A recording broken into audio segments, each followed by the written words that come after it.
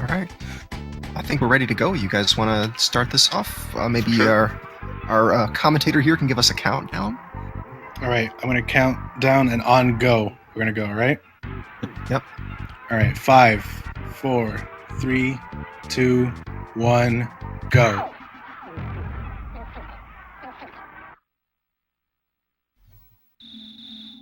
So the beginning of the game is this short, a minute and an 8-second long cutscene where it's just kind of giving you an introduction.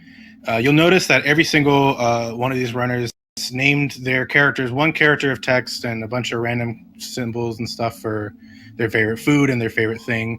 The reason for that is probably what you'd expect. The less characters the game has to print, the faster the game goes. But also, for the RNG manipulation, the menuing it takes, like the cursor movements you do in the naming screen, affects the RNG. So we have a select number of cursor movements we do at the naming screen. It's 20 cursor movements. And that sets up the RNG correctly so that when we start the game, everyone's on the same RNG, and we're trying to keep it going until we kill Starman. So you're going to see them wake up after this meteor crashes. They're going to go explore it. They're going to go into their sister's room and get the cracked bat. And you'll see Tracy is going to move the same way for all three of them. That lets us know that we're on the manipulation. She's going to move left, down, and right. And that lets us know that we're good to go. After that, the main things to watch out for. I mean, the main thing that lets us know that we're on the manipulation is NPC movements, and obviously, if we do an extra input, that's an easy way to know. There's a lot of things that affect RNG in this game. The first thing that affects RNG is that every single time a character of text is printed, RNG moves by 1. And since it prints characters one at a time, for however many characters it prints, that's how many times RNG moves. Additionally, there's randomly moving NPCs on the screen. Every single time they start and stop moving, RNG moves by 1 for each of those things happening. So it starts, moves by 1. It stops, moves by 1. In addition, where Ness moves, there's like little 16 by 16 pixels by 16 pixel squares that are invisible. They're just kind of like a grid system. Every time he passes one of those borders, RNG moves as well.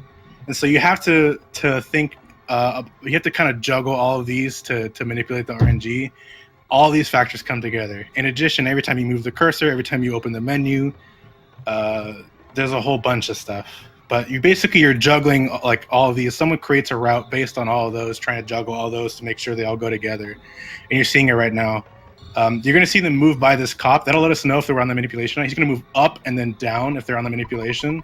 So it looks like 2 of them got it so far. Actually, all of them got it so far, which is incredible. Honestly, that cop will make you reset more times than you would ever want to admit. It's actually a pain in the butt. The next part here, they're just going to go downstairs, talk to Pokey. It's just a lot of text mashing. This beginning of the game, there's a lot of text. It's, an RPG. It's trying to set up the story. Basically, Pokey is your next door neighbor, and he's lost his brother at the top of the hill when he was exploring the meteorite, and he wants you to help go get him back and, exposition. So all this is text mashing. All of the text here is accounted for the RNG route. It's all no problem. When after this, they're done talking with Pokey. The mom will move up. She'll kind of slide upwards. That lets them know they're still on it. And then they'll go upstairs, get dressed, and head back down. So finally, you'll get to see sort of like what that was all setting up, all this RNG manipulation they're doing. The main thing they're going to do is, since they're RNG manipulating, they're going to avoid spawns by doing that. The spawn locations will be very, very convenient. They're just going to kind of walk through everything, no problem. And you'll see them outside. Once they start outside, they're going to start opening and closing the menu at seemingly random. It's all prepared. It's all a route we've learned. You open and close the menu to advance RNG to a part where it's correct for the player. So they open and close the menu because if they didn't, a spawn would appear right in front of them, and then they'd have to fight it, and that'd be a big issue. So after all this text, they're finally going to be able to go outside. There's one of 2 spawns that can be there. It'll be a dog or a snake. Dog and snake are correct. Anything else could be correct, but it's kind of up in the air. You'll see him just kind of walk past that crow. That crow gets stuck. Crows have funny movement. They can move towards you, but they can only move in left and right patterns. And so for the manipulation, it's really convenient for us because they kind of just get stuck on random walls since they can't move directly down. If they want to move down, they have to move down in a zigzag pattern. So you saw the benefits there. They just breeze right through the hill. Normally you have to like despawn enemies by walking off screen and resetting the spawn area. But since they've all manipulated it, then everything's peachy keen. This part up here, a light's going to come down. Buzz, who is a fly or not, he's something from the future. He is here to tell you a story, and the story is that Ness is the chosen one to... I believe that's BackgroundGuy doing the strobe lights on the meteorite. That's for Ultimo. Disco party. So it's just a graphical glitch. We don't really bother with like not allowing that because we think it's fun. It has to do with a second player controller being plugged in. If you hit like B and select on the second player controller when that light's there, the light just kind of freaks out and you can have a little dance party with it. It's actually just select. You don't need to hit B. Is it just select, really? Yeah. Yeah, I haven't messed around with it because too busy trying to PB, you know what I'm saying, dog? Yeah, so they're going to walk down here. They're going to get a bread roll. That bread roll is... normally it would be for later, like in the manipulation, but since they're only doing Starman Manip, that bread roll is a safety that is conveniently part of the manipulation. It helps make fighting some enemies that you're going to see very, very soon a lot safer. So they're all heading on their way down now to fight Starman. The main thing, apart from making sure that spawns are not on the hill that the manipulation does for us, is make this Starman fight clean. This Starman fight isn't a danger. You cannot lose this fight unless you do very, very specific things that are like way out of the way and will never happen in a speedrun. But Starman has moves that vary in length. So normally he can do one of four things. He can guard, he can do a freeze attack, or he could do two versions of a fire attack. And a fire attack would take the longest, and a guard is the shortest. So we manipulate this fight so that he only ever does guards, which is the shortest possible thing. And then we manipulate it so that we kill him in as fast as possible, and on the level up we get 2 offense, which makes the later parts of Onet a lot easier. Are we walking to the store with manipulation, or should I mess it up inside? You're gonna go get the You're gonna get the Mr. Baseball cap, and that will be sufficiently messing it up enough. So I can walk to the clubhouse with no spawns. Yeah, you can do that. It's fine. You can carry the manipulation past like the crow or whatever you want. It's not a big deal. Just make sure you get the Mr. Baseball cap. Yeah. All 3 of them got the Starman manipulation, which like it is technically one of the easier parts, but it can be susceptible to some just randomness because it's like there's random. There's no real triggers for us to see with the Starman Minute because everything that's causing RNG to move forward is off the screen, so we don't really know if we have it or not until we fail. Yeah, Falexxx already dropped the manipulation. All right, so Temple and BackgroundGuy are going to have a cleaner walk than Falexxx potentially. Falexxx might get a spawn on the way down, and the other 2, they're going to, in order to shake up the RNG enough so that we know they're not manipulating anymore, they're going to get the Mr. Baseball cap, which is in this treehouse section. The reason we get this Mr. Baseball cap is because we're going to sell it for $99, and it lets us buy a cheap bracelet, which gives us enough defense to have to avoid grinding right before we fight this second boss. You may have noticed that Buzz got murdered by Lardna there. That's her real name. That's the name she was given by the designers of this game. Her name is Lardna Minch. Buzz gets murdered and says you need to go and go to the 8 your sanctuary locations and put the melodies inside of it. And basically that just means go to these 8 dungeons and fight the bosses and then collect the melody after. Oh, you having fun with Pigpen blocking it? I've never seen that happen. I mean, of course, that's every speedrunner ever. Random NPCs kind of RNG kind of screwing you a little bit early. Random NPCs just kind of blocking the door. you see some of them equip the Mr. Baseball cap here. That's just to speed up the menuing section in the store. Like when you buy something, he offers to buy whatever you have equipped. So when you equip it there and we buy a baseball cap, which is strictly worse, but he'll buy the Mr. Baseball cap off of us, which lets us just quickly get all the equipment we need. We buy the T-ball bat here, and we buy a baseball cap and a cheap bracelet, and that gives us enough defense to fight these pogo punks you're going to see up here. The reason we fight these pogo punks is for two reasons. One is to get a free hamburger drop, which is 100% drop rate from them. And the second reason is to get some much needed experience to make the Frank fight a little bit more manageable. How many of you walked left and up to the bush after the drugstore? 2 of you did. Saying that right now. You see 2 of them. Temple didn't, but Falexxx and BackgroundGuy, they did a certain very specific pathing behind the hospital. That's to avoid some spawn triggers, so they don't get any extra spawns. They're fighting the Pogo Punk here. This is where the bread bowl that we got earlier comes in handy. He can charge you twice in a row, and you very likely will die. Luckily, no one had to use the bread roll in the middle of the fight here. I think Falexxx may have to use it after the fight here if he so chooses. Yeah, he's going to go ahead and do it. They're going to get the can of fruit juice. That's just extra safety for Marathon mostly. We do it in races as well. It's just 6 HP, but that could be the difference between dying.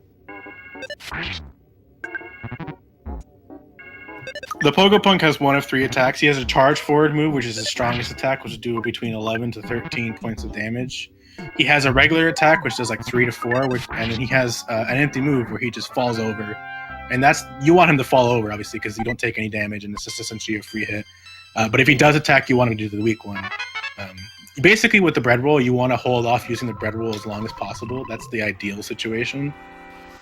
If you can get through all 3 of these shark battles without using the bread roll, and then you use it after to heal yourself up right before Frank, then that's like the best case scenario. This Yes Man Jr. is an easy fight. Just takes 2 hits to kill, and he has a chance of dropping a bag of fries. It's like 1 in like 32 or something like that. How come is it 6 offense on that level up? Pretty rare. It's rare. I mean, it'll even out by the time you're in Giant Step. So they're all coming into this Frank fight. The way this Frank fight works is if he ever hits you, no matter what the value, you have to heal yourself. You're only level 4 when fighting him, and that's not a safe level. Oh no, Falexxx, you got smashed. Every time he hits you, you have to heal. There is no exceptions. If you do not heal, you're playing it exceptionally risky. It can be an unforgiving fight. You can end up using a lot of resources you don't necessarily want to be using. And you're seeing Falexxx here. He's run out of psychic points and he's had to use an extra hamburger. But he gets Frank down, so does Temple. Background guys on Frankenstein here. You're going to see on Frankenstein, he's scripted. His first 2 turns are scripted. The first turn, he'll blow a burst of steam. It's an empty turn. And the second turn, he'll throw a punch. And then every other turn after that, he'll blow a burst of steam. So he blows a burst of steam, and then on the attack turns after that, he has a chance to hit you very hard or just hit you with a weak attack. The very hard attack can do about 30 points of damage, which is what just happened to Falexxx. And the weak attack does around 15 to 17 points of damage. You see BackgroundGuy and Falexxx finishing Frankenstein a little bit early, and Temple's not far behind them. That actually wasn't luck. What I did is I used the scrolling HP mechanic to exploit the fact that I could out-heal the damage before I actually go into Fatal. So if you have 22 HP or more, you can spam your life up. As you take Fatal damage, you'll heal up before you actually die. Yeah, that's one of the neat things about EarthBound is the scrolling HP mechanic. It's why some enemies will do an absurd amount of damage and it's still technically balanced, because just the sheer fact that you're able to recover that HP in time if you have quick enough menuing. So all 3 of them are having to go to the town hall here. They have to get the key for the entertainer shack towards Giant Step, which is the first dungeon of EarthBound. Before they go up to Giant Step, though, I imagine all 3 of them are going to go withdraw some money and then buy some hamburgers. Hamburgers are a safety. They're technically not required if you have good luck, but in a marathon setting, you're always going to want to play it as safe as possible.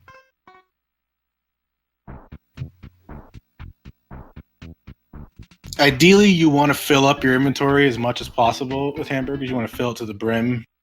The reason for that is obviously it's as safe as possible, but the burgers come in handy later. If you don't end up using a lot of burgers on Titanic Ant, which is the next boss they're gonna fight, you can have burgers for the cops, which are extremely necessary for the cops. And so you essentially this burger shopping here ideally is for both of those areas.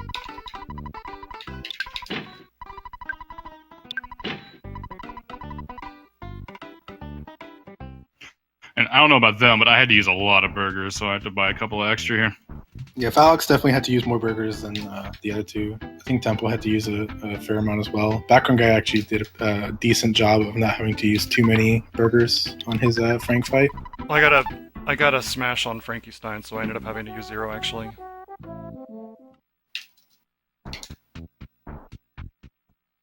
So you see BackgroundGuy entering Giant Step now.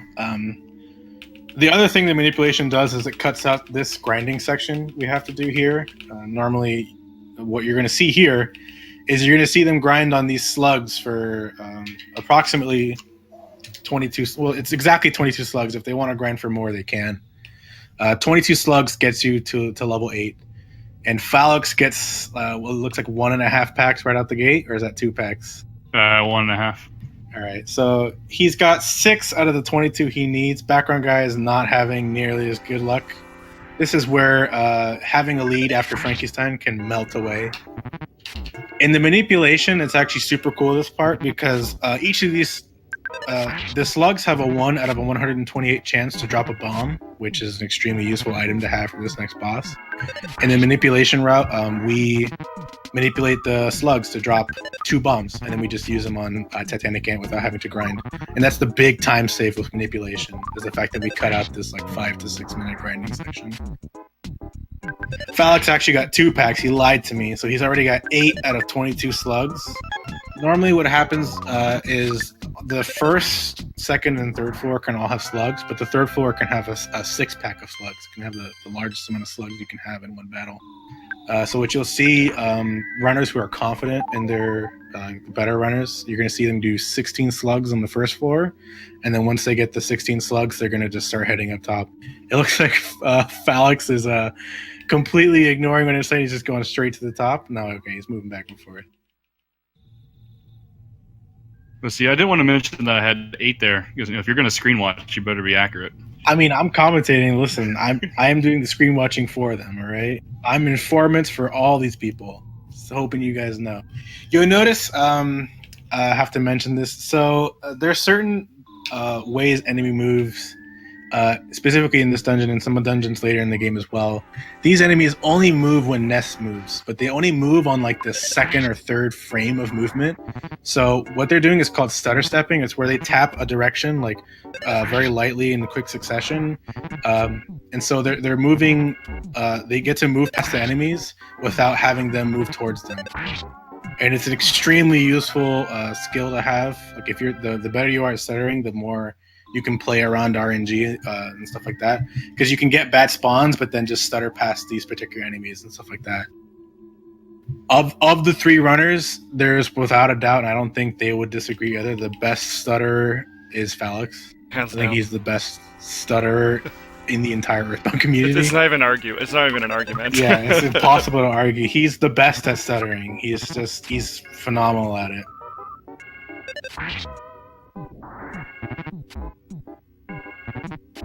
What's the speed of a slug? Because I think I've missed about 6 hits already. It's like one. It's 1 speed.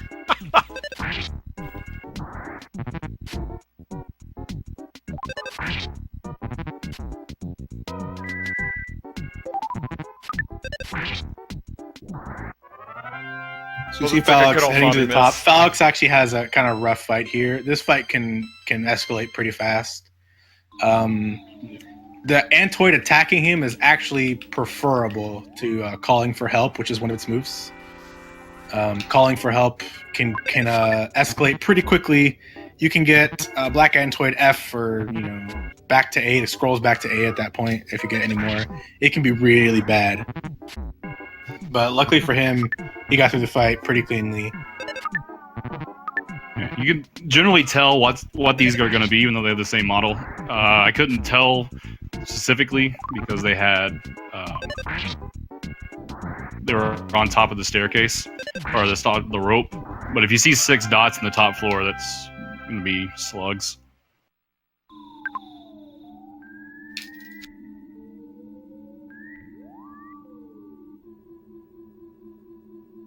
All right, so I think this should be the last pack for Falexxx. Basically, what we're looking for, the reason we grind to level 8 here is at level 8 we get our first major damage spell, which is Psy Rockin', which is the default name. It becomes Psy and whatever you chose as your favorite thing. But another thing to look out for in this level 8, you're going to see each of these runners open up the status menu. The reason they're doing that is they're checking their offense. There's something neat about EarthBound is that if your offense value is high enough that no matter what your damage roll is, you'll one-shot the enemy, then the game just skips the battle altogether and says, "Hey, I'll give it to you, man. You get to kill this enemy for free." And for Black Antoids, which is the only enemy that can spawn in this area coming up, that threshold is 24. So they're hoping they got 24 offense, and if they didn't, they're gonna have to stutter past them. Which, if they're not the best stutterer, can escalate pretty quickly. And unfortunately, with a lot of lag on the screen, it becomes a lot harder to stutter. Yep. Should have waited till my iframes ran out so I could actually tell how much lag there was.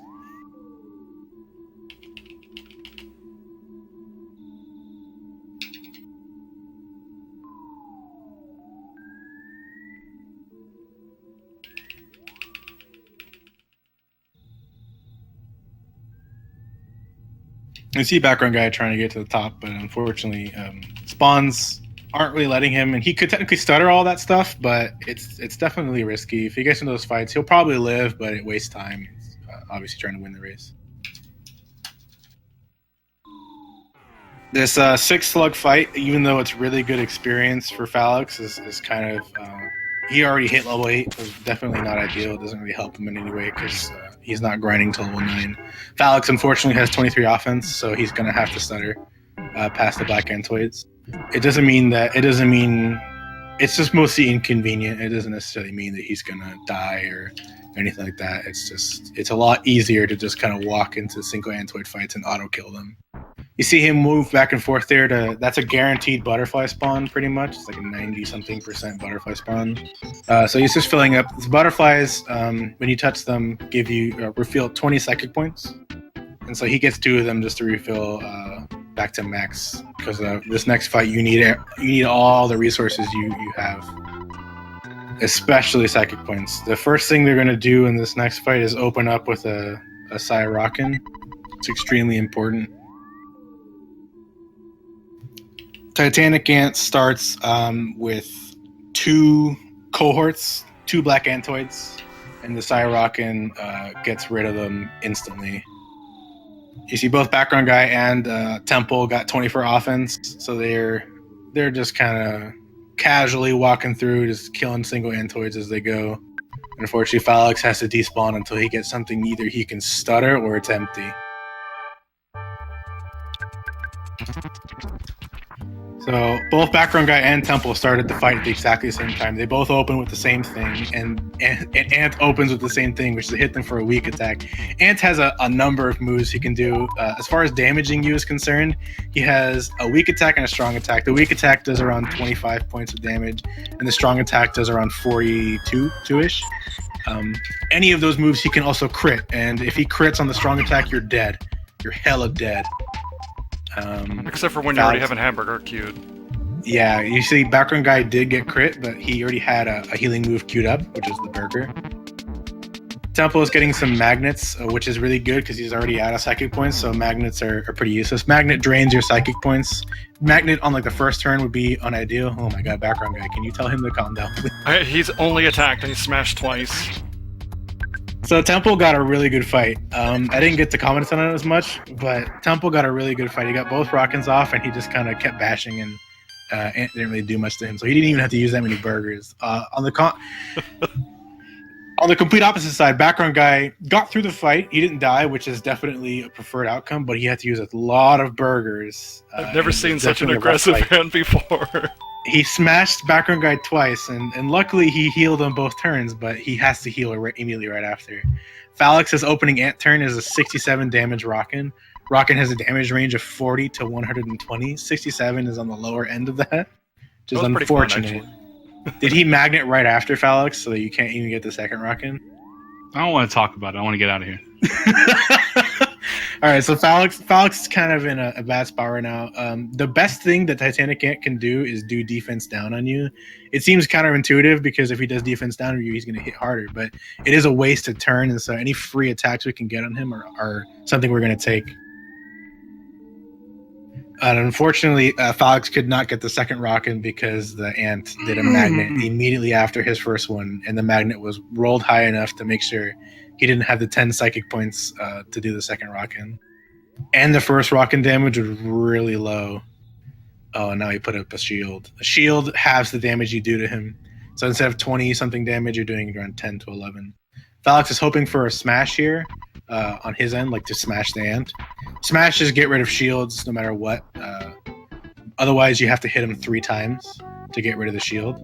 Actually, And if he no. refreshes the shield, that counter goes back up to 3. I also outsped the ant on 2 hamburgers and sat there for like 4 turns just healing. Yeah. So BackgroundGuy and Falexx had pretty rough ants. Falexx and BackgroundGuy, I imagine, are probably going to buy more burgers. Unfortunately, since they had to use so many, they need to refresh before these cop fights. Temple, on the other hand, didn't have to buy any burgers. His ant fight went extraordinary. So he's just going straight into the cop fights. So we're going to talk about Temple's stream right now as he goes through these cop fights. This cop fights is 5 fights in a row. 4 regular cop fights and then Captain Strong. The cops have 2 moves they can do. They can do a regular attack, which does around 15 damage, or they can do a crushing chop, which does around 30 damage. Ideally, you want them to do a regular attack. The best case scenario is that they do an attack and miss, because obviously you don't take any damage.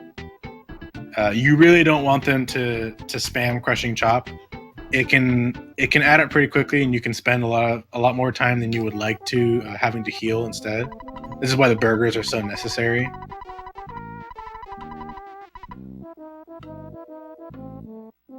You see Temple hesitating there before he takes his next action. He's just doing that to let his HP scroll up fast enough. Scrolling HP can work for and against you. It can be scrolling up as you're healing, but if you take enough damage, it'll start scrolling back down, and it'll scroll back down from the exact spot it was at. So he waits there just to let it scroll up enough so that when he takes the hit, he's getting the most out of his remaining HP. And you can see him doing it there again. Ideally, with the cops, you want to save your psychic points. The reason for that is for Captain Strong, our strat for him is to just do two Psy-Rockins, and they'll hopefully kill him outright. So you have you usually have around 30 to 31 or 32 psychic points here. So you have about 2 life ups you can do, which cost 5 psychic points. That's the kind of like the blanket with your psychic points you have, but you mainly just kind of want to use burgers just because you want to save as many psychic points as possible.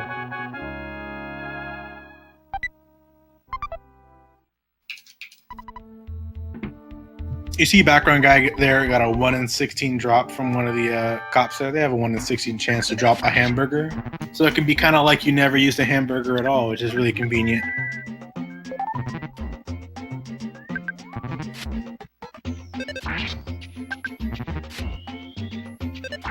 BackgroundGuy getting a pretty good cops. They're actually not doing that many crushing chops, which is pretty good. Like I said, you want them ideally to do the weaker hits because you want to heal less. So if they're doing weaker hits, that means you get more bashes in before you're forced to heal. Temple is starting Captain Strong here. He has enough HP to just start off with a Rockin' and see what it does. The Rockin' hit for 89, so he's free. He would be free to do a Rockin' if he so chose, but he's playing it safe, healing before he does it again. And the Rockin' doesn't have to hit for very high for him to even get the kill. You see there, he got it. Got the double Rockin', really clean, really safe. Didn't want to take any chances, and it worked out beautifully for him. So Temple is the first set of Onett, which is like a 29-30ish, something like that. Anytime you kill Captain Strong before 30 minutes is basically in any Earthbound runner's book a good Onett. Background Guy might be able to get one of those as well. He's doing the last Psy Rockin'. It hits for 58, which is still enough because the first one hit for enough. Background Guy finishes like a 29-50 something. Falexxx had to start a little bit late. You know, his slug grind kind of messed him up, and the fact that he had 23 offense did not do him any favors. His cops are not going nearly as well. He's getting crushing chopped a lot. He's missing a lot.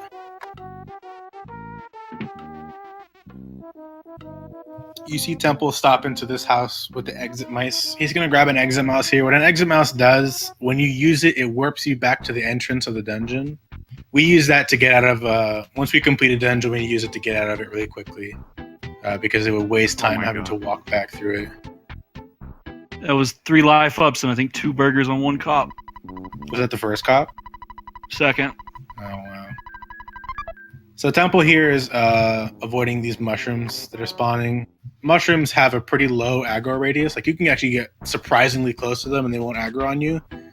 But getting into a fight with them doesn't necessarily mean death, but it's a big waste of time and you could die. So we just try and avoid them altogether. I see Background Guy doing the same thing. The third cop for Falexxx going a lot cleaner.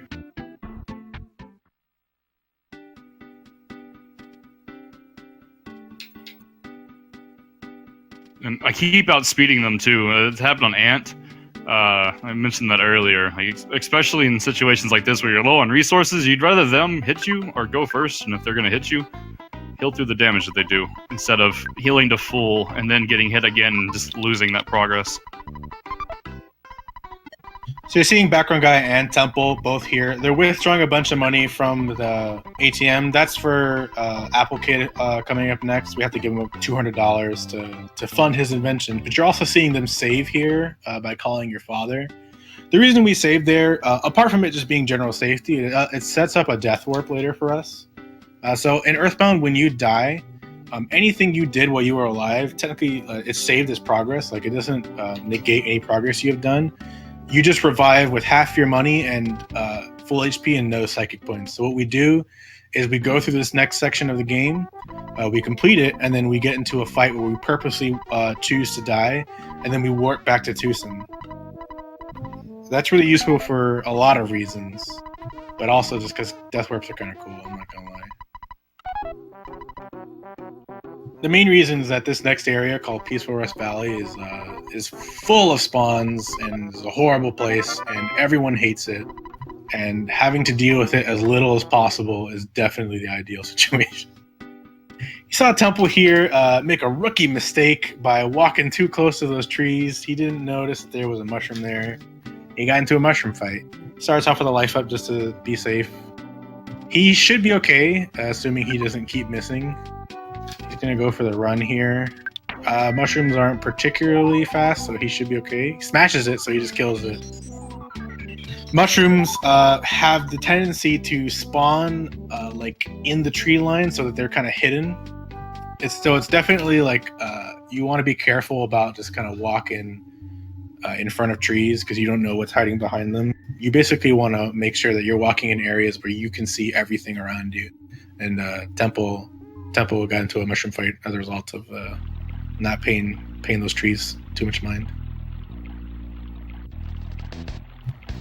So this is Peaceful Rest Valley you're seeing on Background Guy's stream. This is just a taste of it. What we have to do here is load this iron pencil into memory. What that means is normally you just have to see it, but we've run this game enough that we just get to a certain like pixel range and then just kind of walk away. It's technically loaded off screen. We don't even technically see it with our eyes, but it gets loaded into memory, so that's good enough. That's all you need to do to trigger this the game to progress. Basically, you walk back out, and then you get a call from Apple Kid because he tells you he's made a cool new invention. The invention lets you erase any pencil. It's called a pencil eraser. And luckily, that iron pencil is a pencil, so we get to erase it. Seeing Background Guy getting trolled by spawns. in this cave. You basically are at the mercy of this cave. You don't want to you don't want to get into any unnecessary fights in this game. Obviously they waste time, but also you're always at like a lower level than the area you're in. You're always way under leveled, so most fights are extremely deadly. So apart from avoiding wasting time, like you are keeping yourself safe by avoiding enemies. And just looking at some things from chat, I am behind right now, but there's a possibility, since Daniel's screen watching and letting me know what's going on over there, there's a possibility that I could go through here and have no spawns, even though I just had that stupid one. And the time loss that they might have had from getting in a fight with the shroom or despawning, I could possibly not have that. And that's the whole way through this game. It's not over until, I mean, like a death on Ness's Nightmare way in the late in the game. It's other than things like that, it's not over for anybody. There are very We've few had people parts be in the 10, game. 12 minutes behind. Yeah, there are very few parts in the game where it's not at least variable by several minutes each split. And the biggest part where there's no real changes during like the poo sequence when you get poo and do a lot of menuing and shopping. That's pretty much the static execution. But every other part, it's heavily based on how many spawns you get or what happens in combat. For those who don't know, the character's name is actually Pooh. We're not just talking about like poop. That's the fourth character's name. Like his default name is Pooh. We refer to them as their first don't care names, so Ness, Paula, Jeff, Pooh, Cy, Rockin', and I think that's it. Don't do anything with the food or the dog. Although you King, are curious, it's King is his default name and Steak is the default food. Steak's a good choice, wouldn't you say? Oh yeah, for sure. Far better choices for a growing psychic. Protein's important, man. So BackgroundGuy is going to use the pencil eraser on this iron pencil and begin the worst part, one of the worst parts of the game. Grapefruit Falls is worse. Grapefruit Falls is worse, but some of the same reasons Grapefruit Falls is terrible can happen here. So he's going to moving through these really narrow passages here, and there's a high chance, not a super high chance, but a pretty decent chance that enemies will spawn in front of him and behind him, pincering him and forcing him to either do trying a risky dodge or force him to get into a fight he doesn't want to have to take. And you're seeing here he's not getting the best spawns, but thankfully they're kind of out of the way and they're not particularly dangerous. He's pulling that tree towards him and is kind of walking past it. Trees are kind of convenient because Ness moves faster than the trees. If you were to do a foot race with the trees, you'll always win, as long as you're moving in like the same direction they are. So except for that small hiccup there, he's getting through it here. I imagine because it's a marathon, he's going to be getting the hard hat. I think all of them are. The hard hat's it's like a little other way. It's like 10-15 seconds out of the way. But it does give you a nice bit of extra defense for this upcoming fight to make it a lot easier and make it less deadly.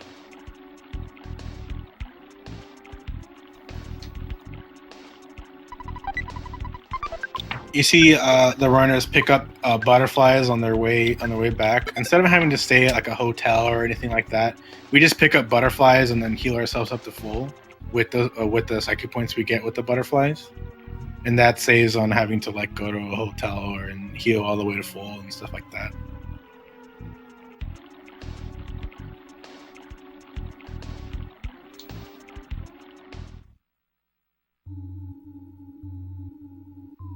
So BackgroundGuy had a pretty good peaceful rest.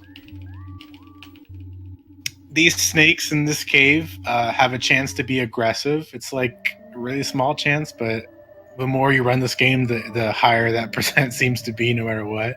He stuttered past it because snakes are once again some of the enemies that only move when Ness moves. So he avoids having. It's a fight he automatically wins. Like it doesn't waste too much time, and it's not like risky, but it still wastes time. So he chose to stutter past it.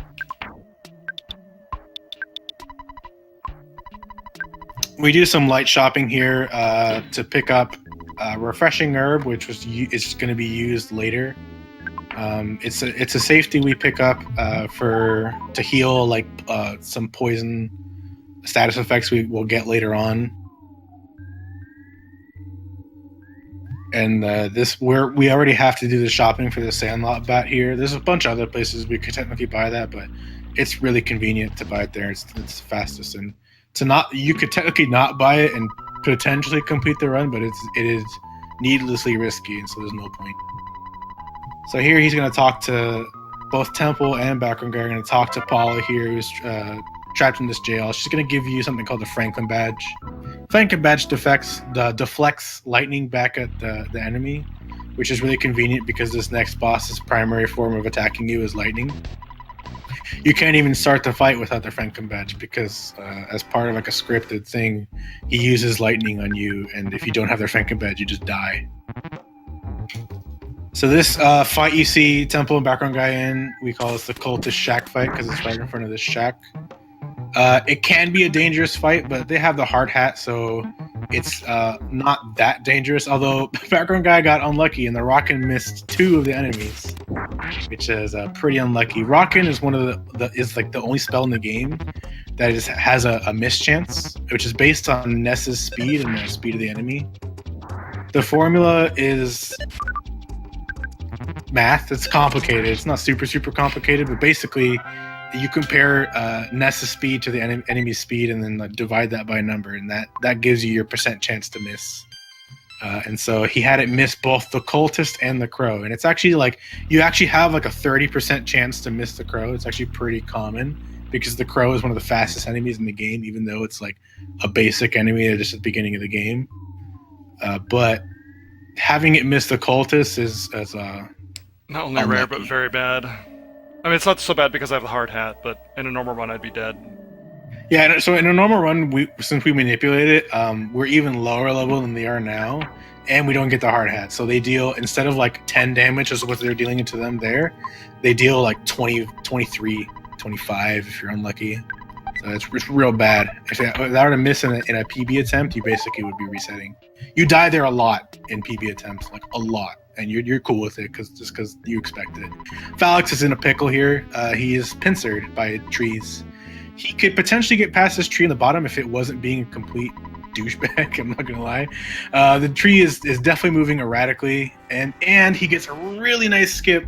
He waits for it to move really far out of the way, and then abuses the fact that trees are, like I said, a lot slower than Ness, and just squeezes by him. It was really good stuff by Falexxx. Oh god, I want to get out of here. That was really nice, man. So Temple and BackgroundGuy get through the second cultist fight without too much trouble. It's not a hard fight. It can escalate. The cultists have a chance to call for help, and every single EarthBound runner has had that cultist fight get out of control really quickly. You know, you can get to cultist F, and they hit pretty hard. The hard hat helps us out, but if there's enough of them, you might die. Temple and BackgroundGuy is starting Carpenter here. Carpenter is actually a scripted fight. His turn order will always be the same. So he's always going to do a lightning attack on the first turn, and then the second turn he will life up. Oh my god, Temple, are you kidding me? All right, I'll go over what just happened there after I explain it. Oh, you didn't do it, did you? Oh my god. All right, let me explain before I make Falexxx angry. So he'll always start with the lightning on the first turn. He'll life up the second turn, and then he'll hit you the third turn. Fourth turn, he will lightning. Fifth turn, he will put up a shield, a psychic shield. And the sixth turn, he will attack you. And then that repeats for the rest of the fight. BackgroundGuy and Temple got extremely lucky. Oh my god. The lightning has a 1 in 4 chance to hit Ness, and he does 2 lightnings. So ideally, that fight is up to a little bit of RNG because the main source of damage is his own lightnings hitting. He has a chance to kill himself on the first turn if both lightnings hit, and you get a bash off. In the case of Temple, I don't think Temple had to even get the bash off. The lightnings just killed him. Yeah, and then BackgroundGuy got both lightnings and the bash, and it killed him first turn. So there you go, Falexxx. What do you think of that? Falexxx is kind of in the middle of a fight here, but I imagine he's probably going to get a less good Carpenter, and then we'll be upset. But that was a fantastic card painter with both Temple and BackgroundGuy. First turn is the best you can expect. Now, I did say they are going for a Death Warp, and the unfortunate part about a first turn kill is that he doesn't get a chance to hit you and whittle down your HP, so the Death Warp is easier. So they actually don't have a super good Death Warp setup here. They both have 89 HP, both of them.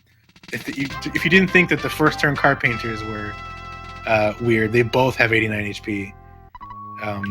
And so they're gonna go to this cave here, where normally it's like the second dungeon, and they're gonna purposely get into a fight and have the enemy there kill them.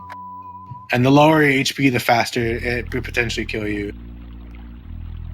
Since they both have 89 HP, it can go poorly. The enemies in there can waste a lot of time.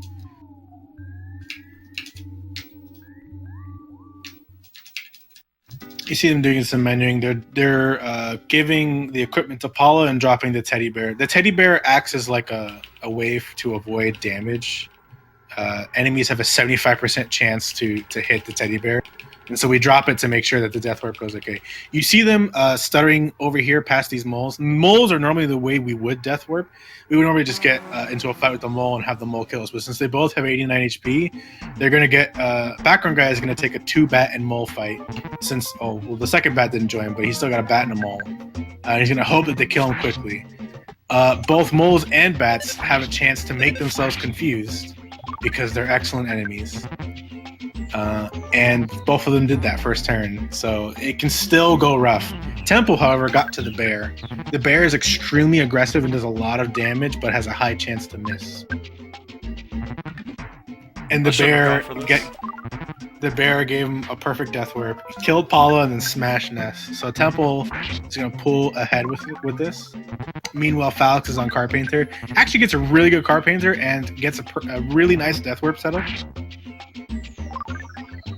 22 health is right in the range where you want to be. The mole does around 30 points of damage. He can do up to like 60, but his low range is around 30 to like 25.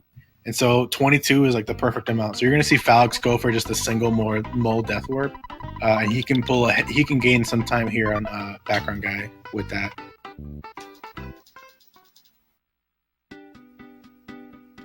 So they have to revive Paula at the hospital because you can't progress the game if she's dead. If you try to, everyone's just like, she's dead, bro. Like, what are you trying to do? Can't progress the game if she's dead.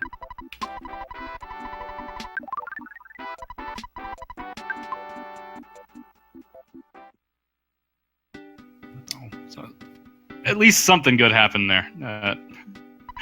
As you can see, the game can vary quite easily in the range of spawns and the fights that you get. So the first stop in Tucson is the Polestar Preschool, which is where Paula lives.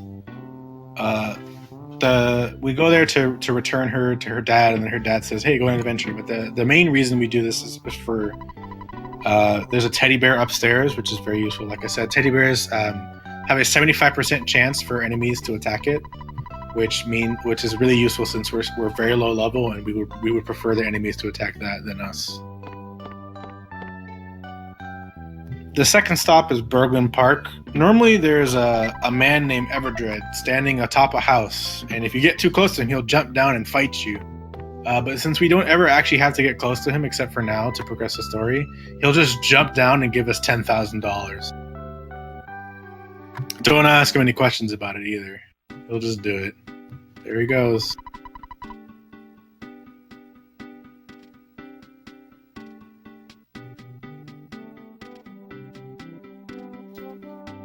So you'd think the $10,000 would be very convenient because it's a lot of money, but it is unfortunately an item that we have to use shortly to free this band called the Runaway Five from all their debt.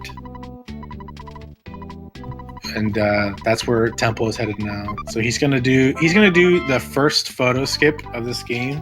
If you roll yourself up against that building and just kind of roll across it, you skip a photo trigger that if he moved like a pixel downwards, it would trigger the photo. But we get to skip it just by kind of like hugging that wall there.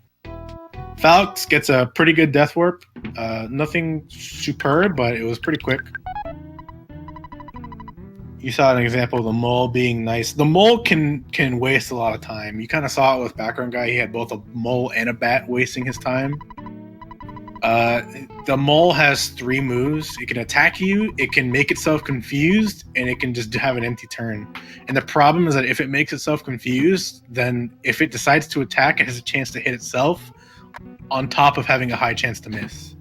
So the mole can be really trolly. It's definitely like an unfortunate thing that we kind of have to endure.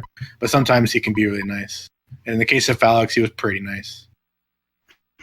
And I saw somebody in chat mentioning Everdread fight. Everdread is the only boss in a glitchless run that you can skip. Every other boss is mandatory in a glitchless. Yeah. And that's something I didn't know until I started speedrunning, that you could just not fight Everdread. There's cases, once you kind of get used to this game, you kind of like autopilot through stuff, and occasionally you get the order mixed up of what part of the game you're at. And so you think you're at the part where you need to get the wad of bills, but you're not quite there, and you'll accidentally fight Everdread. And your name will be Andy Perfect, and you'll still win the race anyway. Yep. I think RBM did it once before too, and he actually beat him. RBM has it too. Yeah, I've run into Everdread a couple of times, but I think I'm the only person to ever lose a race when your opponent fought Everdread. For those of you who don't know, Andy Perfect is the world record holder in the Glitchless category. He actually took the record back, I believe it was like From you. 4 days ago. Don't be too humble. From me, yes. I'm trying to not. I don't want to call attention to it. I had the record for exactly a week.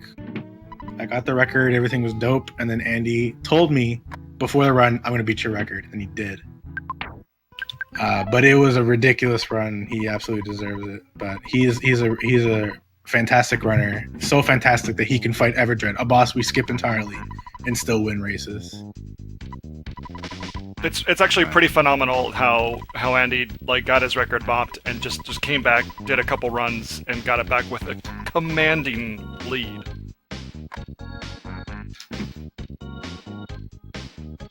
All right, you need to relax there. It's not commanding. I right? mean, 2.5 minutes off his PB. That's off his PB, yeah, but it's only 1.5 minutes off mine. oh well. I mean, whatever.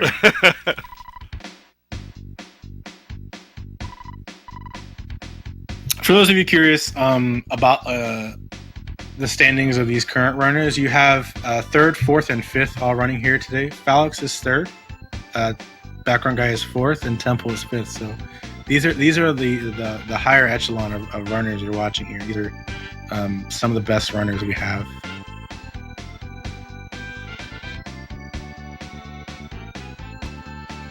Andy and Daniel being 1 and 2, respectively. Yeah, Andy's 1, and I'm currently number 2. Oh, I guess I hit the dog. The bus. You did hit the dog. There's the dog. The dog is an NPC that is susceptible to random movement, and sometimes he moves in front of the bus and it doesn't do anything. But it's always kind of hilarious when you just kind of run over the dog and it doesn't flinch.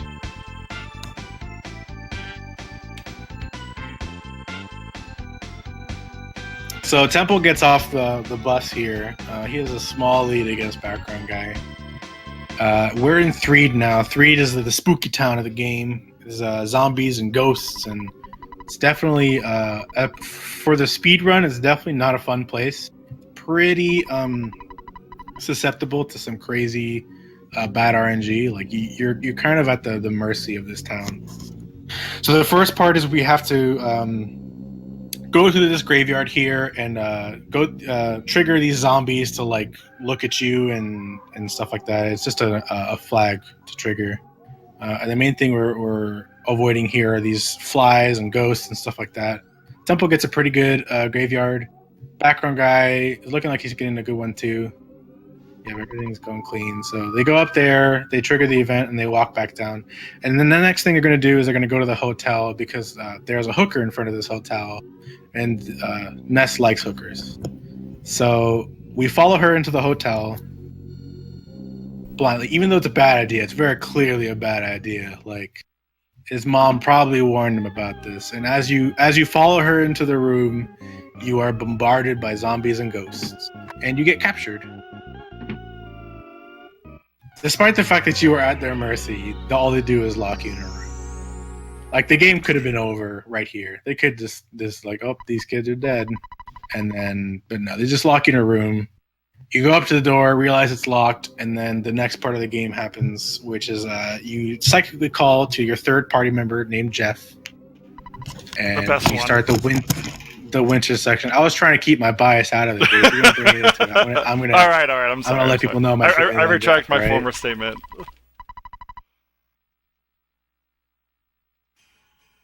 We start the winter section. Winter is obviously, as the name implies, is the snowy country to the north. This part of the game is my least favorite. This actually has nothing to do with the character Jeff, who I have some negative opinions about, but it's also just kind of the part of the run that is most kind of you have the least control over. Jeff starts at level 1, and there's a bunch of enemies that you can technically beat them. It's not necessarily an issue, but if you get unlucky, which happens pretty frequently, you can die, and it's a pain in the butt.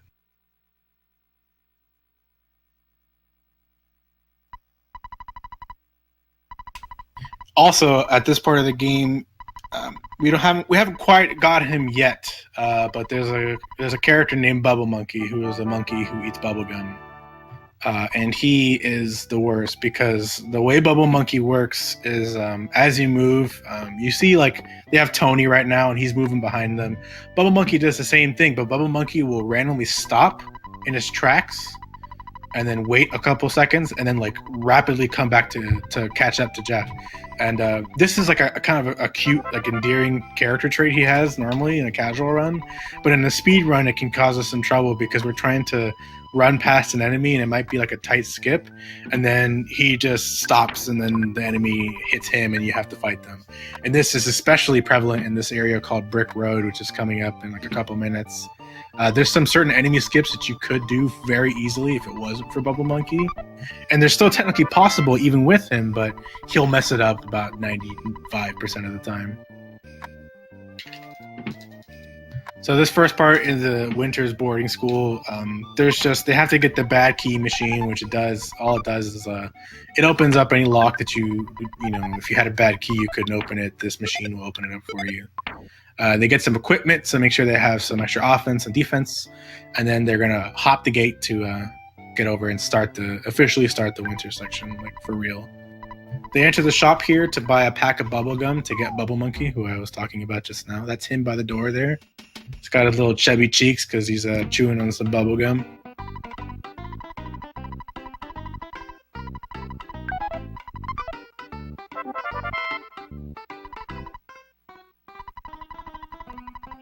So you get to see the first taste of how Bubble Monkey moves on Temple's stream right now. You see he moves normally, but then he stops, looks around, and then rapidly comes back at you. There's an enemy that usually spawns over here, which you could get into a fight here. If it's a dog, it's actually not a bad idea to get into a fight with it. But if it's a crow, crows have really high speed, which means they have a high chance to dodge, and they don't give you enough experience to level up. So they're like the worst fight. Well, not the worst fight. The worst fight's a goat fight, but they're not great fights to take. You saw that background guy tried. Bubble Monkey ruined it. Thankfully, Bubble Monkey ruined it so hard he got a green swirl. So he gets a free cookie off of it, but doesn't get a free level up off of it. So he wastes a little bit of time, but at least he didn't have to fight the crow outright. He just got to instant kill it.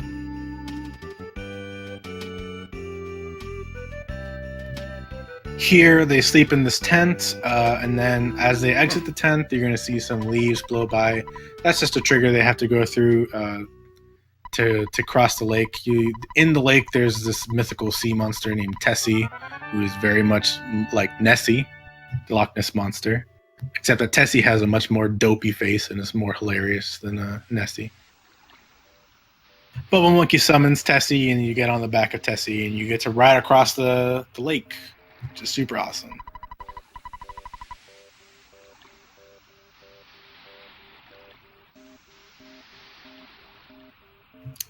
As Curse Gamer pointed out in the chat, incoming hardest boss in the game. This is not an exaggeration. The reason we call this the hardest boss in the game, it's not technically a boss. It doesn't have like the boss swirl or anything, but it is the fight that we have the least control over. We basically pray to God that this guy doesn't murder us. The record of this guy killing, like the number of times he's killed a runner, is like 6 or 7, and it's held by me In a row. In a row, yes, in a row. By the way, like I'm not talking like ever. I'm like in a row. He just kept killing me over and over and over again. Ever, it's Basically definitely what hundreds. Yeah, no. As far as people he's murdered, it's definitely over 100. Yeah, Basically, the reason why this fight is so difficult is Jeff has 30 HP and is a lot slower than this worthless protoplasm, which is his name. If the worthless protoplasm decides to either hit you 3 times in a row or call for help and have multiple protoplasms hit you a bunch, you'll just die. You can't do anything about it. There's no way to mitigate it. You can try and run away and hope to God you get away, but he's extremely fast, so it's difficult to run away. It's possible, and it's been done several times, but it's very difficult. You're going to see Temple here go for a really tough skip. It's called the first protoplasm skip. Bubble Monkey unfortunately ruins it. You see he stops there and gets into the fight. So we get to see whether or not the worthless protoplasm kills him. It called for help first turn, but it failed to call for help, which is lucky. But then it was immediately followed up by an unlucky thing, which is Jeff missing. Because they're so fast, Jeff has a higher chance to miss, which is unfortunate. But the protoplasm fight and the fight a little bit later on they're 2 fights that I'd say even for a very good runner, it's not uncommon if that runner has a losing record against those fights. Yeah, exactly. Temple actually got hit 3 times there, but he got a low roll. The worst protoplasm hit him for 9 instead of 10. So that's a bit of luck he got there. He lived with 1 HP, which is fantastic. Oh, Temple, please tell me you're getting this.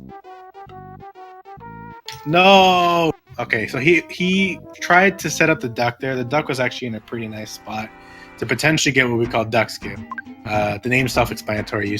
You walk right past the duck. The duck is his spawn point is random, although he'll always spawn in that area. Just where he spawns is random. And if he's low enough, sometimes he'll move off to the side and get caught, or just not aggro onto you at all. You can walk right past him. This actually saves a big chunk of time. Unfortunately, normally Bubble Monkey would have screwed that up anyway, but Temple turned just a bit too early anyway, so he kind of screwed it up for himself. Now he's going to go for the last skip here, which is the second proto skip, which he gets. The reason you're able to get that is because you move along the top side there, and the way those present enemies work is that the moment they aggro onto you, they'll move in that direction, and they will never stop moving in that direction until they after a certain amount of time. So if you're along the top there and you aggro him, he'll move along the top, and you can just move down and to the side and walk right under him because he won't stop moving in that direction even if you move away. BackgroundGuy unfortunately kind of messed up the skip. He moved down a little bit too early, so the present moved down with him. So he had to fight the proto, and it lost him some time, but he should be making it up now, especially because Temple just kind of messed up his stutter there. He tried to pull the Rowdy Mouse to get stuck on the present, but the Rowdy Mouse kind of Tokyo drifted right past the present and then got into a fight. Luckily, the rat didn't do much damage. It did 1 damage twice. The rats have a high guts value, which is what determines if they crit. So they'll crit more often than they do a regular attack. BGG doing some swag stutters there. Very nice. This second room in the Pond Cave is extremely susceptible to RNG. You basically just gonna try and despawn over and over again until you get an empty room. Finally, Temple gets a pretty decent room. And once again, this last room is also susceptible to RNG, but Temple gets a completely empty room. Very nice. You use the pack of bubblegum here to get him to drop the rope. Someone's asking in the chat, how did he skip that mouse? So I'll re-explain it again for those people who weren't here at the beginning when I explained what stutter stepping is. So some enemies in the game, that mouse included, are only move when your main character moves. But they move on like the second or third or fourth frame of movement. So if you tap the If you tap the direction input like successively over and over again, and do it very quickly, and so the game doesn't register that you're holding direction for more than that number of frames, you can move forward without them moving at you. And so it's called stutter stepping because you rapidly push the movement. Too quick can be a problem though. It's more of a pattern than rapidly. Yeah, there's a rhythm involved, but that's the basic explanation. So since he only moves like after you've been moving for just a tiny bit of movement, if you do it well enough, then you can just walk right past them without them ever moving at you.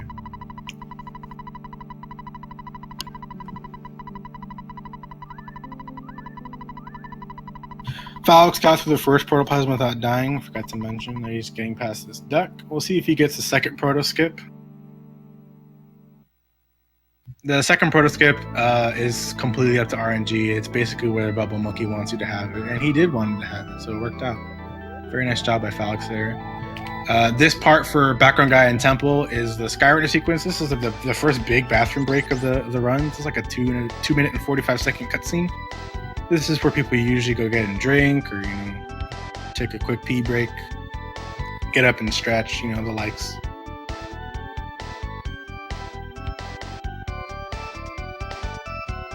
Falexxx, you're having some trouble getting into the pond cave. You don't want any spawns. You want to be able to just walk right through. You could technically stutter it like BackgroundGuy did, but since it's extremely narrow space, it's not easy to do. The fact that BackgroundGuy got that stutter was really impressive because he did it.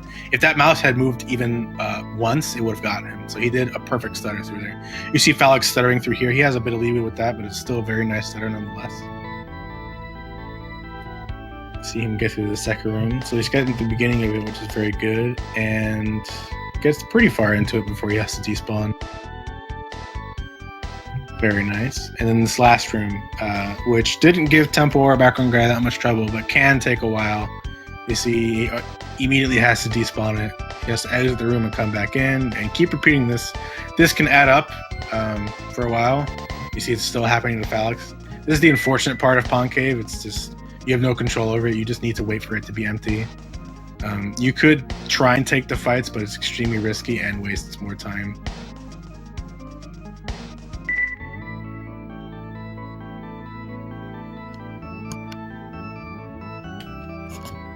And the last hurdle of Pond Cave is up these ropes.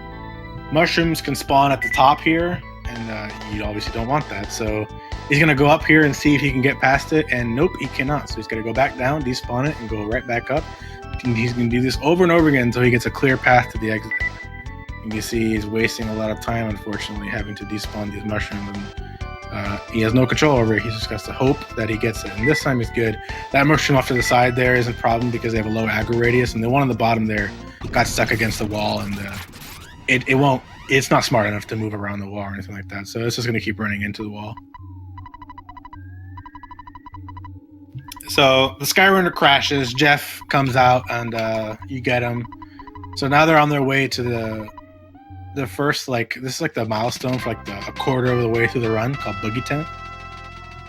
We did a Boogie Percent tournament, which is a run up to this point in the game where after you kill Boogie Tent. We had a tournament for it. It was very, very fun. Which Daniel won. I did win. I was trying to once again. I know. I'm doing it for you. Said it. I mean, you said it, man. Whatever.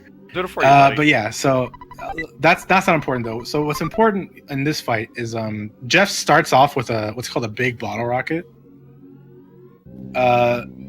It's kind of like the upgraded version of a bottle rocket, which we haven't seen in this run yet, which we will be seeing very shortly. A bottle rocket has a chance to hit anywhere between 70 to 150 points of damage, and its chance of hitting is based off of Jeff's speed versus the enemy's speed. A big bottle rocket shoots 5 of those bottle rockets. So what you're hoping here for this big bottle rocket is a nice enough damage roll to one-shot the Boogie Tent. Unfortunately, it did decent damage, but not good enough damage. So he has to go in the second round. This rocket should kill him, though. Yep, got it. Boogie Tent is... we have a teddy bear, so he has a 75% chance, if he does attack, to hit the teddy bear. But if Boogie Tent kills Jeff, the fight can go south pretty fast. It's extremely tough fight after that. The big bottle rocket is the main reason we were able to kill this boss so easily. You can see what type of big bottle rocket roll we can get from Jeff from BackgroundGuy. He got the 590, which is actually like 5 points above that Boogie Tent's max HP. So Unnecessary safety with save, background. thankfully. Did you safety save? Yeah, I did. I'm gonna save in the hotel too after the sequence because Threed Cave can go horribly. If you die in Threed Cave and you run out of money, the run's like uncompletable. True. So Temple here is gonna stop by this arms dealer. First, having to run into this stupid butterfly, which wastes 6 seconds. But he's gonna run to this arms dealer. He's gonna sell something to get $250, and he's gonna buy some bottle rockets. These are single bottle rockets, so they do 70 to 150 points of damage, like I said, somewhere in that range, or they can miss entirely. But we stock up on some supplies here for this next part of the game, which is extremely tough. It's one of the spots where you're just at the whim of the game. You gotta kind of hope that there's no spawns. We call it Threed Cave because it's a cave in Threed, pretty self-explanatory. And there's 2 big rooms that have a bunch of spawn tiles in it, and then there's a couple smaller rooms which have spawn tiles like right in front of the door. So there's a chance you might get like ambushed or something like that, which is unfortunate. It happens a lot though. So BackgroundGuy mentioned saving. I imagine probably everyone will save in the hotel right before here. Like you said, if you die, you have to revive all your kids, and that can add up fast, and you kind of need the money for later in the game as well. So it's pretty important that you don't die. It's pretty self-explanatory that you shouldn't die, but it has worse consequences if you don't save beforehand. So after all that shopping and stuff like that, you get the zombie paper, which is a lot like fly paper, but for zombies, made by Apple Kid. It's delivered by this pizza man. You're going to put it in this tent and then stay in the hotel. And that triggers the next part of the game. All the zombies go into the tent, get stuck on the floor because it's sticky zombie paper. And then the entrance to Threed Cave opens up. Meanwhile, Falexxx is on his way to Boogie Tent. We're going to see what type of Boogie Tent he gets. Boogie Tent, like I said, should be a pretty easy kill. The only way for it to be a rough fight is if he kills Jeff first turn. He can even kill Ness or Paula, although it's very unlikely for him to kill Ness because Ness has enough HP to tank it. If he kills Paula, it's unfortunate, but it's not a deal breaker. You don't really technically need Paula for this fight. You want her to get experience because it helps for later in the for the Threed Cave because she has the fire spell. And Falexxx gets a one cycle Boogie Tent. It's fantastic. So he's not super far behind. I think he's like a minute or 2 behind at worst. I gotta be more than a minute behind. Probably like 2 then, I think. Like 2.5 maybe at worst. You're not that far. That could be made up in Threed Cave. That's Threed Cave Temple's, alone, yeah. Yeah, Temple is on his way to Threed Cave now. We're going to see what type of Threed Caves he gets. I expect between the 3 runners, one of them is going to have an amazing Threed Cave, and one of them is going to have a terrible Threed Cave. Guess he's gonna have the terrible one. Can it be me, please? No, what I've decided is on the bottom left screen, what you're getting is how bad can things go. But no. We stay happy about it. So you saw Temple get into a fly fight here. Flies are pretty fast. The main thing that makes flies annoying is that they're extremely aggressive. Although but thankfully it attacked the teddy bear, so it wasn't too big a deal. He got into a fly fight, but flies can kind of hide in like the overhangs of the trees there, and sometimes pop out at you, and you get into an unnecessary fight. So he loses a little time and he wastes little psychic points, but he gets through it without any of his kids taking damage. Just his teddy bear. So we see Temple enter this first big room here and see what kind of room he gets. Completely empty. Here we go, boys. He gets ambushed by 2 ghosts, but the ghost is luckily facing the other way, so it's a green swirl. Green swirls in this game mean that you get a preemptive attack, but the main reason you want to shoot for green swirls is that running first turn is guaranteed, with the exception of like a few random enemies. cultists, and slimy little piles, which we're going to see very shortly. Temple gets 2 zombies in the next room. He took this fight on purpose. This fight isn't super dangerous. It wastes a little bit of time, but you get some nice experience from it, and it's the safest fight you can take in 3 Cave. So you take this fight just so you can use the invincibility frames to get to the rest of the room. This rest of the room is coincidentally empty, so the invincibility frames don't matter that much, but that's the main reason you would take a double zombie fight. You see BackgroundGuy doing the same thing there. He's taking a double zombie fight. It's just you do rockin', a fire, and then you bash with Jeff. And you have a teddy bear, so that's the main reason you would take something like this. Like if they do attack, they have a high chance to attack the teddy bear, so your kids should be safe. Temple here is fighting Mini Barf here. The strat for Mini Barf is you want to do fires with Paulo, shoot bottle rockets with Jeff, and do side rockets with Ness. The main thing here is the bottle rockets hitting. You want them to hit as much as possible. They have a chance to miss, and Mini Barf isn't exactly slow, so they actually have a pretty high chance to miss. But his 3 Cave was pretty good. He didn't have a lot of fights, so he didn't have to use a lot of extra psychic points. So even if some of these bottle rockets miss, he's actually in pretty good shape. The nice gut save by Jeff. Oh, it wasn't a gut save. Never mind. So, just to explain what a gut save is, even though he didn't get one, the guts is a stat value that each of the characters has, and the higher your guts is, there's a chance that you might survive an attack that would normally deal mortal damage to you with 1 HP. So if you have 50 HP and you take an attack that did 60 damage, you have a chance to survive it if you have enough guts. It's called a gut save. But Temple gets a pretty good 3 Cave. I don't think anyone would complain with that 3 Cave. BackgroundGuy is getting through it, but he's had an extra fight he didn't have to want to do. Oh, and he got red swirled by a double ghost zombie. That's really bad. That is no bueno. I did get a rare Falexxx. secret herb, though. You get the secret herb? Yeah. That's like a 1 in 16 One- drop? I thought it was 128. No, actually it might be 164, sorry. It's not 1 in 128. For sure it's not that. Falexxx takes a zombie fight here. He thought it was a double zombie fight, but there was a secret dog. Dogs are the worst things you can fight in here. They are extremely susceptible to freeze, so like they're not necessarily hard to kill, but they are extremely aggressive and have the ability to poison your party members. So they're really, really not recommended to fight. Temple here is in the Roach Cave in his way to Saturn Valley. He actually had a fantastic Grapefruit Falls. Oh, Falexxx. Oh, Falexxx. 2 fights in 1 big room is no bueno.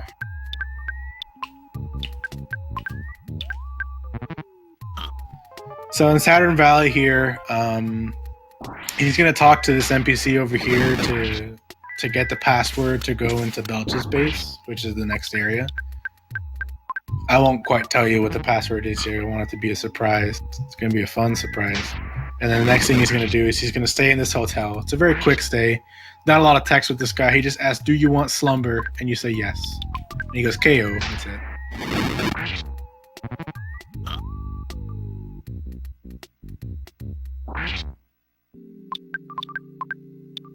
As a bottle rocket. How many have missed? 1. But I only had 1 rock-in. All right. Well, you got through it. It was good. That was a very average 3 Cave.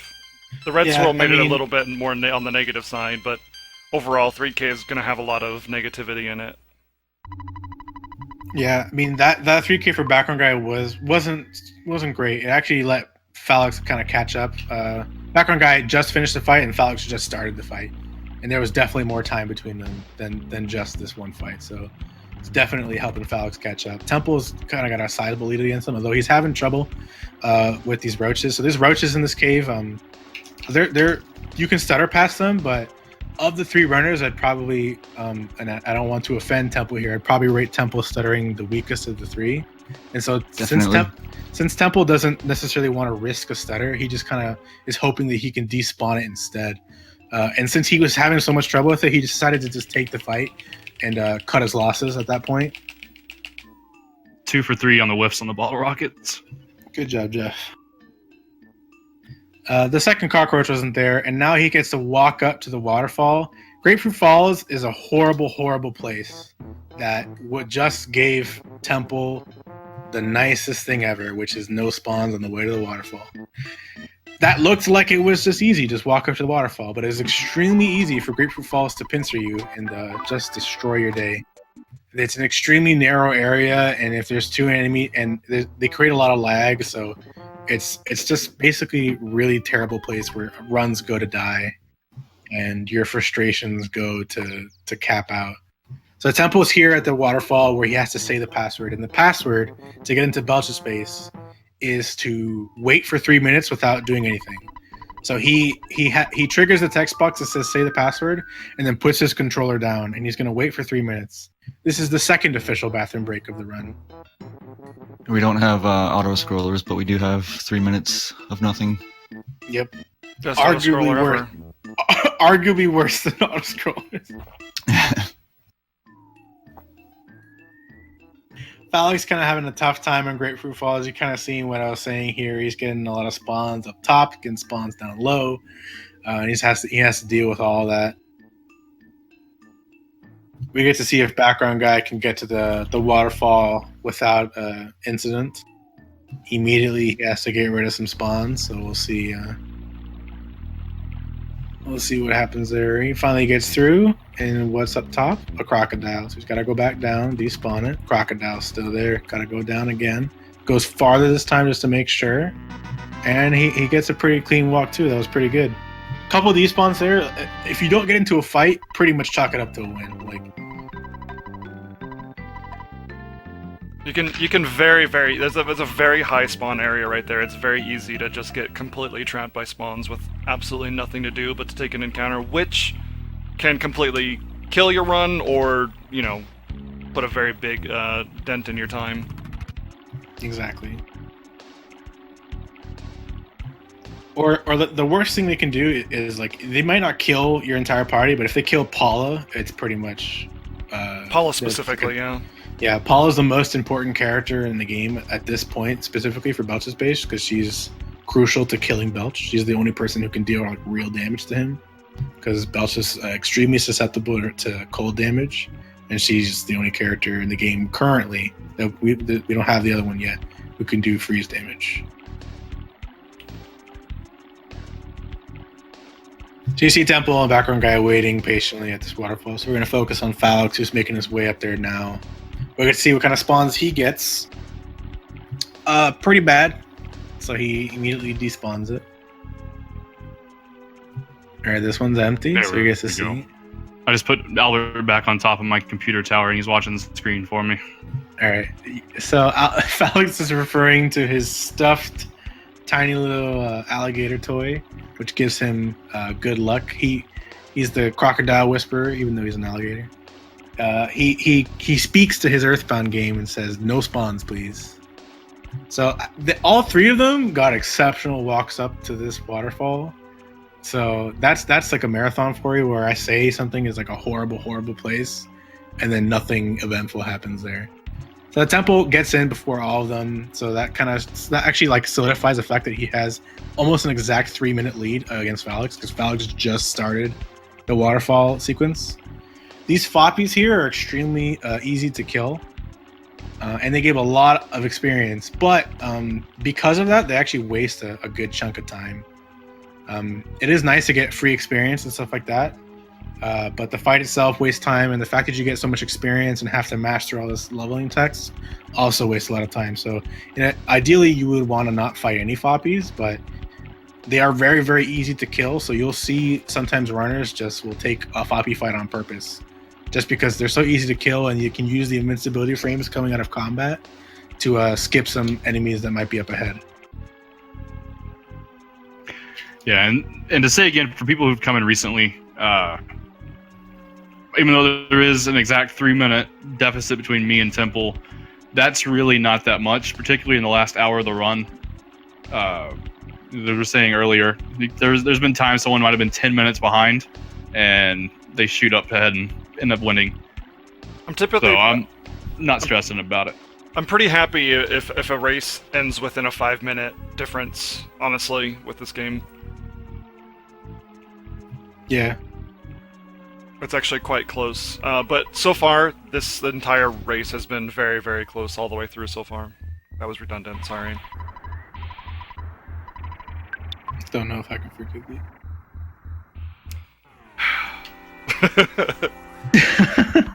My life is over. So Temple's having some trouble despawning this area here. Ideally, like this Foppy fight wouldn't be a problem. Like I said, you'll take Foppy fights because they're preferable to any other fight. The problem is that if he doesn't know what's ahead, he doesn't know if he can necessarily get enough invincibility frames to skip it. And since there's slimy little piles in this area, he can't just use the invincibility frames to get a green swirl and just run on first turn, because the game is scripted for slimy little piles to be unrunnable no matter what the situation. So he had to despawn a little bit further and take an extra Foppy fight, but now he's able to get through this little bend here. And he has 1 or 2 more spawn points that he has to worry about, and then he can get to Master Belch, which is the boss of this area. You see BackgroundGuy having similar trouble getting past this bend. It is unfortunately, you just have to kind of just keep despawning and hope the game gives you a clear path through. Not being very generous. No, it's not. Temple is at this last bend here. This one can also take a long time. What he's hoping for is he wants no spawn. He wants none of those extra spawns of the side little piles there. There is one guaranteed one, which is scripted, which he's going to try and stutter past. You can see BackgroundGuy actually made up a bunch of time there. He actually got clean and stuttered past him, and now has taken the lead as a result. And he's going to start the Master Belch fight right now. Master Belch fight is vaguely scripted. The only way to deal damage to Master Belch is to give him a jar of fly honey. Any damage you deal to him prior to giving him the jar of fly honey doesn't count towards damage dealt to him. So you see he queues up a Rockin' with Ness and gives fly honey to with Paula. The reason for that is Paula is faster than Ness. So Paula would give him the fly honey, and then the Ness will get the Rockin' off right after. And then after that, the fight is basically free. Master Belch never does anything particularly dangerous. And by particularly dangerous, I mean he never does anything for the rest of the fight. He just eats fly honey, and you wail with Rockins and freeze betas, and eventually he just dies. He'll probably be dead on this hit. Yep. And that fight is the reason we get a refreshing herb back in Happy Happy Village. Master Belch's first turn will always be to burp in someone's face and make them feel nauseous. And you need the refreshing herb to cure that nausea. If not, it'll kill someone fairly quickly. And you have to. It takes a while to revive any of the kids and stuff like that. So you get to see here. This is the reason we get the exit mouse so early. We use the exit mouse here, and then just immediately go back to the entrance and walk back up to Grapefruit Falls. This is the second part of Grapefruit Falls we have to deal with. We have to just hope that we don't get any spawns. You'll see the BackgroundGuy occasionally will move and to despawn enemies before he even sees them. That's because so many enemies have spawned that it creates extremely noticeable lag. And so you don't even have to see the enemies to know that there's enemies ahead. You can see he's already getting some classic Grapefruit Falls spawns. Got pincered, is into a fight with 2 armored frogs. Some classic stuff happening right now. I tried to sneak into the door to use that to despawn so I wouldn't get ambushed, but didn't quite make it. But frogs are if it's just frogs, it's usually pretty fine. Yeah, I mean, you're kind of lucky that you have psychic points at all. Sometimes after Belch's base, you might have a little bit less psychic points, and you wouldn't have the psychic points to kill those frogs with just 2 freezes. So it's convenient that he didn't use that many in Belch's base. You see Falexxx starting the Belch fight here. Temple just finished his, and he's using the exit mouse. So Falexxx had a decent. Oh my god! Did you get ganked by a red Antoid? No, it was a black Antoid. Yeah, I'm surprised it didn't run. Honestly, they usually run. So the black Antoids in this area are technically a different enemy entry. They're not scripted to run based on level. That's the only reason it didn't run. It's also the only reason it triggered a fight, despite the fact that you have clearly more than enough offense to obliterate them. I've definitely seen them run before, but not in Grapefruit Falls. They're not. They won't, and they'll never run. Maybe something else. Temple, on the other hand, had a completely clean walkthrough. made up a ton of time on Background Guy. Background Guy had to take 2 fights. Temple took none. And they're basically neck and neck right now. Falexxx just finished the Belch fight, and we'll see. So depending on what kind of walk back he gets, he can make up a lot of time here as well.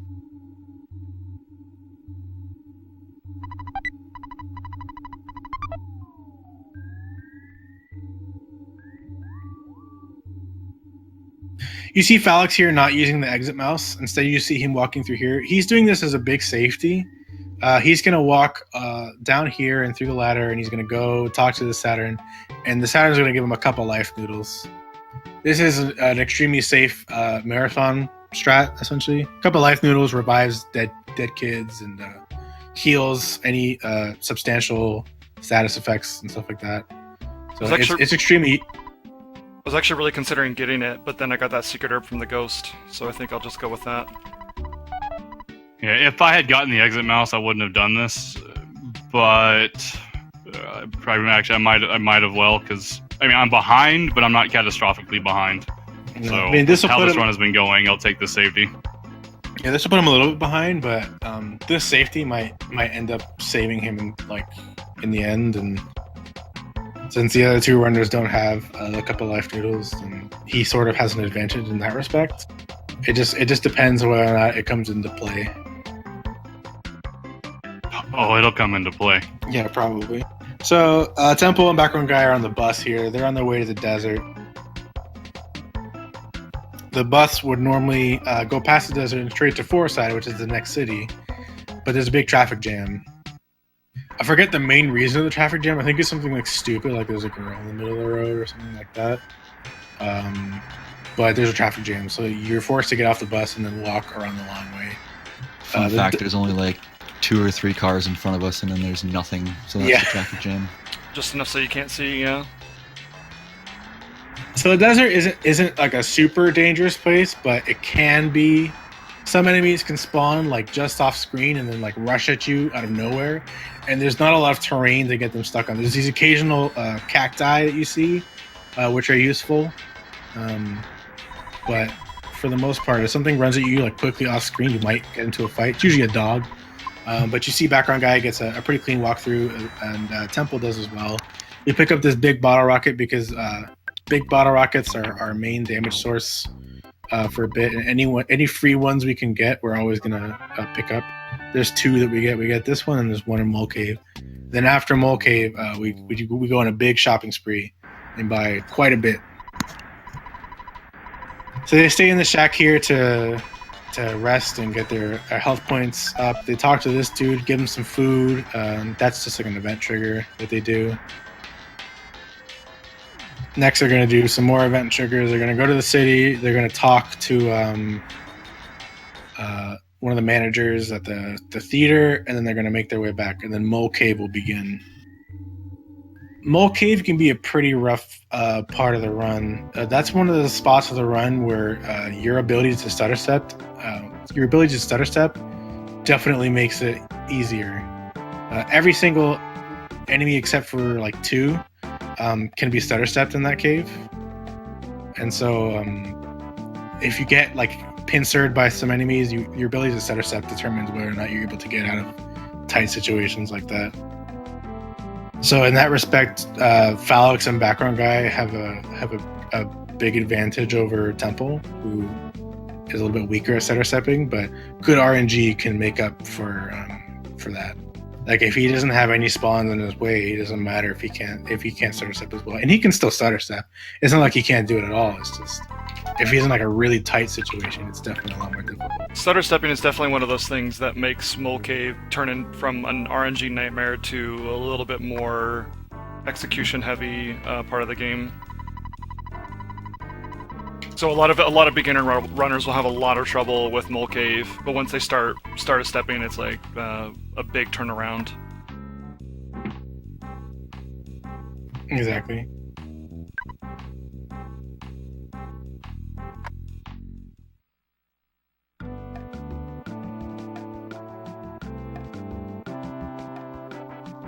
So on the way back, Falexxx is walking his way through the desert, once again making sure he doesn't get into any fights.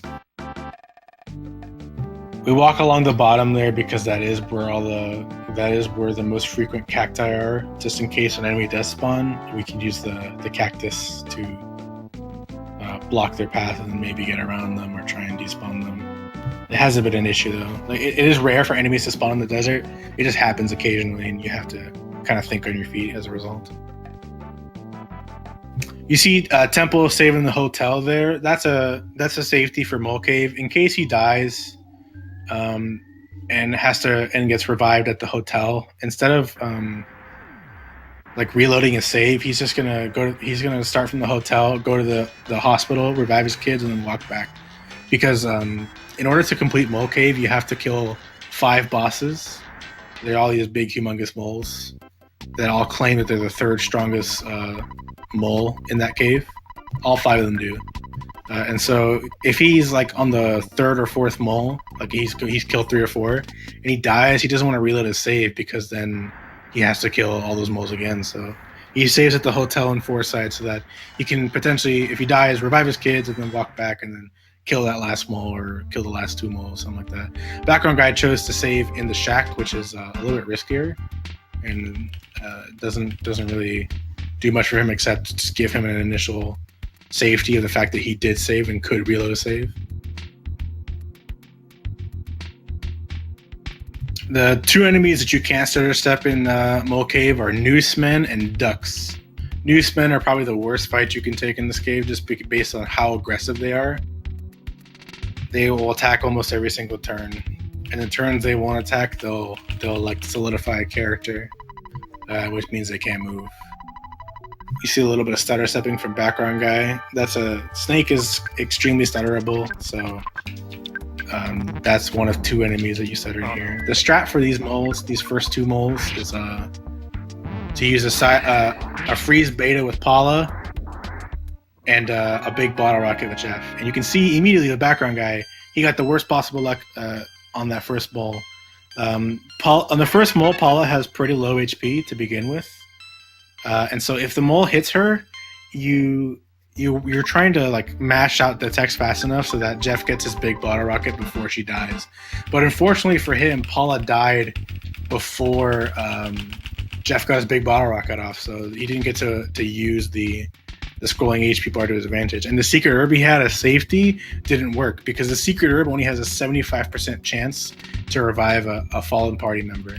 So what he's gonna have to do is there's another secret herb in the Mole Cave that is easy to get, but in doing so, there's a spawn tile that is almost guaranteed to spawn enemies, and it is extremely difficult for the enemies to be despawned. It's super luck based, so he's gonna be forced to get that secret herb.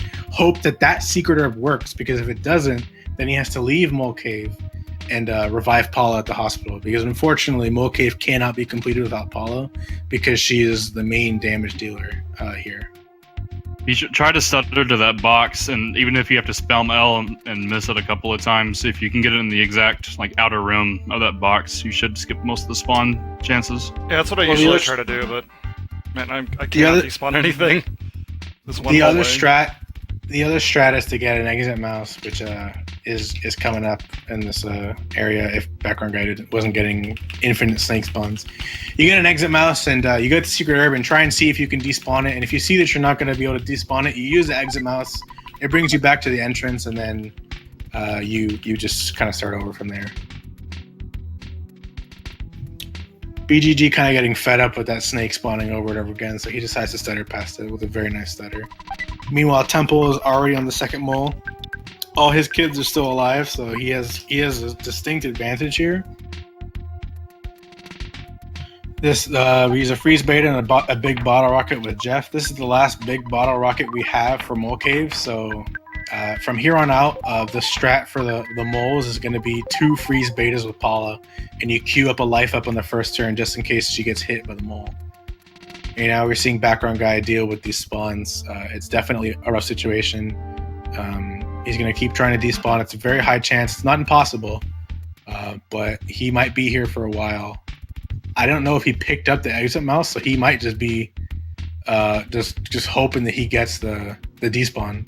I didn't even think about that because I rarely get put in this position. Getting next to mouse and just exiting out. That's a good idea. Yeah, so he's just basically hoping that he'll get it, and he might be here for a while. Like, this is actually a pretty substantial time loss for him. And in the worst case scenario, one of those newsmen might get too close to him, like just now. Okay, he's good. Or he's forced to take a fight he doesn't want to have to take. Newsmen, like I said, are the most dangerous thing, and he's fighting 3 of them. So it's extremely likely that someone may die here, like Paul, who just died. Yeah, I'm going to suicide and use my safety save. Yeah, it's unfortunate. Because he's saved in the shack, he can probably would just reload from his save. He's only killed 1 mole. He hasn't killed the second mole. So it's probably a little bit faster than to reload his safety save than to like go about all the way to Foresight, revive his kids and stuff like that. He's better off just reloading the save and then fighting their first mole again. Meanwhile, Temple is dealing with the 3rd mole. He's on his way to the 4th one. He's having a pretty decent mole cave. He got into 1 extra fight, as far as I could see. But he just kind of took it because he didn't want to have to deal with maybe getting pincered or something like that. So it was smart of him to make that decision. He has the extra refreshing herbs, so the fight isn't particularly dangerous. It's not something that's gonna really kill him. The main thing that you like snakes and the spiders, these ants, the main reason you don't want to fight them is just because they have a chance to poison one of your party members. It's actually not that they have a high chance of killing you. Like they can do damage, like obviously, but it's just the poison that's the main thing.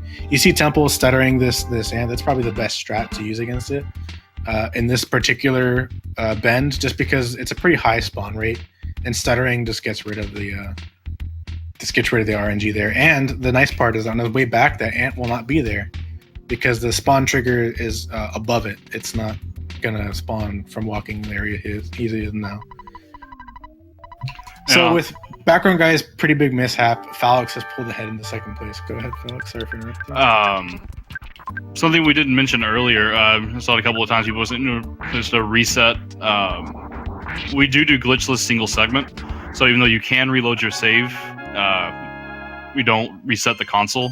Resetting the console would allow people to just make saves and do RNG manipulation in the middle of the run.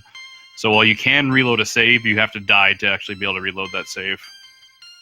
Yeah, so like resetting the console resets the RNG value back to 0. So in like any percent and runs that allow that aren't single segment, you see a lot of resetting to RNG manipulate stuff, and glitchless would not be a very interesting category with all that. So we don't. Was part of the reason we don't allow it, especially the main reason, to be quite honest. Yeah, it becomes a really boring reset heavy run when that happens. So Temple's on his way to the last mole. This last bend, the reason we do this mole last is because it's the longest bend to get to this mole, and it's definitely the most annoying. You see these ducks here. He's contemplating walking past them. You see he's waiting to see what they do. They have like a percent chance to flee in terror from you, but it's not 100%. So he moves closer to see what direction they're going to move, because if they're all running away, he can just walk right past them. But in this case, you saw a duck run at him from all the way down there. So he's in kind of a sticky situation. He's going to have to take this duck fight. Duck fights aren't particularly dangerous. Like, you can kill a duck pretty easily, but the ducks have a chance to steal psychic points. And psychic points are extremely valuable for the cave. You want Paula to have enough for 2 freeze betas, which he currently does, so he's still pretty good on that front.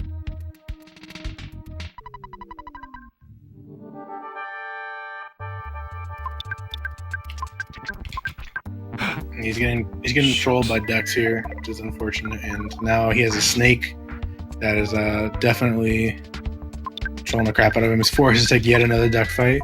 Should be good though. Paula still has a decent amount of psychic points, and Ness has quite a bit as well. So it's unfortunate that he had to take those duck fights. It sucks. Big waste of time, but definitely not like a huge deal. You see he's still trying to despawn. Newsmen are something he can't afford to take. Meanwhile, Falexxx is actually also on his way to the 5th mole. He's a little bit behind Temple, but he can make up some time if he gets some lucky spawns. Lucky spawns. And not never in Mole Cave. This is a place where a lot of people who are learning the game, this and Threed Cave are pretty big places where people just stop learning. It can be pretty daunting. Temple has had to take an enormous amount of duck fights just because of getting pincered by random ducks and snakes. Oh my god.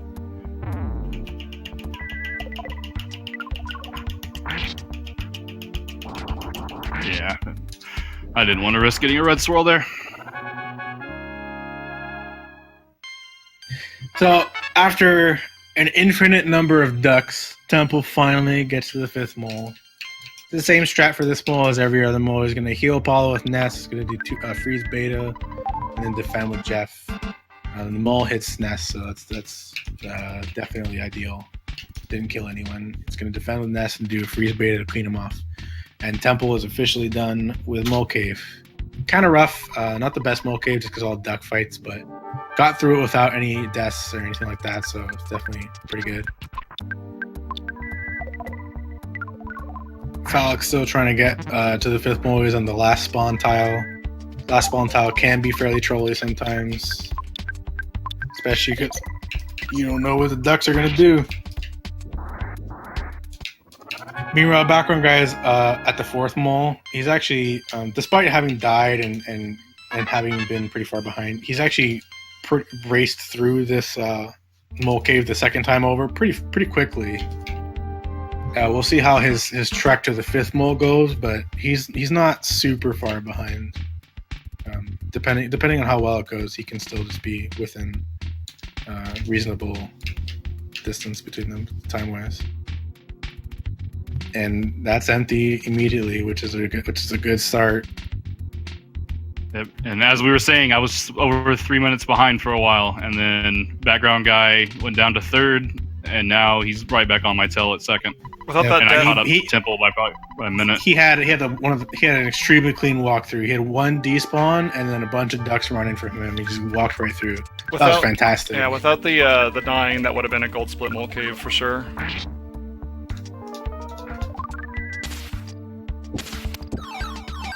So you notice that all the runners are doing some inventory management here at the end. The reason is we're setting up our inventory to buy a bunch of equipment in the Foresight department store. We moved some equipment around. So we put a bunch of useless stuff on Paula. She's kind of a mule at this point for inventory items and stuff like that. And we want to make sure that Ness and Jeff have a lot of inventory slots open because we have to buy a lot of super bombs, big bottle rockets, and stuff like that for all the coming splits. Alright, I just paused my timer because I split. I knew I was going to do it once. Let's go ahead and move the keyboard to the side of the desk. Alright, not going to happen again. Menu's really bad here because I'm not used to having a lot of the things in my inventory. Yeah, that couple of life noodles, I actually moved the Franklin badge over. I never do that. I think most every other runner does do that. So I kind of had to I keep it on Ness until do a contingency Gygas. plan. Yeah, that's where I normally keep it. There's a lot of folks that move over right here. I used to, and then I just kind of stopped. Just because I just don't want to deal with department store. I probably should have Yeah, kept the it's, secret the herb, Franklin but- badge helps. That's the only reason. Like, I could potentially move the Franklin badge over to Paula, like, right after that, but I'm just lazy. It doesn't Yeah, make what's much of up? a difference. With a couple life noodles, a big part of this run is learning your inventory management. You get into where you can just open your menu, go right to a slot, and you know where, like, what's going to be there every time. Doing this race strategy with different equipment and safety items, it kind of takes that out a little bit. You got to realize that you got to open the menu, and you may have to go to a different slot. You might open up your menu and use the skip sandwich at the wrong time. Although there is one that thing, happen. A lot. at a certain point when we don't need a lot of safety items, that'll kind of go away. Assuming everything kind of falls into place. Yeah. The run, like, I've always considered the run to have there's two major halves, and they're really differently defined. This first 2 hours, a ton of RNG. There is a lot of issues with inventory management and just worrying about these early spawns that if something goes wrong, there's just nothing you can do about it. The second half, it all works on how well can you get green swirls on your enemies, and how well can you get through without having to lose too much time on enemy spawns, because Jeff will become, like, he'll activate God mode in the second half of the run, but we don't have a God mode character during this first half. So we're much more at the mercy. With that.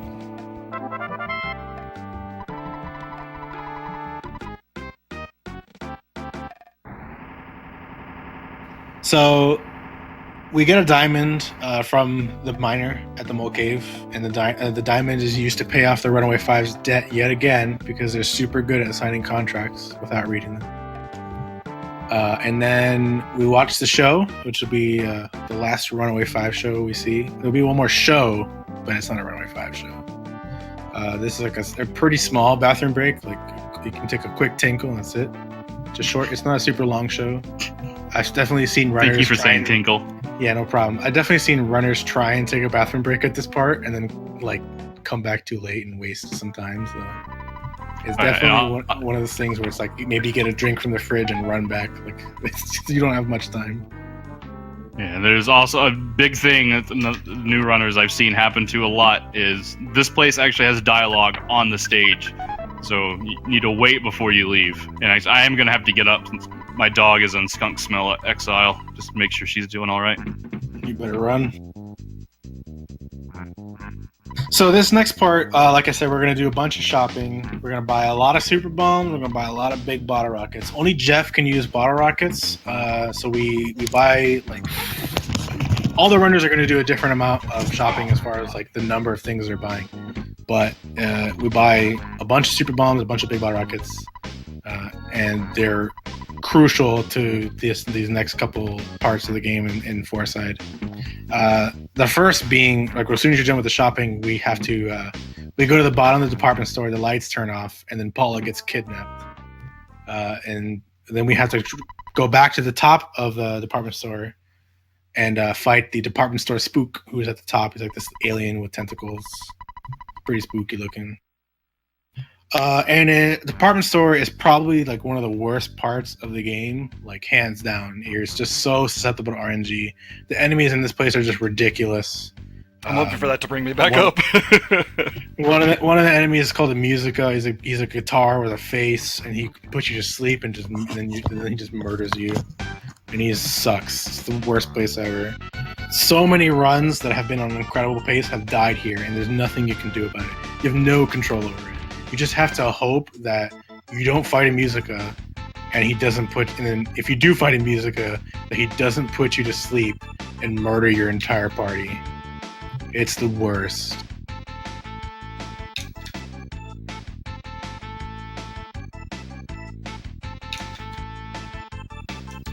So it looks like Falexxx got back in time. Everything's all good there. We withdraw a ton of money for the shopping. We need around like $9,000. $10,000 is probably safer because you use that money a little bit later to also buy skip sandwiches. And ideally, you don't want to have to withdraw again because that wastes a little bit of time.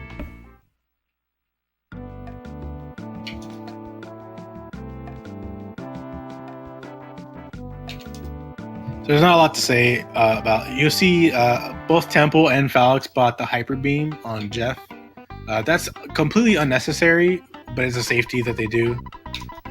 Because if they have to use extra resources, like you have to use extra bombs and extra bottle rockets and stuff like that, the Hyper Beam makes a nice backup. You can bash with Jeff instead of having to use some of your resources, which are limited. Especially at the clumsy robot, which is like the final fight of Foreside.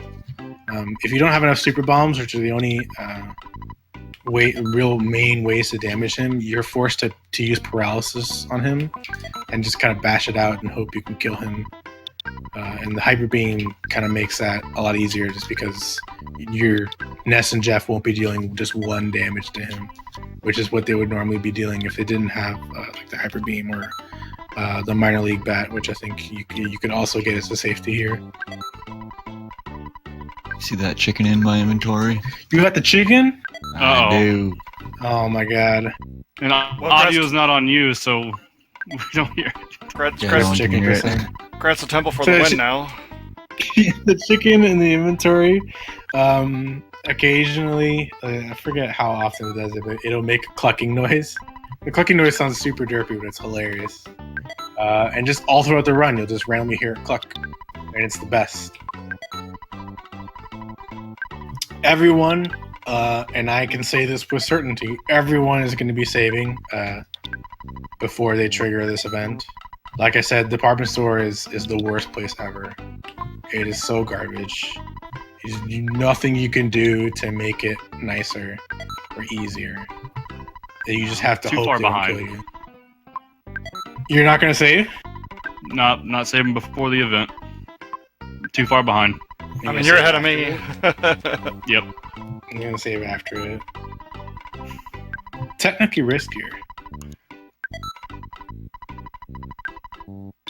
So the one nice part about department store, and this is saying it like just kind of like ironically, is that the enemies are the presents, so they are easily skippable. Just based on the fact that, like we said in Winters, when they aggro onto you, they keep moving in that direction regardless of whether you move out of their way. So you can skip them pretty easily. Tempo gets a Musica fight at the top, but thankfully the Musica didn't do a haunting melody, which puts your party members to sleep. It did an electrical attack, which does some damage, but doesn't kill your party outright, and you have enough time. So he gets to the department store without a death. Really quick, single Musica kill was really good. Falexxx is on his way up top. He's got a bunch of presents up there. 3 enemies, which means it's going to be 2 records in a Musica, which is not great. His strategy here is he's going to throw super bombs on the edges here. And then what the super bombs do is they deal a bunch of damage to one target, and then they deal splash damage to targets next to it. So it dealt 274 damage to that one Musica over there, and then splashed on to the enemy in the middle. Unfortunately, that wasn't enough to kill the Musica, which sucks, which means that Jeff is dead in this fight. Doesn't mean that he's not going to be able to get to the department store. It just means that he is going to have to use some extra super bombs with Ness that he didn't necessarily want to have to use. Totally gonna have to do that, Daniel. Totally. Oh, never mind. He has a couple life noodles, so he's just going to use that before the fight. But yeah, that's the fight I was talking about, is a run that most people probably have a losing record against. Yeah, so never mind. Falexxx is going to do the normal strat. You saw, if you were paying attention to what Temple was doing, I didn't get to commentative, so we can talk about Falexxx. The strat here is to throw a super bomb with Ness and shoot a big bottle rocket with Jeff. The Spook has around 600 HP, and the big bottle rocket is 642, so no super bomb required even. Just go straight to the big bottle rocket. You got through it. Really, really nice stuff. The couple life noodles immediately paid off for Falexxx and dividends. Didn't have to use extra super bombs, and automatically it worked really well for him. BackgroundGuy got the same double record Musica fight, but his Jeff lived. So even though he didn't get the couple of life noodles, it worked out for him. We're going to see how the fight goes for him. The fight, that's actually the easiest part of the department store, is this fight. He's not a particularly scary enemy. Like, the worst thing he can do is use freeze and solidify one of your party members, which might make it take a little bit longer. And if you're really unlucky, he might kill somebody as a result of that. He did freeze to BackgroundGuy, but no solidify happened. And then Jeff did 724 damage, which is just 26 damage shy of max. Yeah, Spook is the only enemy I've ever maxed a big bottle rocket on, doing the full 750 damage, which is really rare. You got a max? Oh, wow. Yeah, I've got a couple of 740 somethings, but I got a 750 on him one time, many times. I think the most I've ever gotten is a 739. I've just gotten 712. Jeff never does anything nice for me. It's because you don't believe. Why should I believe in a man who just disappoints me over and over again? That's why you gotta believe in him. What? No. To give him inspiration. I'm not gonna believe in mediocrity. No, we're not getting into this. Okay, no. All right. So Temple's going into the next part. This place is Moonside. I think it's one of the coolest parts of the game. It's got a really cool color palette going on. It looks like Foreside, but all spooky and dark. The cool part about Moonside is that in the casual run, as you go through it, a bunch of NPCs would be like, "Hey, this is Moonside. No is yes, and yes is no," and that holds true. So if you want to stay at the hotel, and it's like, "Hey, you want to stay at the hotel?" You have to tell them no, and if you try and say yes, he's like, all right, cool, bye. It's a really cool part. As far as the run is concerned, the first part. Oh my God, Temple, are you kidding me?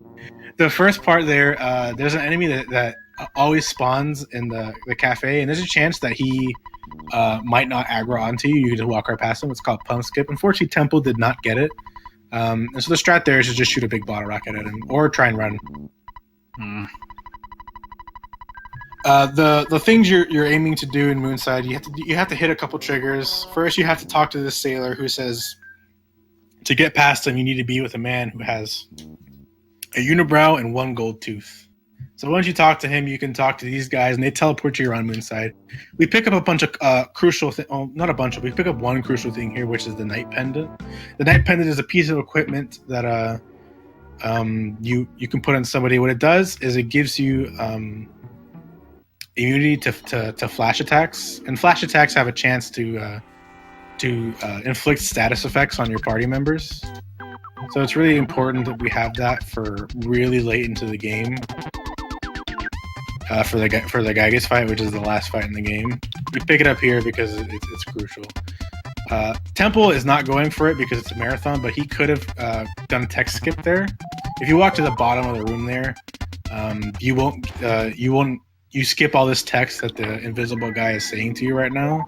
The reason that Temple didn't go for it, despite the fact that it's much faster, is that if you die to Manny, when you do this text skip, you soft lock the game. Which in a marathon setting would be considered probably too risky to go for. Also, I saw someone in chat ask, what's the endpoint? For those familiar with it, the endpoint for this is as soon as Paula starts her final prayer on Gygas. Yep. So Temple starts the evil Manny fight. The strat here is to throw a super bomb with Ness and shoot a big bottle rocket with Jeff. The Temple luck here is that he did paralysis on the first turn, which is like the Temple classic. All the time. Always happens to Temple. Luckily, as far as paralysis targets go, you kind of want it to hit. Like if he's gonna do paralysis on somebody, you want him to do it on Ness, because the big bottle rocket does way more damage than just the super bomb. And Ness can still use PSI attacks while paralyzed. So you saw there, he finished it off with a Cyrocken, which is convenient. The only thing now is that because he's paralyzed, he has to move the pencil eraser over to Jeff. Just because in this next area here, which is it's just a menuing section, you can't use items while you're paralyzed, so he has to move an item over to Jeff so that Jeff can use the item instead. Alternatively, he can use the secret herb he picked up in Moonside to heal the paralysis, but it's not really worth it because you're about to get a full heal at the end of this section anyway, so you can save that secret herb for later. I may be short BBRs. That was kind of meh. Yeah, Falexxx didn't get paralyzed, but as you said, he might be short big bottle rockets. He might be okay. He could probably still end up being okay. It just depends how some of the splits and summers go, which is a place coming up.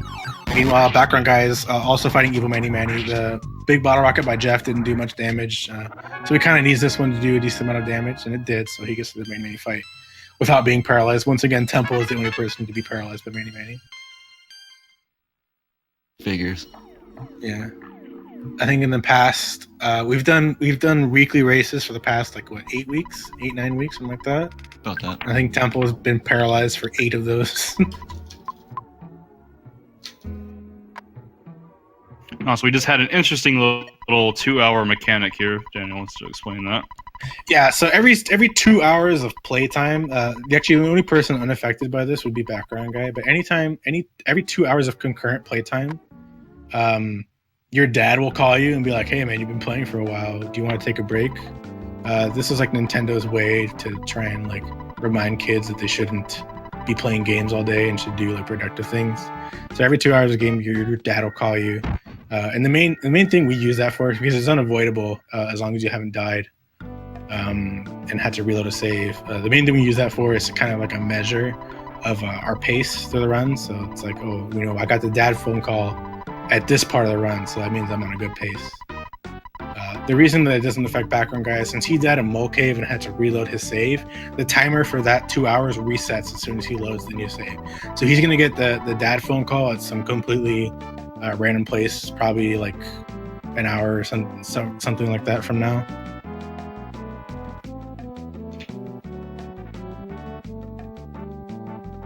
You see Temple here. He's in this cave. The enemies are all going to run away from him. This is called the Monkey Cave. This is all just menuing. We picked up a bunch of items on our way through the run. We picked them up some random boxes and stuff like that, and that was all in preparation for this cave. To get through this cave, all these monkeys demand that you pay them whatever they ask for. So this first one has a picnic lunch, and this other one wants a skip sandwich, and we picked those up a lot earlier. And it's used now, and so we have to pay them, and then we go through the cave, and we pick up the only thing that extra we pick up in here is a bag of Dragonite, which is going to be used way later in the run in Magic Camp. Other than that, we're just picking up the items and going to the monkeys we need to get to the end of the cave. And at the end of the cave, we get a key item which lets us progress the story. Ooh, my inventory is wrong.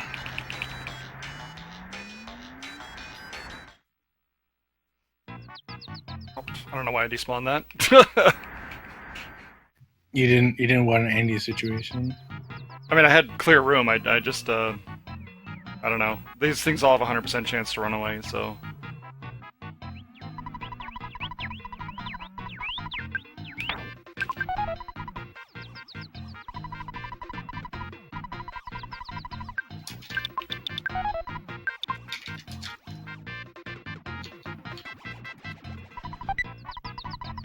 So in this in one of these next rooms, there's gonna be 2 treasure chests, which I imagine that most of them will get both of them, but there's a potential that they won't get both. The treasure chests have a couple life noodles and a brain food lunch. Brain food lunch recovers a decent amount of HP, but its main function is that it recovers a pretty humongous amount of psychic points. And it can be useful later in the run if like you're running out of psychic points on something, you need to give yourself a quick boost. Shoutouts to Hamburger Monkey. That's my favorite monkey. Hamburger Monkey is the best because Hamburger Monkey is just like, give me a hamburger. Like, he doesn't mess around. He even says like, let's not mess around. Give me a hamburger. He's like actually grateful about it. Like when you give it to him, he's like, "Oh, thanks." He's just like the actual hamburger, yo. But he's real about it. Like he's super straightforward. He's not like beating around the bush. Like, oh no, maybe could you give me this thing I want? He's just like, give me this. I want it now. He has the least amount of text, which makes him the best monkey.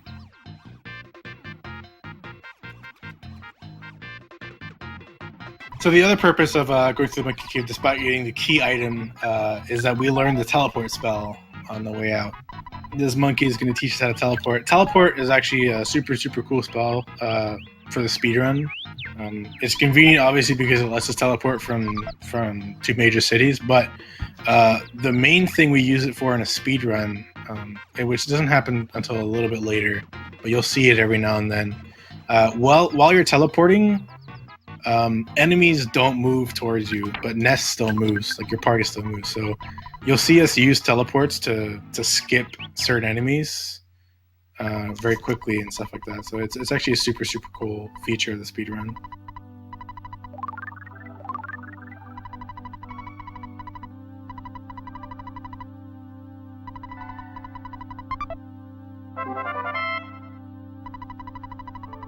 Falexxx skipping the brain food lunch and the couple life noodles, living life on the edge. I haven't picked those up since 2014. I'm not starting now.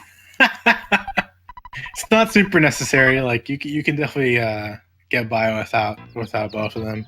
Some runners prefer to just take the couple life noodles, like BackgroundGuy just did. Brain food lunch isn't really necessary. I usually, as a PB attempt, I'll skip both too, but for the sake of a couple life noodles is an extremely valuable item. It's not very common that you die past this point, but it absolutely can happen in a lot of places. And if Pooh doesn't have healing gamma or Ness doesn't even learn it at all, then you can be in a really tight spot if you don't have a res item. Yeah, I mean, I'd rather pick up the one in Deep Darkness. It's on principle at this point. You can't always get that one. That though. one always has a demonic petunia just sitting right on top of it. Principle. For me, I'd it's rather usually take like that time 18 loss. bull slugs. Get it now. Like, honestly, like, so people will sometimes skip that couple of news. It's like, oh, PB attempts. I want to save as much time as possible. I'm just telling you, I got world record by picking up that couple last year. So, I mean, y'all can hold that. I always skip that one unless I'm really far ahead. And it's clear. It has to be clear. If it's not clear, I don't bother. You're talking about The the one in Deep Darkness one, yeah. No, I never get that one. I'm talking about the one in Monkey Cave. I always get at least a couple of lifers in Monkey Cave. So let's pay attention to Temple here because you're going to use a skip sandwich deluxe, which we picked up a lot earlier, to do some pretty tight robot skips. The first one is always super, super tight, but you can get it consistently. The second one is up to some RNG. Depending on how close he spawns, he can definitely get in the way. He spawned really, really close there, but luckily he spawned close enough that Temple was able to react to him being there and go around him. So that was really good stuff on Temple to react fast enough and to get the skip past him. Temple is unfortunately stuck in the corner here. That happens very frequently when you have a skip sandwich because like the game just kind of doesn't let you get past there because it's like a really, really tight corner and you don't necessarily get on like the right pixel, and it's definitely a little bit janky, but it just loses a little bit of time. Like you're safe from that robot. He's just kind of stuck in the middle. And then we start this clumsy robot fight. So a clumsy robot is way too fast to use big bottle rockets on. So we have around 4 to 5 super bombs left over at this point that we use on him. And it's crucial that we kill him in those 4 to 5 super bombs. You see that he actually got a lot of really low super bomb rolls, so he has to use a 5th one here. And after the 5th one, the Runaway 5 come in and say, hey, look at this robot. What a loser robot. And they just flip the switch on its back and turn it off. Unfortunately, Falexxx messed up the first skip for the robot. Also haven't done since 2014. These fought those robots. Fought that first robot. Yeah, I mean, it's unfortunate. It happens occasionally. At least he skipped the second one, so it's kind of like he can treat it like he got bad RNG. BackgroundGuy got bad RNG and is forced to fight the second one. So the only person who's gotten a skip, all the skips, is Temple. You're seeing here it's pretty hard to take notice of, so I'm going to point it out. Temple did here what's called the Monotoli skip. This is sort of risky. It's once you understand how it works, it's not actually that risky. But what he's doing is when he walks in, he walks down and left a little bit and then talks to Monotoli before like the scripted event goes off. And what it does is it triggers it a little bit early. You skip a full heal you get from him, but you save around like 3 to 5 seconds of like the cutscene happening or whatever. The risk involved is if you don't move far enough left, the game will actually soft lock, because as he moves this bear in front of the door, there's a door to the left off screen that you can't see that's like triggered to open. And if he's not close enough to that door, the door is not loaded into memory, and the game just keeps trying to open a door that does not exist, and it just keeps trying forever, and you have to you just kind of have to sit there and cry. Falexxx did not go for it. He decided to play the safe route, which is fine. Like I said, it only saves around 3 to 5 seconds, so it's not a substantial like time save that Temple did it, but it is a time save nonetheless. Skips Cuff of Life. You were talking about it, and I just thought doesn't go for Monotoli skip. Oh, because not getting that life noodles isn't a soft lock. That's true. You know, I haven't done it in a very long time. I also haven't fought that robot in a very long time. So let's not soft lock the game.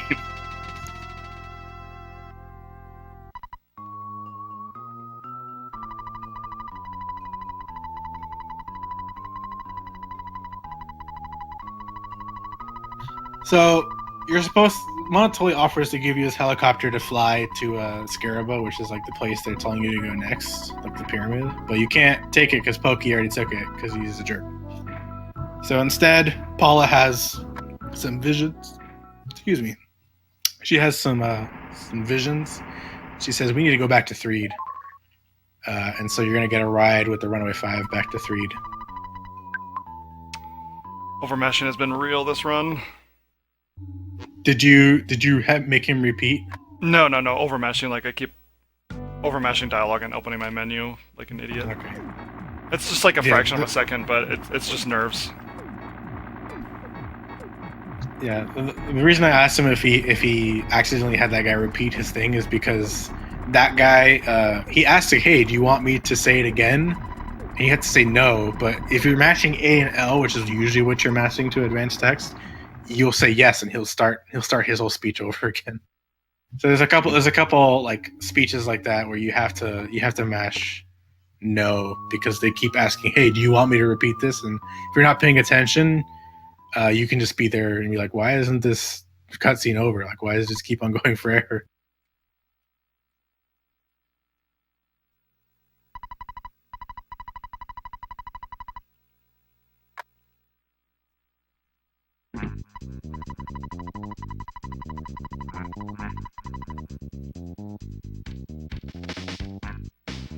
So this part, there's not a lot going on. Like I said, they're going back to Threed.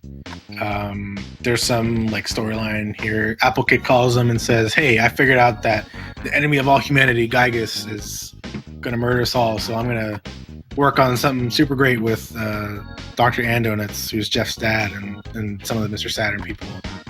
And you just kind of get a lot of story progression here. You get back in the Runaway 5 bus on the way back to Threed. And when you go back to Threed, the Runaway 5 says, "Hey, why are you back in Threed? Is it because you forgot one of your cool like doodads or whatever?" And they're talking about the Skyrunner, which you're going to take back to Winters. So they're going to take the Skyrunner back to Winters and then fight one of the bosses there. His name is Shroom with like 5 O's and like 3 exclamation points, I think.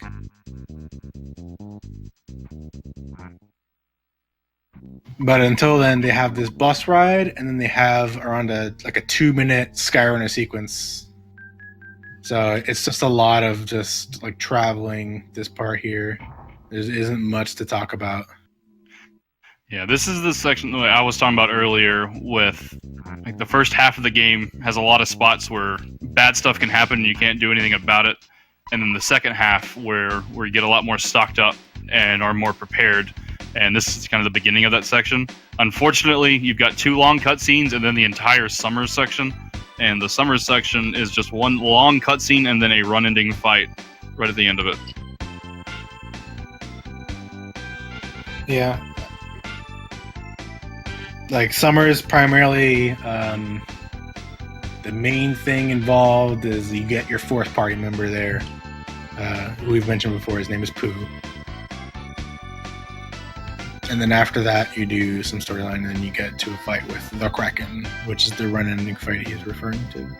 And I'll get more into the Kraken once we get there. But until then, Temple's gonna skip a photo trigger that was there technically. He just walks right under it.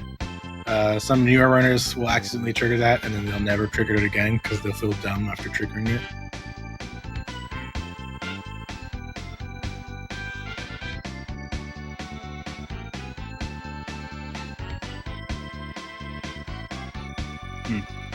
To give you an example of how much of a difference manipulation makes, since there's not a whole lot to talk about in this section, a big thing is getting the dad phone call after the Skyrunner lands this time.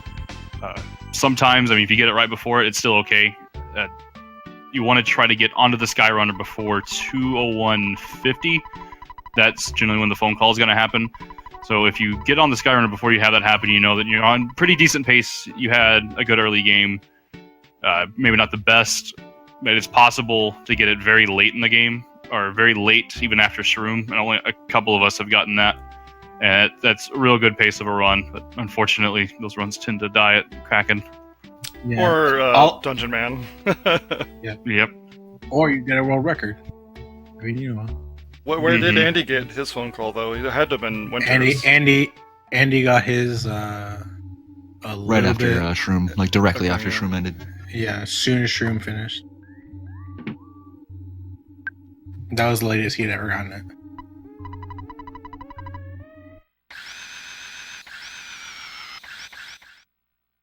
Yeah, I think, Daniel, your previous you got it like almost back to the lab, didn't you? No, that was BackgroundGuy. BackgroundGuy got into the Skyrunner, it shook, and then he got the call. Yeah, oh, wow. 2 seconds away from getting a Summers phone call. That would have been really cool. Background Guy has the record for latest dad phone call. Mhm. In my world record, in the run that I had world record very briefly, I got the dad phone call as soon as I exited the sanctuary. Can we make that a category, latest dad phone call? That way I can have a record in something. You did it, man. You got a world record in latest dad call.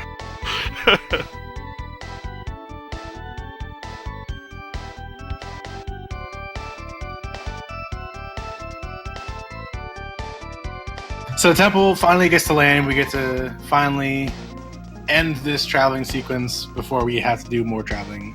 But he's going to be fighting Shroom, and the Shroom fight is a scripted fight as well.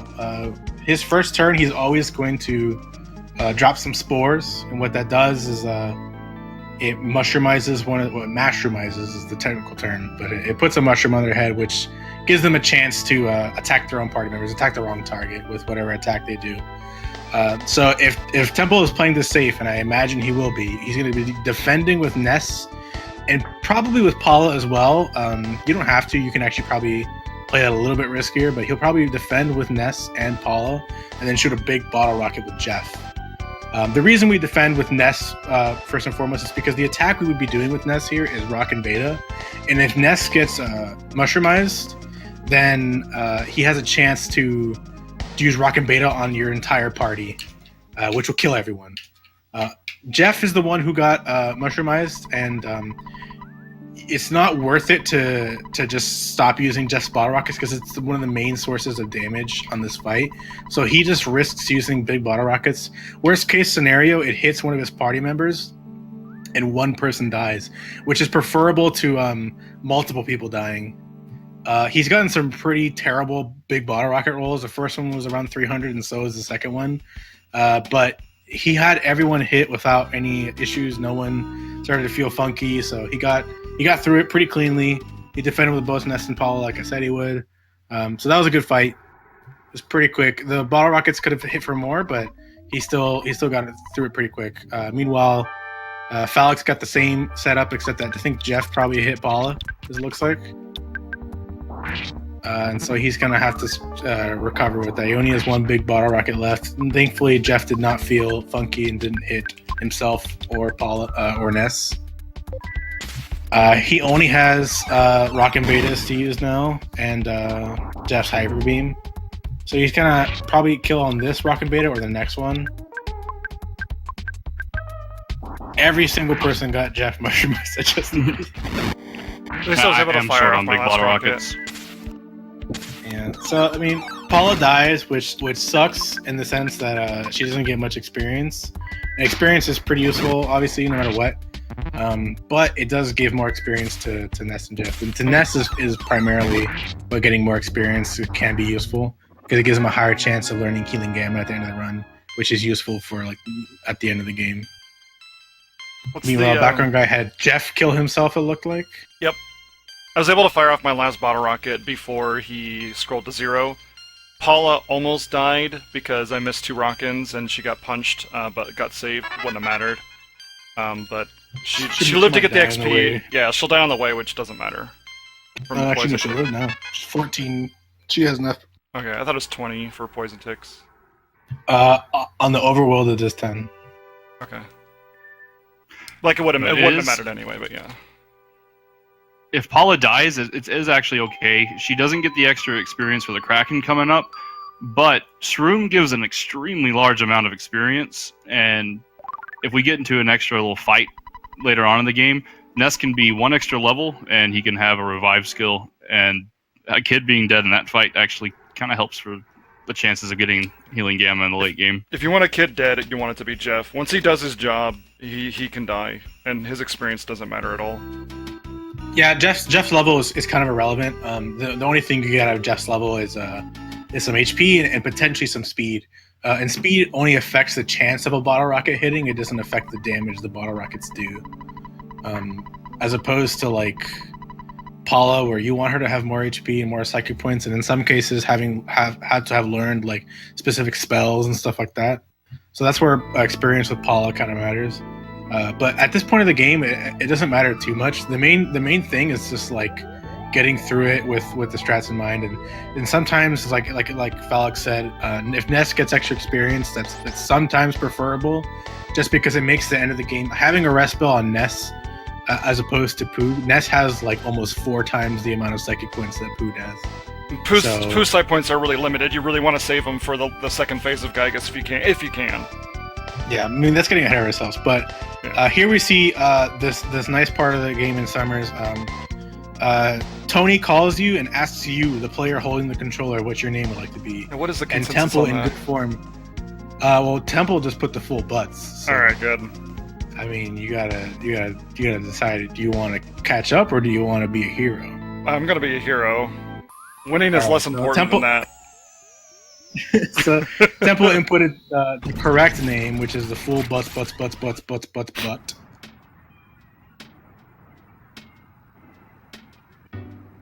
We're gonna see if Falexxx does it here too. If he goes for the full butts.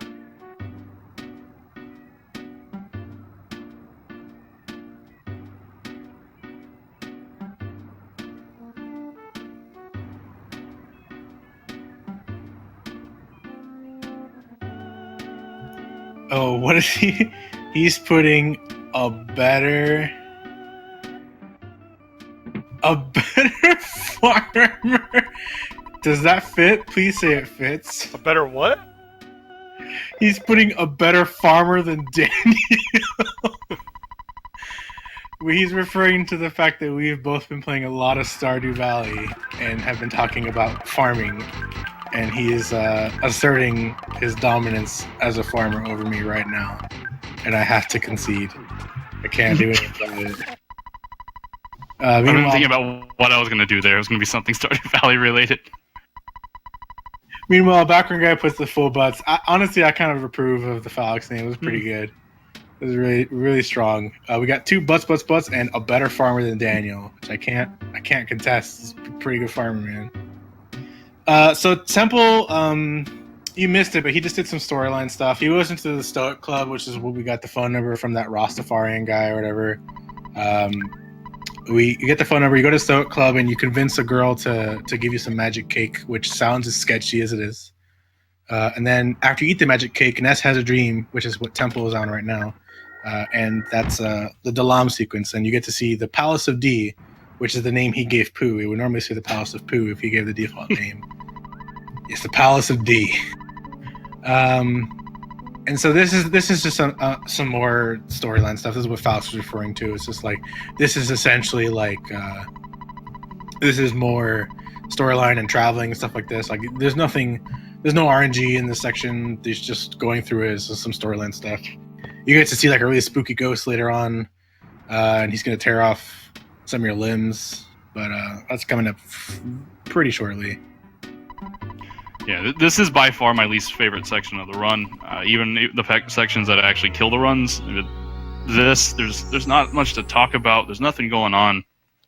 It's just the least entertaining part of the run to me. It's just setting up a lot of other things, because it kind of is the difference between the first half of the game and the second half of the game as soon as you get to Summers. So it's kind of just like reinitializing storyline and setting up a few other things for later on.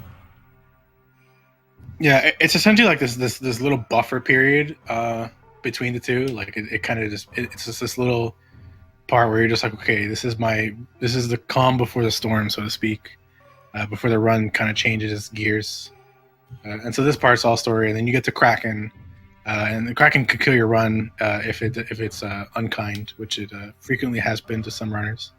And then from there on, it suddenly changes into a very different run. It suddenly becomes a lot more execution heavy, and has less to do with RNG. Even though RNG still plays a very big factor, it has less to do with RNG and becomes more involved as far as like how well can you execute, and how well can you get green swirls that you normally you're trying to force green swirls wherever possible.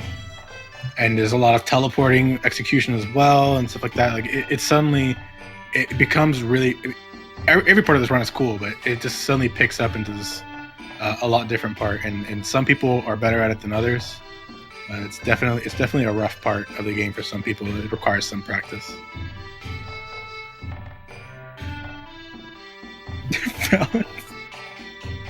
Also, Xanathon's saying, if I interrupted the poo sequence, I've never interrupted the poo sequence. If any runner has done that, I will make fun of them. But Yeah, you yes, can. I've dropped the rabbit's foot. You can when when you start that sequence and that girl says, "Hey, you need to come back to the temple right now," you can actually move, and it interrupts it. But if you do that, then your master is like, "Oh, you failed. Why did you do that? You're not concentrating hard enough," and it wastes a bunch of time. So Or you just have to sit. alternatively, if you select no to anything. Yeah.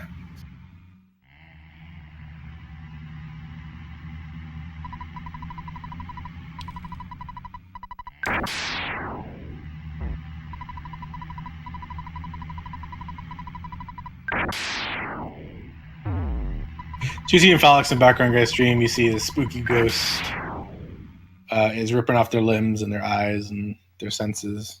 He's just a big jerk in general. But that's your training. The mind over matter thing. Yeah, whatever. Pooh gains some levels and then teleports to Summers. And here we get to finally do some stuff. So Pooh joins you. He kind of shows up out of nowhere and just says, "I am your servant." And then your party's like, "Cool, no problem." And then he joins. They don't see a problem with that. But the first place that Temple's going to go to is the museum. The reason he has to go there is because he has to pick up a hieroglyph copy that lets him enter the pyramid in Scaraba, which is the next area after Kraken. And so there's a required fight that he can't skip right before it. And the main thing we're trying to get, apart from the fact that we can't skip it, the main thing we want to get out of that fight is something called the mummy wrap. There's a 50% chance for it to drop from these enemies. And it's extremely useful in the Kraken fight if you get it.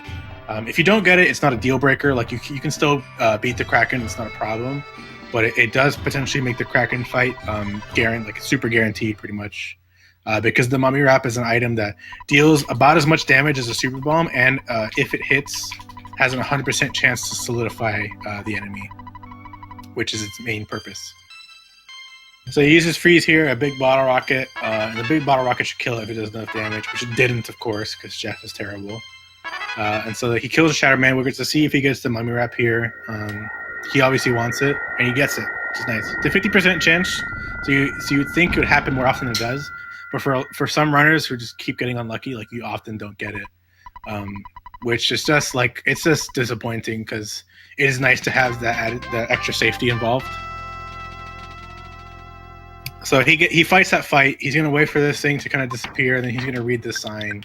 And the sign tells him the password to get in the pyramid, which is to draw a star. It tells you to dance in front of the pyramid.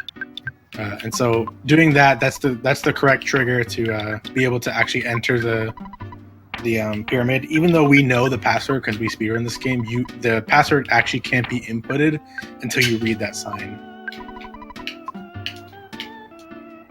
So Temple opens up his menu. He's going to do some menuing here, some inventory management. He's going to give some super bombs to people in his party. He's going to give the mummy wrap over to Paula because Paula's the fastest member of the party right now.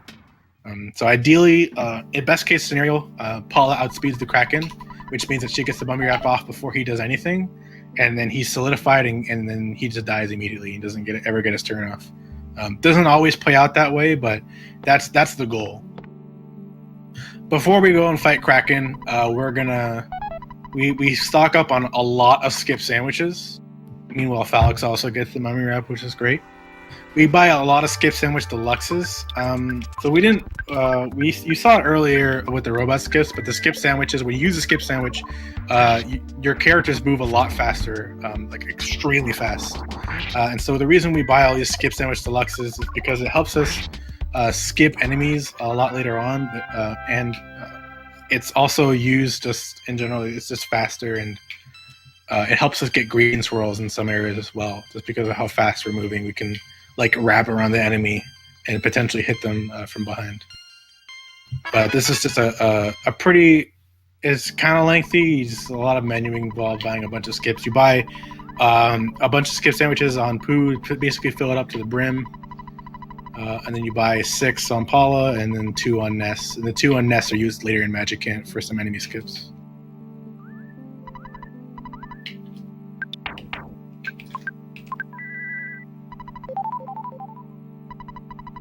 It was the weirdest menuing I've ever had to do there. But I intentionally didn't move over my bottle rockets in winners so I wouldn't accidentally use one on that fight.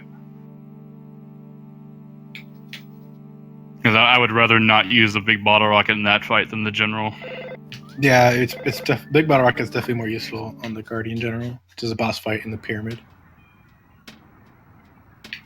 Temple having some menu blunders. He keeps almost accidentally buying a secret herb. Not a big deal, just wasting time.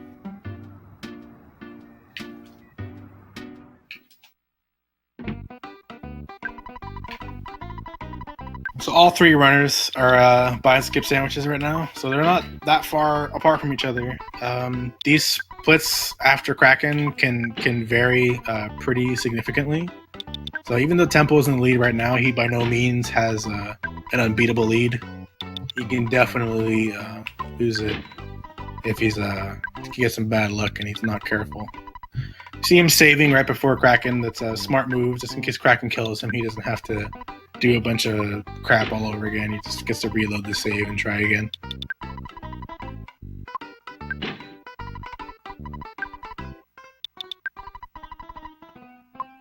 Have you mentioned about why we buy on Pooh first? Yeah, so we the way buying items in this game works is like you can't just buy like, hey, I want 5 of this item and put them on this guy. You have to buy them each individually. And in EarthBound, which is the English version as opposed to Mother 2, which is the Japanese version, there's a lot of lag on menus. The more items that have to be loaded into it. So we buy them on Pooh first, just because that would be the least amount of menuing involved, and it would also be the quickest, just based on that. And the last person we buy it on is Ness, because the default starting position for like who you want to give the item to is always Ness. And so the more items you put in his inventory, the longer it takes to load his inventory. So we buy the sandwiches on Pooh first because it's the quickest, and then we buy them on Paula second, and then we buy them on Ness last. So this saves like a small amount of time, but there's a couple buying sections in the run where you have to kind of do stuff like that. So it's really important that you do that each time, because it actually can add up to a couple seconds, maybe even like 10 seconds. I doubt it's 10 seconds, but it can add up to a couple seconds, and so it's free time that you could be losing if you don't do that. Also, I see some people mentioning it again. My timer is off because I accidentally split at Mole Cave and stopped it for a moment. I've definitely reached over. Yeah, I'm 2 seconds off. My keyboard behind my monitor. So Temple is getting into the Kraken fight right now. The screen has gone dark. A Kraken has approached, and so we get to see what kind of. So the best possible scenario is that Paula goes first and Kraken never gets a turn. But if Kraken does get a turn, ideally he does a move. He does like a pale green light. Unfortunately, he breathes fire, which is the worst possible thing he can do. So Temple is mashing for his life right now.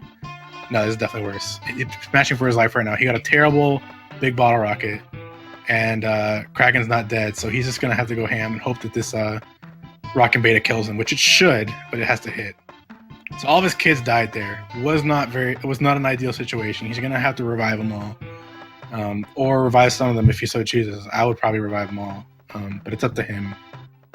That's like the worst possible scenario if he breathes fire first turn, because what happens is that it hits each one of your party members, and you have to mash through the text where it hits each person like very slowly, and so it wastes a lot of time. And unfortunately, as you saw there, because Jeff didn't do enough damage with his big bottle rocket, Kraken didn't die in the first turn, which is how you want the fight to go. You want to die in the first turn. But since he didn't, everyone else but Ness died. Ness was the only one to live because Ness has the highest HP, so he can tank that hit. But unfortunately, now he loses time having to revive everyone. So we get to see Falexxx go into it. We'll see what kind of fight he gets. My inventory is absolutely disgusting. Oh, we got a miss on the mummy wrap. That's pretty rare.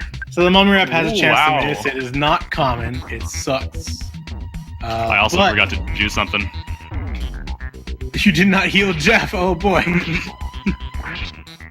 Jeff did 147 damage on Falexx's big bottle rocket, which is absurdly low. What that means is that one of the 5 bottle rockets hit or 2 of them hit, it's still an extremely low chance.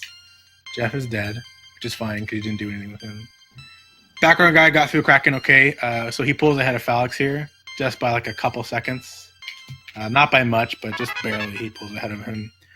You saw Temple there do some little bit shopping. He buys 2 crystal charms. The reason he does that is because the crystal charms increase the speed of whoever has them equipped. So I didn't see him do it, but he probably bought 2, one for Paula and one for Jeff. The reason he buys them on Jeff is the increased speed on Jeff means a higher chance for big bottle rockets to hit, and multi-bottle rockets, which is he's going to be buying fairly soon.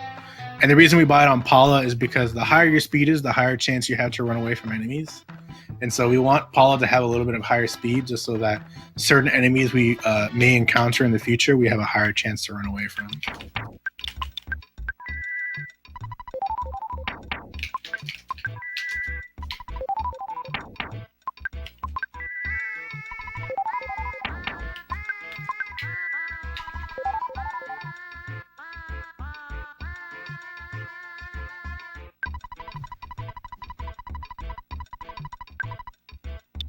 So Temple is starting Pyramid here. Pyramid is probably like the most execution intensive part of the run. It's basically all execution. There's some RNG involved, but it's pretty minimal. We use the skip sandwich deluxes in here to move very, very fast and skip a lot of these hieroglyphs on the wall. So you're gonna see he's walking up these stairs right now, and he's gonna move down very quickly and then move up again. But he fortunately messed up the skip, so he has to get into this fight. He actually might get into an extra one on top of that if he's unlucky. Invincibility frames, unfortunately, don't quite work on the hieroglyphs on the wall. So there's a chance he might get into an extra fight here, but he doesn't. So ideally, he would have skipped him, but unfortunately, he messed up the skip. The skip sandwich is still active though, so he should be able to skip this guy. Oh, it ran out just before, which is unfortunate. Did you mention the picture skip with the teleport? Yeah, so the teleport they're doing in front of the pyramid, they're doing it to skip a photo trigger. It's not like a huge deal if you get the photo. It just wastes like 20 seconds. But it's better to not get the photo just because it's faster. Falexxx is having some trouble getting to the pyramid. He's got to despawn. He has to have that room be empty. It's important. See if background guy can get this skip. Oh my god. Background guy lands it, and so with that, his sandwich should still be active. He should be able to get this next one as well. Nice.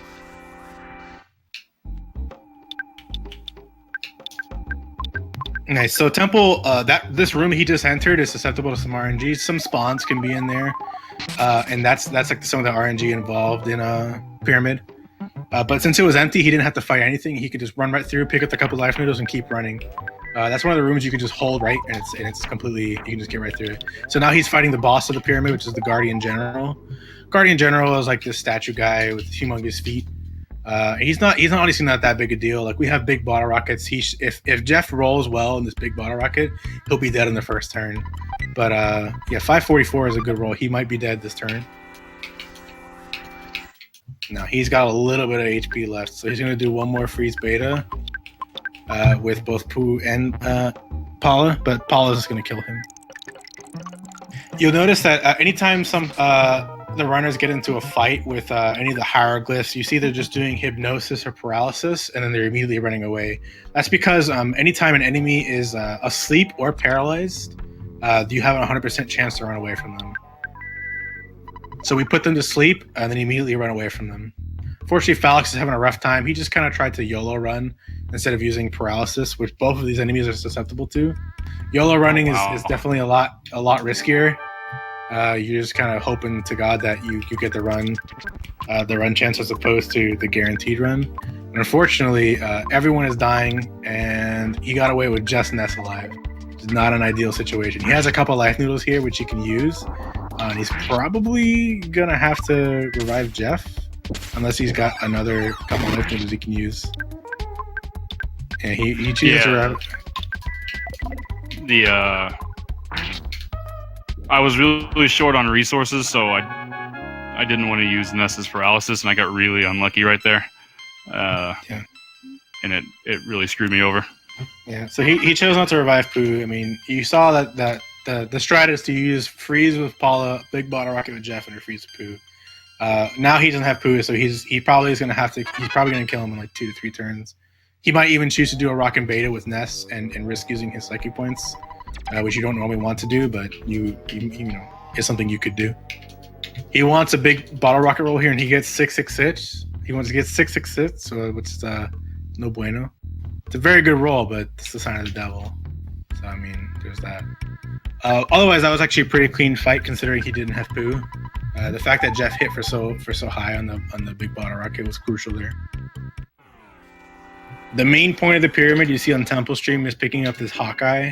This item is useful. It's an item you have to get to get through Deep Darkness, which is one of the areas coming up. But it's a key item. He's going to attempt another Hieroglyph skip here. He lands it. What he's doing here, he's going to go to the bottom here and get this item here. It's called the Diamond Band. It's an equipment item that we don't ever equip. It's just something we're going to sell for, later on. It gives you $5,000 for selling it. And there's one more shopping trip that we do in this run, and we need as much money as possible because each of the items we buy is worth $2,000. So that Diamond Band is worth 2 of them.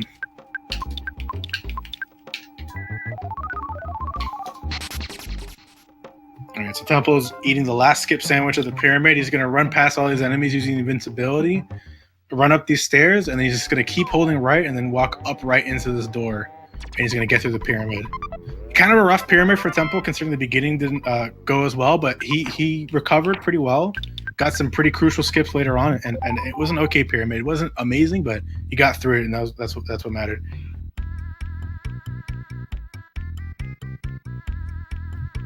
So Temple here is at my least favorite part of the game. Probably a lot of people's least favorite part of the game. This is the Dungeon Man split. Dungeon Man split is the devil. I hate this place. I want it to die. Do not like it at all. You see that UFO over the left? That seems pretty harmless because he's kind of out of the way. Whatever, it's not a big deal. But they spawn en masse in like groups of 5. It's a big pain in the butt. I hate them. And it's not just the UFOs. You enter the Dungeon Man, and he's a humongous dungeon. And you see Temple as he walks upwards. He's kind of stuttering a little bit. Those enemies aren't stutterable. The only reason he's stuttering upwards that way is because he wants to try and see the enemies early so that he can react to them being there a lot quicker and running away. Because the enemies in Dungeon Man, you can probably survive getting through them, but they take a lot of time and they may kill one of your party members. They probably won't wipe your whole party, but having a party member dead is not ideal for the part where you have to run past all these UFOs. You see, he did that here. He walked to the left. He walked very slowly upwards. He caught the enemies really, really early and was able to react in time. Almost got caught by another enemy, and he's forced to despawn it pretty out of the way. But not getting into a fight is still preferable over having to take that time to despawn it. And you see that enemy is still kind of there. That was a different enemy. He respawned, but we'll see if Temple can despawn it. Meanwhile, background guy, you see a taste that there's like 4 UFOs on screen. He hasn't even gotten inside the Dungeon Man yet. He's already having to teleport around them. That's where teleporting is really, really useful. Is the fact that you can just teleport all around these enemies. The reason why Dungeon Man kind of sucks is because he follows you at one point in this area, and you can't teleport with him behind you, so you can't avoid these UFOs, which normally wouldn't be that big of an issue if you could teleport. And you see background guy taking the same cautious route. It's honestly getting into a fight in Dungeon Man is just needless. And you see he almost got into one. Thankfully it got stuck on the wall. But it's a ruthless place. Things spawn in crazy big numbers and gotta fight everything, and it sucks. It's terrible. So you talk to Brick Road, who is the head of the Dungeon Man. And you fall down these holes. There's a chance that enemies spawn as soon as you land in the holes, when you land on the bottom of the holes. This last one has a chance to spawn a bunch of enemies. We'll see if Temple gets it. No, it's clear. It's nice. And then he does one last small thing. He's going to eat a skip sandwich before leaving outside. And the skip sandwich is going to hopefully help him try and outrun some UFOs and stuff like that. He runs to the right side over here just because that's the side that has like the least chance of spawning enemies and stuff like that. And thankfully there were some enemies, but they kind of just ran away Andy Perfect style.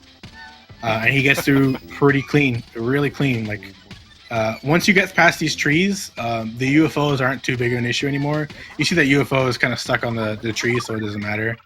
And even if they weren't, you could teleport past them now that the Dungeon Man is no longer following you. So his only part left in this split is to get back to the top of the Dungeon Man and then fall through a different set of holes so that he can get into the yellow submarine, which is the Beatles' preference. There's a lot of them in this game, actually. You see background guy landing at the bottom of the hole, and there was 3 presents waiting for him. So he's forced to get into a fight with a cup of coffee, a mystical record, and a worthless protoplasm. Worthless protoplasm isn't that big a deal, but a cup of coffee and mystical record still hurt like hell, even this late in the game. And now you see Temple, even though he just got back inside, he's forced to take a cup of coffee and mystical record fight. I mean, it's not a dangerous fight. He'll probably get through it pretty clean. Someone might take some damage. Ness took some damage there, but it's still a big waste of time, and it's frustrating on top of that. You're just like, why does this exist? Why are these stupid things here? There's the Dungeon Man is the land of ambush attacks where you just can't do anything but take the encounter. Yeah, Falexxx got ambushed, and unfortunately, I think reacted kind of poorly. I think he was trying to green swirl the protoplasm that he saw running away from him up top, and then try and get a runaway, but he didn't. The burst of protoplasm was a bit too far, and unfortunately, he got red swirled. Yeah, it chose the wrong enemy on that. You see background guy get into a fight with an Octobot here. He's just going to try and YOLO run. It's not going to go well for him. Yeah, Octobots are pretty fast. They're not as fast as UFOs, but they're still pretty fast. His other option here, instead of just trying to YOLO run, would be to use like psychic points of Paula and stuff like that. But instead, he just decides to go with that and go straight down, and it's pretty clean otherwise. So that one fight is it, and that's a pretty good dungeon. We'll see what kind of spawns Falexxx gets. Nothing. Of course, you guys get nothing. Nope, no, there you go. Just kidding. I'm sorry, Falexxx. I jinxed you. All right, we're seeing Falexxx having to deal with the annoying spawn rates of the UFOs. UFO fights are not something you can take. Like you could take them. The UFOs have a 50% chance to be paralyzed, but there is a high chance they'll kill one of your party members and or your entire party, and then you have to respawn at the bottom, at the top there, and do it all over again with no psychic points and no skip sandwich.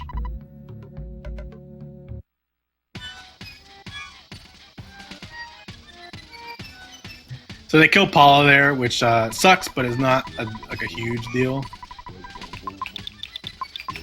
Ness being alive is kind of the only thing that matters, just so you can teleport past things.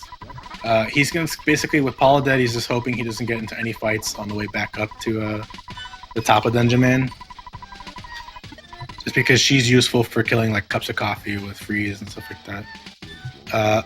I forgot to mention it, but when they came back into Dungeon Man, they withdrew probably somewhere in the realm of $20,000 from the ATM. This money is extremely important because it's the main way. It is the money we use to buy multi-bottle rockets.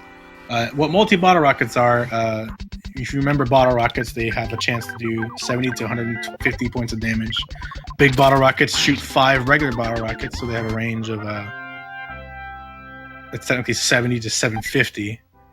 And multi-bottle rockets shoot 20 bottle rockets, so they have a range of 70 to 3,000 points of damage. The reason that they have a range of 70 is because bottle rockets have a chance to miss. So if you're unlucky, 19 bottle rockets of the 20 being shot can miss and then hit for 70.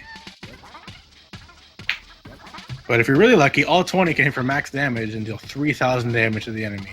These are extremely useful because they essentially let us one-shot most of the bosses in the late game, which is pretty important. See, Falexxx got into a cup of coffee fight that Paula would have been really useful for, but unfortunately he's just forced to try and run away. He got the runaway, which is good. Background guy is making his way to the top of the Dungeon Man, just to fall through for the last time they get to the yellow submarine. You see Temple here, he's in deep darkness. Like I said, this is where he's going to be buying all these multi-bottle rockets. This is where he'll sell the diamond band. He's going to sell the talisman ribbon. This is to get some extra cash so he can buy enough multi-bottle rockets. Once there, Deep Darkness is a super cool place. I mentioned earlier how we use teleports to skip enemies. Well, in Deep Darkness, it's like a swamp area essentially, so you move super slow regardless. So teleporting is automatically the fastest way to move through Deep Darkness.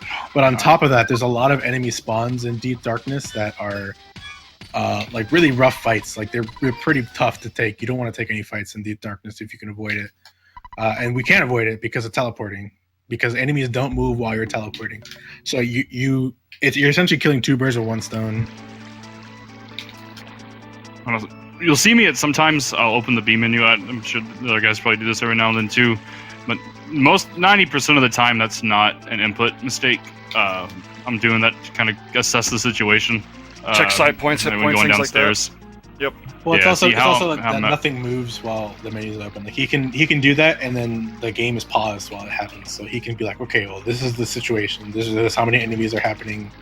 Can I green swirl this? Maybe like that type of situation. It lets you like take a minute to think, which is really useful. A lot of people use it.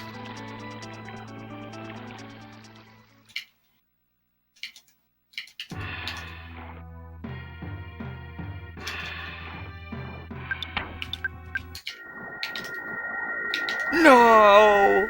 I guess it's not that big of a deal, but I missed all of my bumps and teleported to Onet. So that's one of the risks of using teleports in Deep Darkness. So if you teleport too well, you teleport to your destination.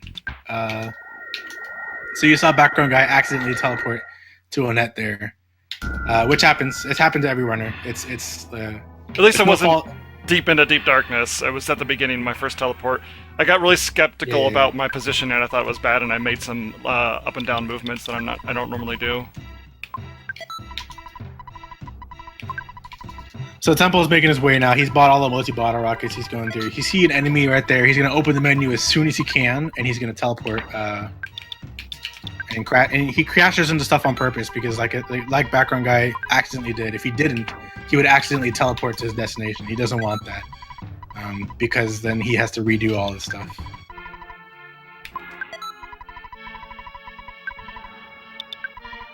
Deep Darkness is going pretty well for Temple, though.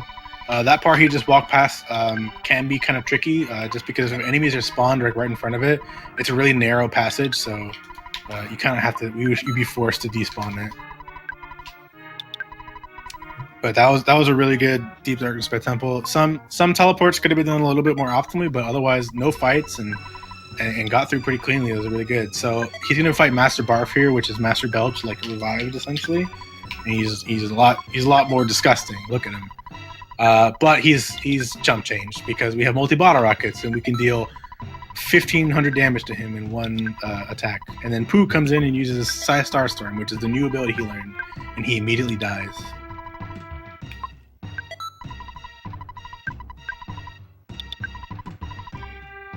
So we're seeing BackgroundGuy and Falexxx just wrap up their multi-bottle rocket buying. Some of them you may see are also buying super bombs and giving them to Ness. That's important for Magic Camp later as a safety for the Ness's Nightmare fight. So you have to make sure that whatever amount of money you use, you still have enough to give Ness some super bombs.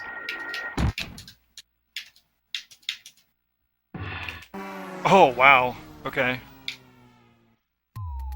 Oh, that sucks. So one of the disadvantages of teleporting. Oh my god, dude! The disadvantages of teleporting is that while enemies don't move, while you got a first turn run too, that was just unnecessary. While enemies don't move, that's really convenient. You also don't get a chance to see enemies spawn. So what happened there with BackgroundGuy is he teleported and crashed into something, and as soon as the game loaded the screen, it says, by the way, there's all these enemies here, and you're gonna get red swell going right now. He got lucky, and that even though Jeff got smashed immediately and would have died, he got the first turn run. So I mean, even though it wasted some time, he basically got away unscathed.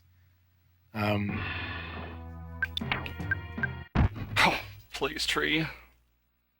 Oh man! Right as you said that, I got red swirled out of a teleport by a tree. Oh, Yeah, I got so- bumped into a tree and I hit the teleport instantly. So we're seeing kind of rough Deep Darkness from Falexxx and a little rough one from BackgroundGuy. It was okay.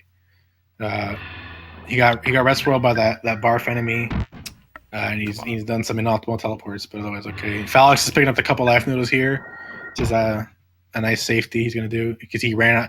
He unfortunately had to use a lot of his couple life noodles in the pyramid, and so he needs some extra ones now just in case for these upcoming splits, which can be pretty rough.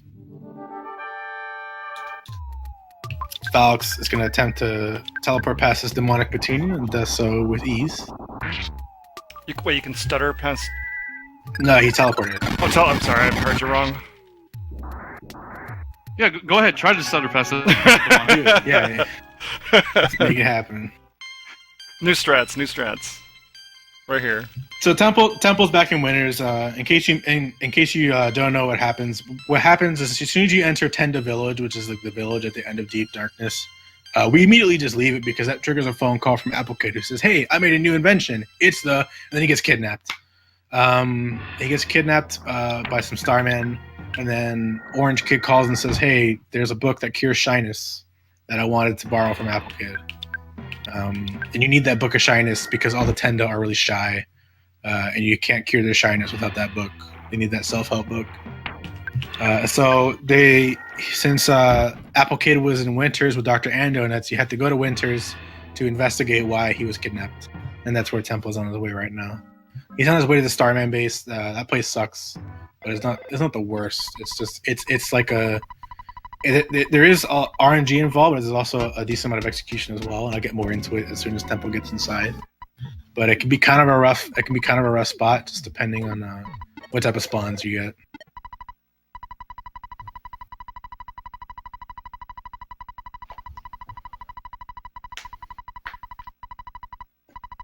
Whoa! Ah, bad menuing is bad. Are you kidding me? I've never seen bull slugs spawn there before. Whoa! Slow down.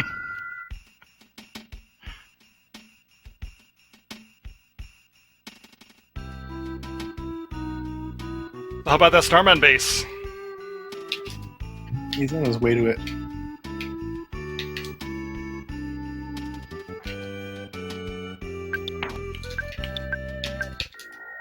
Even though I'm super far behind, I bet I could get there before you. I'd have to forfeit. You think you can get that teleport that quickly? I usually get it first try.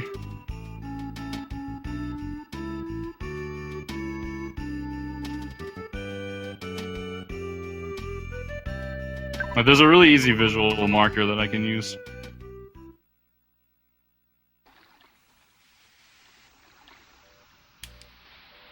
For anyone who's wondering in the chat, no one is going to get the Sword of King. You know it had to It come up. doesn't matter that you say it now. Anyone who comes into the channel during Starman Base, like, it's gonna get asked. It's a completely worthless item And- for a worthless It's character. garbage. You know, Garbage and then item. for my stream, whenever I'm playing this, the two most asked questions are: are you gonna get the Sword of Kings, and have you played Mother 3? That's, I mean, like clockwork. Every EarthBound run that gets is this late, it's gonna get asked. Usually by the same people who I've responded to numerous times. But they're just making sure that this time, are we gonna get the Sword of Kings? So Tempo's picking up the eraser here from this mouse. The eraser, as the name implies, erases erasers. Much like the pencil eraser, it erases erasers. I think That's I think if I was like behind PB and I decided to spy for a Sword of Kings and I got one, I'd probably just throw it away on principle. I mean, I would equip it. I would never use it, but I would equip it. I mean, I would never spy, though. Why would I ever do that?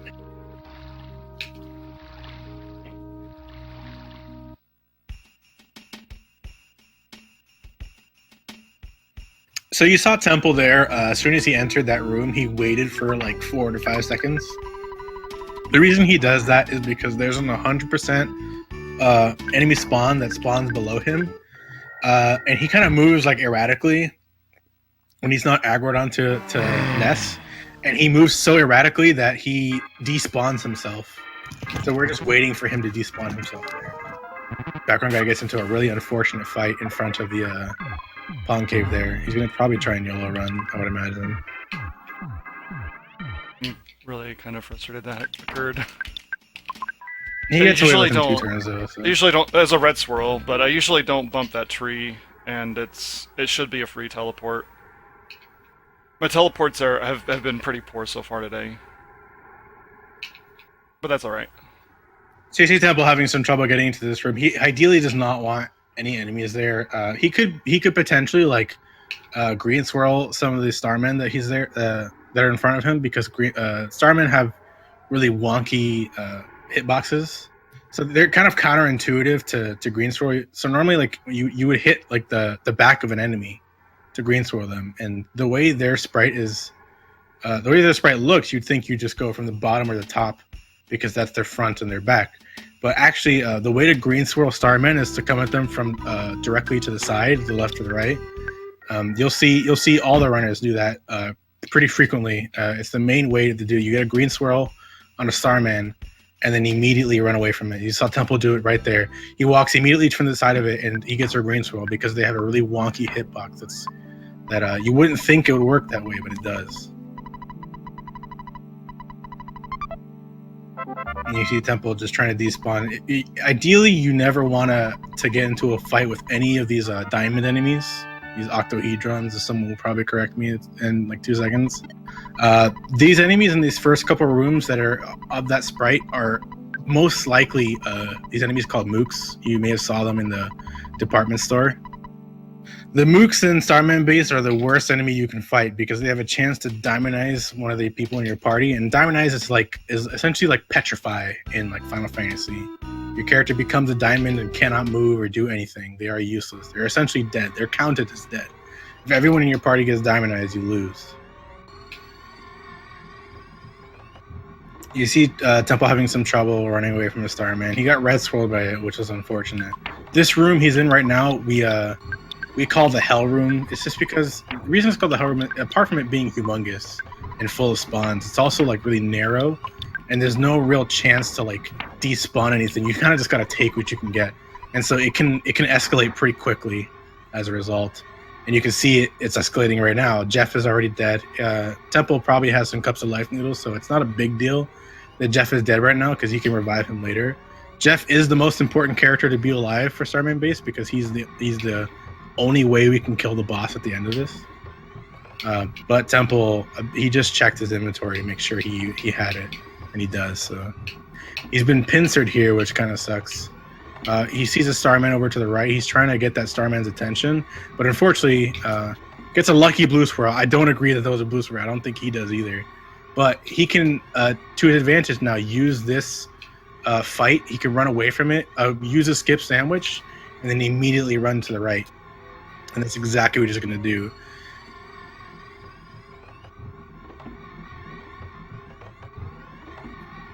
Meanwhile, we see both BackgroundGuy and Falexxx going through the Starman base. They're having a much easier time with the rooms than Temple did. Temple's kind of having a rough Starman base right now.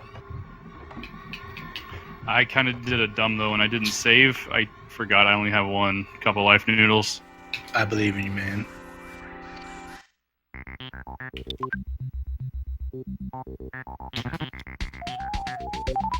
So Falexxx gets into a green sword here despite there being a ton of spawns. So there's two ways he can play this. He can equip a skip sandwich like Temple did earlier and try and run through, or he can just play it safe and try and despawn him, or he can try and force a green swirl.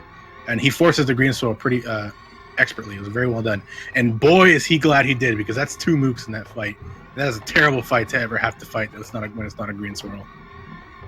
Wow, this is the worst third room I've ever had. I just started it.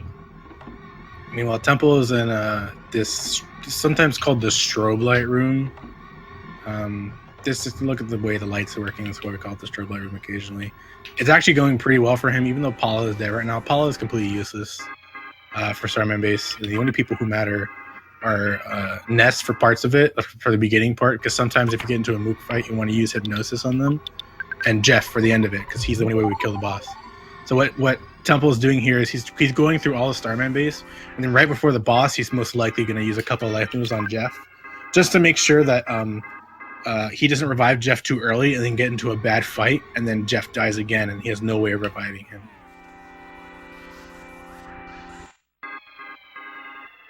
Background guy is going through the hell room. He's actually had a pretty good hell room so far. He's got a lot of green scrolls. He uses skip sandwich very effectively.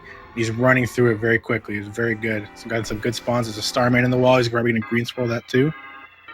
Yep, very nice.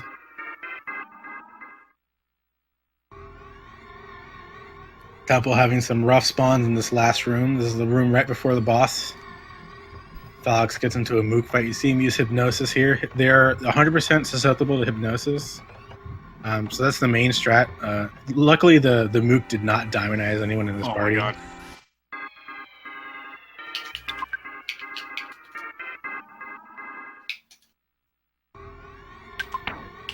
So here we see Temple. He finally gets to the last room. He gets Jeff revived, and he's going to go into this fight. So Starman Deluxe here, he has 1400 HP, which means that one multi-bottle rocket should kill him. But if Temple is unlucky and Jeff sucks, which he does, there's a good chance that the multi-bottle rocket won't one-shot him. Thankfully, it did 1600 damage, which is 200 over his HP, so Jeff actually pulls through this time. Temple gets through that Starman base. It was pretty rough, but to be quite honest, Falexxx is having a pretty rough one. Background Guy is having a pretty good one. It started off kind of rough for Background Guy, but it definitely recovered. He recovered pretty well. He's getting through this room. He's going to pick up the exit mouse and go into the last room right now, so he's not super far behind Temple right now. Just depends on the spawns in the last room, really. Exactly. And bear ambush. Believe it or not, that was 20 seconds faster than my PB Stonehenge. Your Stonehenge wow. sucks in your PvP. Yep. I'm just saying that right now. Time to save there. That was not a good Starman base Temple. No, it I'm was sorry. not. Out You're of curiosity, totally right. if y'all both hit your splits up, how are we doing on time? I don't have mine up. I have a playing timer. Yeah, how are you doing, Temple, on your splits? Last split, I was plus 15 minutes. Alright, not bad. Temple, where are you going? Oh, you're reviving Paul. Okay. Typically, I get, if I'm on a decent pace, I'll get a sub 3 Lumine Haul, and if you take the limit 10 minutes off, I'm still not sub 3 Starman, so I would say about Well, that's 15, 18. manipulation. Yeah, well, I mean, if you take the 10 minutes from that off, because I got a 29 Onet, 29.50. So, I mean, for a race, absolutely fantastic. So Temple teleports Sonet here because that's required. The first thing he's going to do is he's going to pick up an exit mouse here. Some people might not pick up this exit mouse immediately. They're going to get it eventually, so it doesn't matter when you do it. You're going to do it eventually. So Temple decides to get it out of the way right now. This exit mouse is going to be used fairly soon. Basically, this part of the game is kind of like dungeon cleanup. There's a bunch of dungeons we skipped just because they're kind of just way too hard for the level we were at when we were near them. So we're gonna clean up and do them all right now. So we need the exit mouse to get out of those dungeons quickly so that we can move on to the next one. But he teleports back to Annette because he has to go to the library here and to get the Book of Shyness to cure the Tendas of their shyness.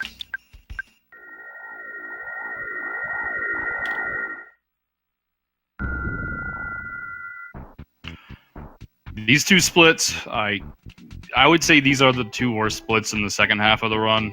They're the major determining factors, yeah. 1-3. Yeah. Now that we get those two crystal charms, that gives us immunity to Diamond Eyes. We used to only get one, but even with those, this is still a fairly dangerous split. Yeah, it's pretty rough. And this next one is the Lumine Hall split, and that one's also terrible. There's an area called the Horseshoe because it looks like a horseshoe. That is, yeah, it does, man. It's a horrible spot because there's not a lot of room to despawn enemies that move at you extremely quickly, and they're kind of dangerous. Falexxx frequently will use a multi-bottle rocket on one of them just because he hates them so much. Just depends on how optimal your shopping was and how much money you ended up saving. If you get the 13 bottle rocket. Oh. Well, there's a number of fights where you may have to use an extra bottle rocket. Starman, Electrospectre, and it also depends on how many bottle rockets you end up being able to buy.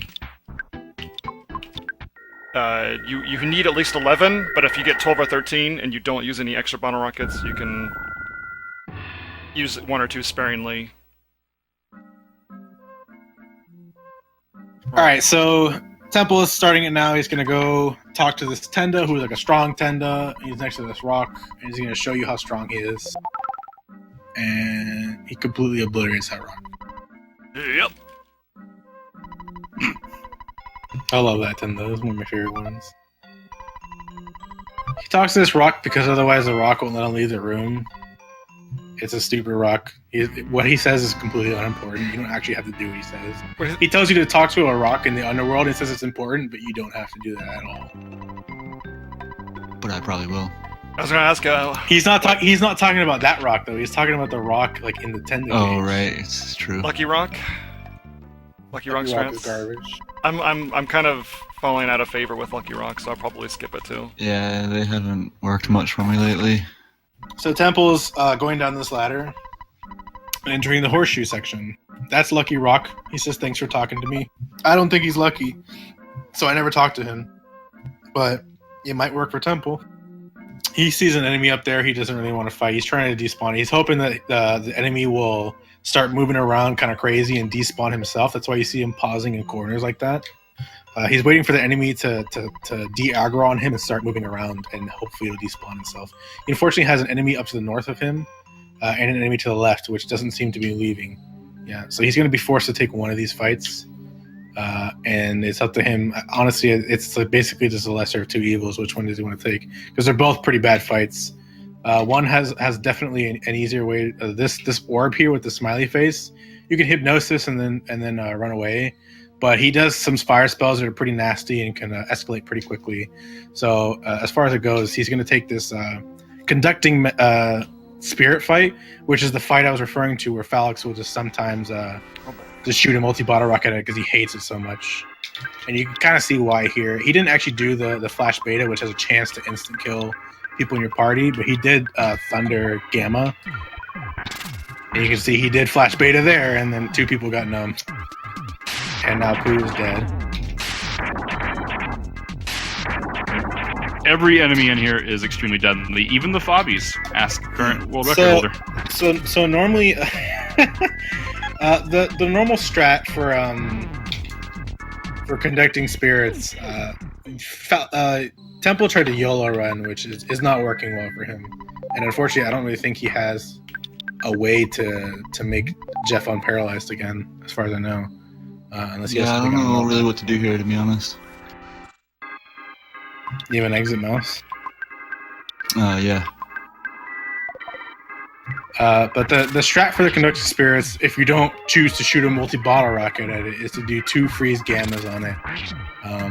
And that'll kill it every time. Not every time. Well, it usually kills them. I mean, I'm just saying, like, I've had it happen twice in a single run before. I mean, it's not common, but I cross my fingers every time because I got flash baited afterwards and it was not good. Yeah, so unfortunately, Temple was in the lead, and now he is. BackgroundGuy has taken a lead over him now. That was unfortunately Lubin Hall, like we said, is kind of the determining factor, and it's kind of showing right now. I'm honestly not sure what Temple is going to do. Jeff is needed for this next fight. I don't know how he plans to deal with the fact that he's paralyzed, because he currently has no way to do it. So he's going to use an exit mouse. He's going to go stay in the hot springs to heal it, and he's going to have to do all that over again.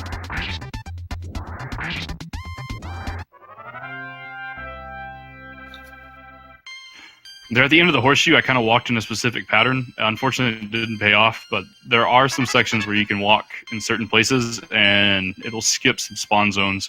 Not 100% reliable, but STFG, a guy who's done a lot of testing for this, tested a few specific spots. Yeah, there's an image that shows all the spawn tiles in that room, and it's pretty hectic as far as spawn tiles is concerned. Like, it's all over the place. There's no safe way to walk through the horseshoe. I'm officially never talking to Lucky Rock ever again. Yep. Yeah, he killed a couple of my runs, so I've Garbage. Don't believe in false idols. I mean, I'm pretty sure like my first sub 4 was Lucky Rock. Nope. Oh yeah. There was a stretch where it was so consistent for me. I think it worked like 4 or 5 times in a row for me once. I was like, okay, I'm in. That's how he gets you. That's how he reels them in. Like, the only other way Temple could have killed him there would have been spam Thunder with Pooh and Paula, and Yeah. not good. Break a Psy Shield and then just whittle him down with freezes. Unfortunately, Pooh and Paula were both dead for Temple, so it was. Oh, really? It was a bad fight. I'm sorry. But the thing is, that is not uncommon. I could have handled it better. I shouldn't have yellow ran. That was really stupid. Yeah, conducting spirits are kind of fast, so yelling around for them is not recommended. Absolutely. That killed me. It can work out if you're lucky, but that's if you're lucky. Unfortunately, Temple did not get lucky. And with that, the roles have kind of reversed. Background Guy is now in the lead. Temple's not far behind him. And then now, Background Guy's in the lead. Falexxx is not far behind him, and Temple is suddenly in last place. Apologies I for can't the slow even call menus. those conducting spirits my least favorite enemy. Like, there's no favorite about it. Those conducting spirits, possibly are my least favorite enemy in any RPG. Yeah. I think because they're so brutal to the speedrun specifically that we definitely have a huge hate for those particular spirits. They're fast, they're deadly, they waste a lot of time, and they can just kill your run, and they're very hard to avoid. I had to take 2 on, and I was happy that I got through it, you know?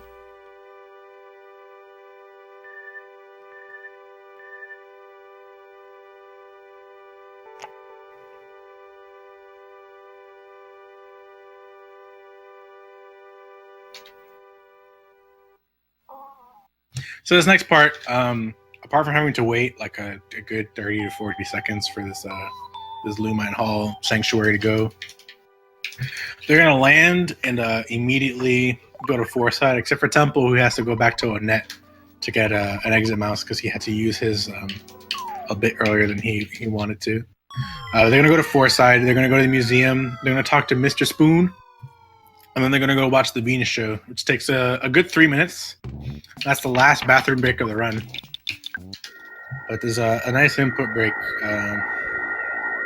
for all the runners coming up in it. You get to watch a nice show. I reached across my desk and behind my monitor and tried to hit my split button on my keyboard. That's dedication, man. I knew. I go down the hole, I split. I've been pretty good at keeping my hands off the keyboard, but I've definitely reached for it. Like, I want to.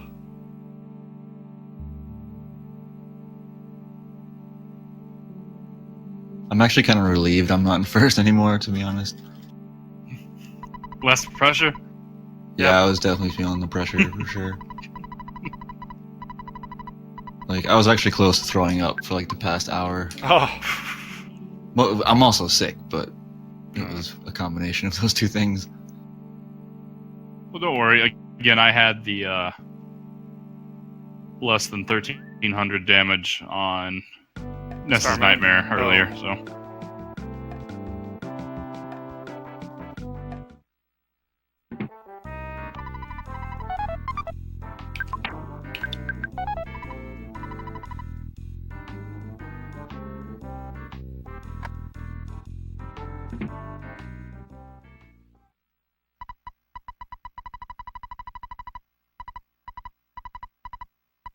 People are a fan of I'm a better farmer than Dan.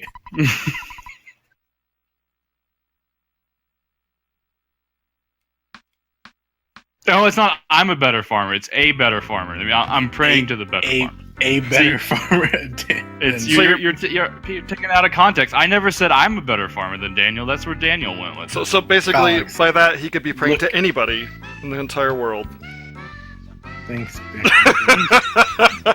He's praying to... Daniel's inferiority complex that went into it. It's basically saying that he's praying to the chat. So that's pretty cool. Very respectful to the chat community.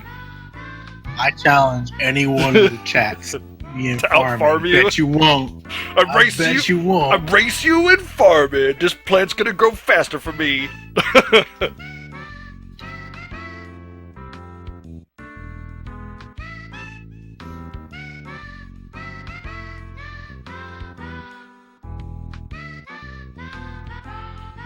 It's extreme watching plants grow. Oh, I kind of want to start doing some, like, race to 4100 Stardew Valley.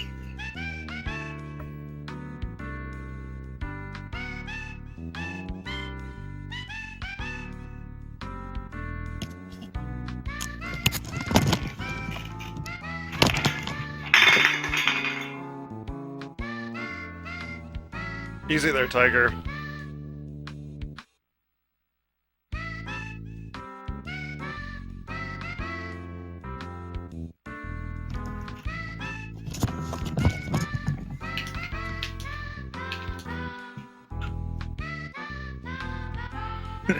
Everyone in the chats is like, I'll fight you, farming man.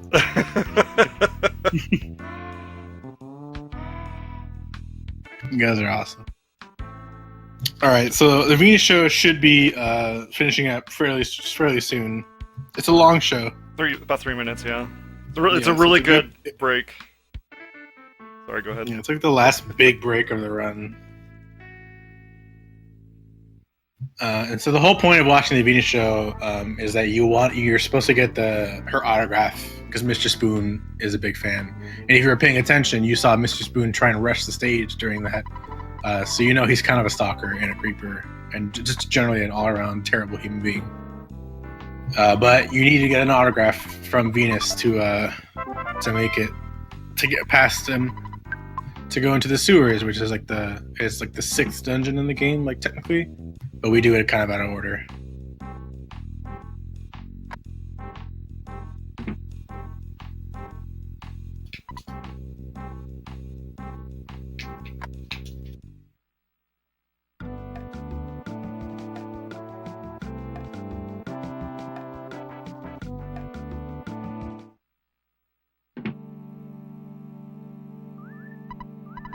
Did you forget to get the autograph? Me? No, Falexxx. Okay, I don't have to watch the show. Oh. No, yeah, you don't. You only have to watch the show once. Falexxx forgot to get the signed banana, so leaves us some time, but... Oh, man, it's okay. Oh, wow. So BackgroundGuy is going to be entering the sewer now. Sewer, there's not a lot of like strategy involved. You're just kind of hoping that there's nothing in your way. You can technically stutter step some enemies, but it is very difficult just based on the fact that most of the time moving in the sewers, you're in like the sludge water, and you move extremely slowly. So you also stutter extremely slowly, and enemies are not inhibited by the sludge water in any way. So.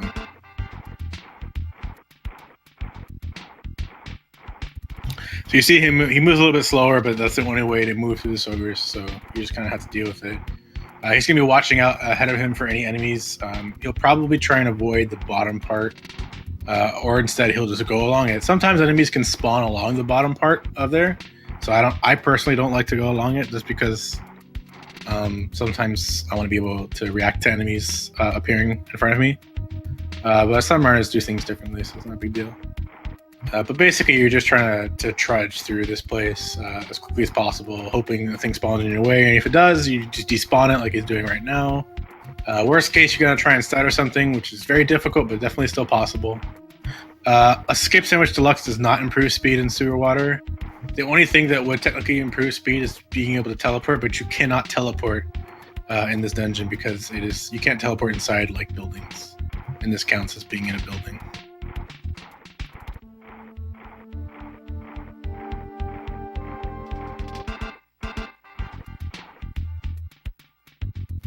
Apart from a couple despawns, BackgroundGuy is having a pretty decent sewers.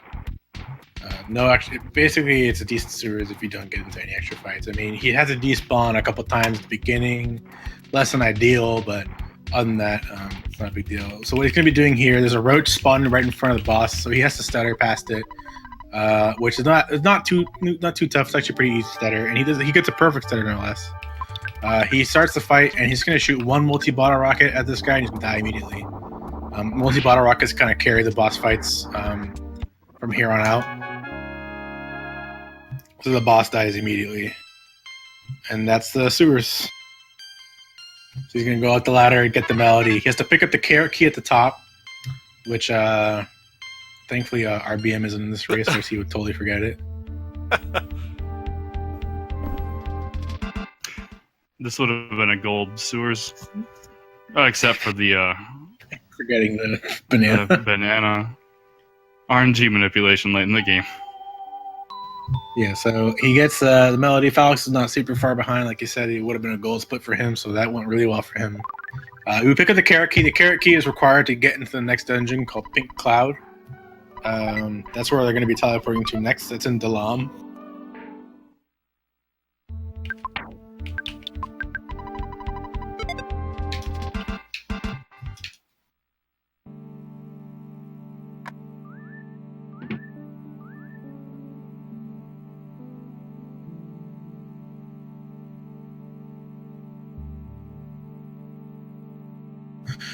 BackgroundGuy is leaving the hotel right near, not the hotel, the museum right now.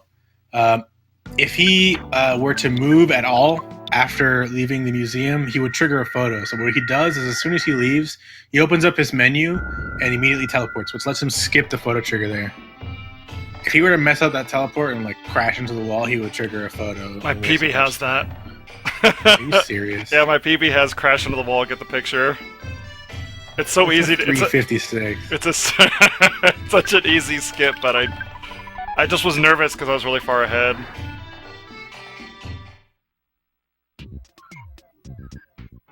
Call yourself a sub-4 runner. So, Pink Cloud, really easy strategy. Just run forward and fight everything, regardless of whether you could potentially despawn it. You have the Rabbit's Foot equipped. The Rabbit's Foot, I didn't touch on this, but the Rabbit's Foot increases your speed by 40. And that helps us run pretty consistently from everything in this place, especially if you get green swirls like that, you jerk. But we have a lot of speed on these enemies. We're a lot faster than them. So running is really consistent overall. So it's not a big deal to try and run. I mean, he failed this run right there, which is you can sometimes fail the first turn, but you usually will almost always get it the second turn. You see him running there. He falls down this hole. He's going to move to the far left and fall down that hole as well. Fall through that hole. Unfortunately, he got a spawn in this room. It's pretty uncommon. Sucks when that happens, but it's two conducting spirits. He got away. That's good. Wow, did we both get a spawn in this room? Wow. We did. It's pretty uncommon. Like I promise you, it's uncommon, but that's like second or third time. Yeah, I almost never get for us both to there. get the same spawns.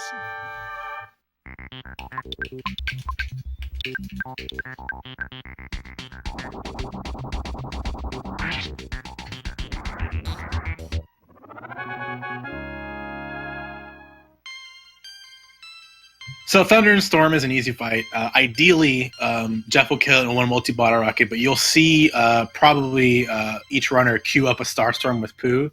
The reason for that is just because it's possible for Jeff to do just under his health bar, which is what just happened to Falexxx, and the Starstorm will finish him off. So it's pretty important that you queue up the Starstorm because it's a lot more common than you think for the multi-bottle rocket to not kill Thunder and Storm. I think he has 2,200 hit points, and I did like 2,208 right there. No, he has like 2,100 something. I think it's like 21, like 50. I hit him for like 21:45 once. Oh, That was really sad. Yeah, it was hilarious. so time for It was trolling honestly- ambushes. It's honestly one of the funniest things ever.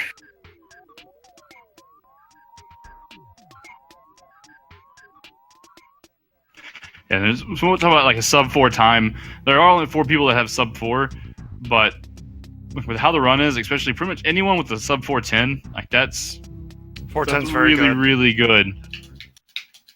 Yeah, and a little over a year ago, like sub 420 was the big thing. There was, I think, 4 of us that had a sub 420 time, and now, I mean, there's what 15 plus people or so that have sub 420, and 7 or 8 that are under 410.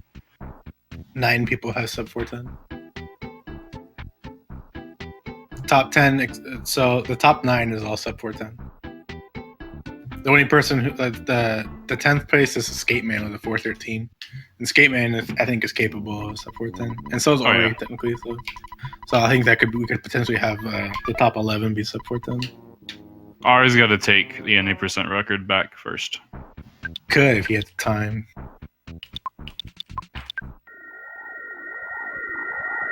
I really don't like being ahead right now because I don't have my splits to tell me where to go. You're going the right way. yeah. I I told sat you there in guys my if menu you- like, I told you guys if you go the wrong way, I'll make fun of you. So Alright. And this teleport into the underworld is the most terrifying moment for me from every run from now on. I've got to highlight, it's something we had never seen before, and we've now seen it a couple of times since. I teleported in there, and I hit an Ego Orb, but I also hit a Chompasaur. That's not a valid encounter, so it gave me a green boss swirl and hard locked the game. Yeah. And I'm absolutely terrified of it happening again. it's happened to 3 people so far. 3? Oh my Yep. goodness. Yep. Falexxx is one. It happened to Ori in a randomizer race, and it happened to Ultimo. Oh wow. Well, I the knew thing it with was- Ari, though, is the enemies were orange and apple kid signs, so it was a I mean, little easier. they're still the same size as like a Chompasaurus. Damn, look at Ultimo in the chat saying we're about to have 6 sub 4 runners. Look at him just pop off super hard. I respect it. Oh, that's weird. Let me get through that tree there.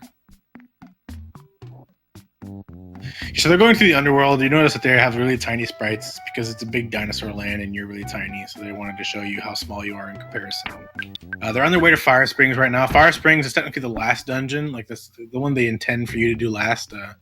We're doing it 6. That's the order we're doing it. We do this one, and then we do the second, and we do the third one. And we kind of just breeze through those, the last 2, just because like they're meant for when we're a lot lower level.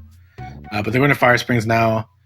And you're going to notice the beginning of Fire Springs, they're going to walk up to the beginning of this rope and just wait for about 4 seconds. It's the same thing as in Starman Base when they waited there. There's an 100% spawn to the right, and they're waiting for it to despawn itself.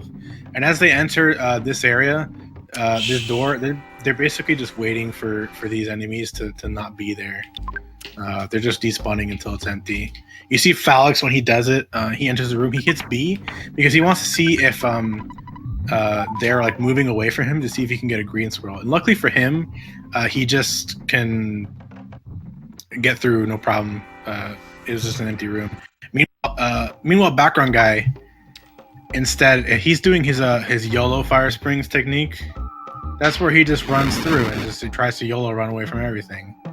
I actually Let's see didn't how this intend to works do out. it, but then I You said accidentally you took the did it. double thing, and so I was like, you know what? Screw it. We're going for it. He's going for it. It's working out so far. That's the hard part. That's the rest of it is just It's risky. So those rooms, the reason why we despawn those rooms specifically is because those rooms have a pretty nasty fight with these enemies called Psychic Psychos. They do some pretty nasty psychic attacks that are that can wipe your whole party and paralyze you, and you can actually like your run could die here, and you can't recover really. None of them saved before this, so it's pretty rough if they get paralyzed and their run dies. But right now you see them they're going through it the smart way. Falexxx is going through this room. Is it a green swirl? Nice. So he used a skip sandwich there to get to move a little bit behind them and then hit them from the back, which is really, really one of the advantages of using a skip sandwich there. And so he profits really hard. Background guy unfortunately gets a regular I go blue for my swirl. second skip sandwich. That's why. You totally beefed it. Yep. Yeah, these enemies move in an arc pattern, so it really pays off to know how enemies spawn. It also pays off not to get stuck onto a wall. That's really, really handy. Yep. But since they move in arcs, if you know how they spawn and know how they act, it can really pay off. You can know where to run to try to get a good green swirl, because these guys are brutal. Or you can be really lucky and spy on one of them one time for the first attempt and get a star pendant. Yeah, that happened. Falexxx did on a 100% run where he tried to get. Well, he didn't try. He succeeded. He got all the 1 out of 128 chance like legendary item drops or whatever. And those psychic psychos have a 1 out of 128 chance of dropping a star pendant, which is like the best pendant in the game. And he did it first try. So let me explain this Carbon / Diamond Dog fight. So Carbon Dog has 2 forms. His first is Carbon Dog, and when you deal around like 2,400 damage to him, something like that, he turns into Diamond Dog. That's like his second phase. So the strat here is we cube a multi-bottle rocket with Jeff, while also queuing up a heal with Ness.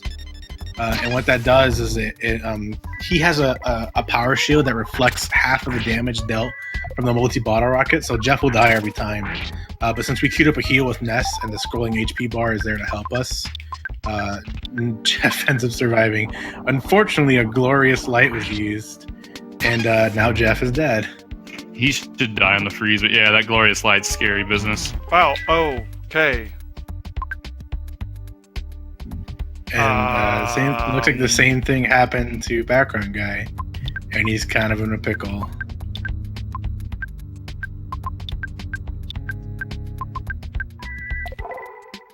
I can't use items So to rest Jeff. You could. Pooh should have healing game. He's. Oh yeah, that's true. Paul's gonna die now. Yes. You may want to try res Jeff, but so you may want to try to do it on if Ness is paralyzed, so you can just full heal. Ness isn't paralyzed, but Pooh is, and Paula and Jeff are both dead. So he's using healing gamma on Jeff here, which has a 75% chance to revive. Luckily, he got the revive. It's going to be kind of rough. This multi-bottle Jeff is going to go first here and do a multi-bottle rocket, but since he has such low health, he's not going to survive the backlash of it. But thankfully, it just killed him. So that was a good recovery. I would not Background Guy. I would not have gotten that recovery without you. You kind of saved it. I mean, I wouldn't have thought. I would have thought about it eventually, but I just kind of nerves. it's okay. But unfortunately, with that unfortunate circumstance, Falexxx is pulling ahead. He's probably gonna hit this Wetnosaur. Yep, it hits the tree instead. You want to try again, there, buddy? You got green swirled. You want to explain your hacks there, buddy? He moved down because of the circular pattern, but I should have despawned that. That's my bad. Yeah, so he's gonna be teleporting to a net here to pick up yet another exit mouse. I feel like he's probably gonna hit another wall here with this teleport. Is there? No, he gets it. Is there what? Nothing. Never mind. Oh, there's my dad phone call. Yeah, so Background Guy is getting the dad phone call right now. Like I said, he loaded the save a lot earlier. It's kind of inconvenient for him right now because he actually is losing time against Falexxx because of it. But it's not too much. It's like 5 seconds, something like that. How are we doing over with Temple now that Temple lost is the commanding lead? Is going through Fire Springs. He's coming into the last room right now. He's going up the first rope. Good deal.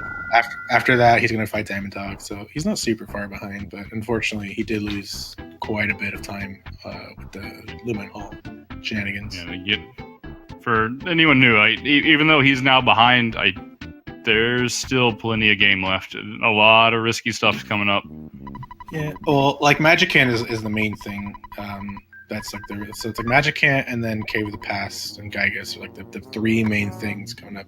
The split that Falexxx is on right now is the Lilliput Steps. It's you notice he's in Tucson. He's walking back to the familiar area if you've been here since the beginning of the run. He's going to be going back to Happy Village because one of the cave off to the side where they did the Death Warp in is actually one of the dungeons.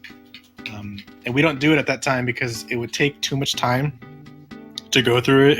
You'd have to like avoid enemies, and the boss you have to like paralyze, and this is not worth it to do it at that time. So we come back later when it's like super easy and all the enemies just run away from you because you're mega strong.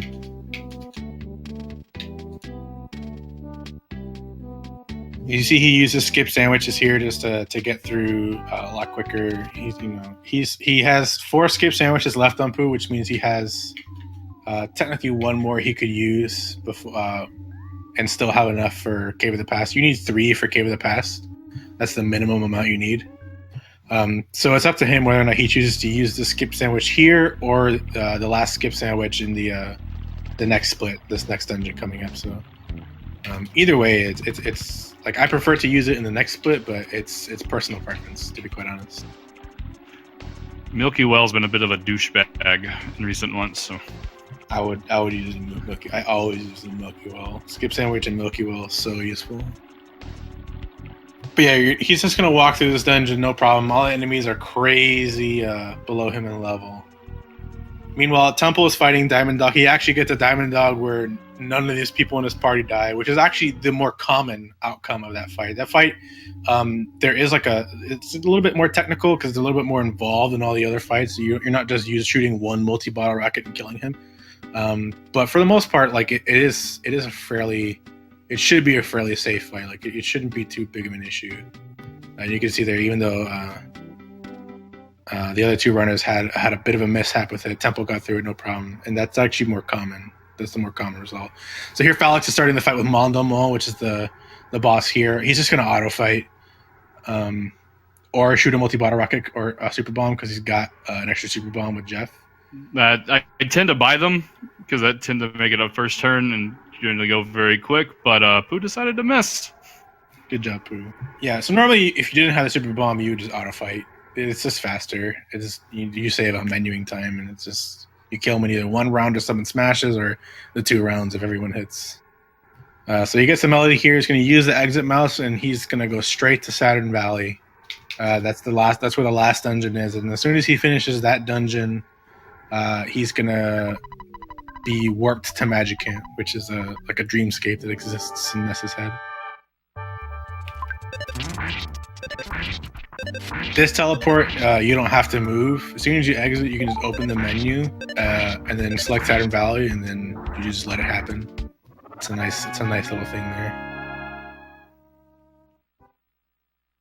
So the things to keep in mind for Falexxx right now, since he's about to enter this dungeon's called Milky Well.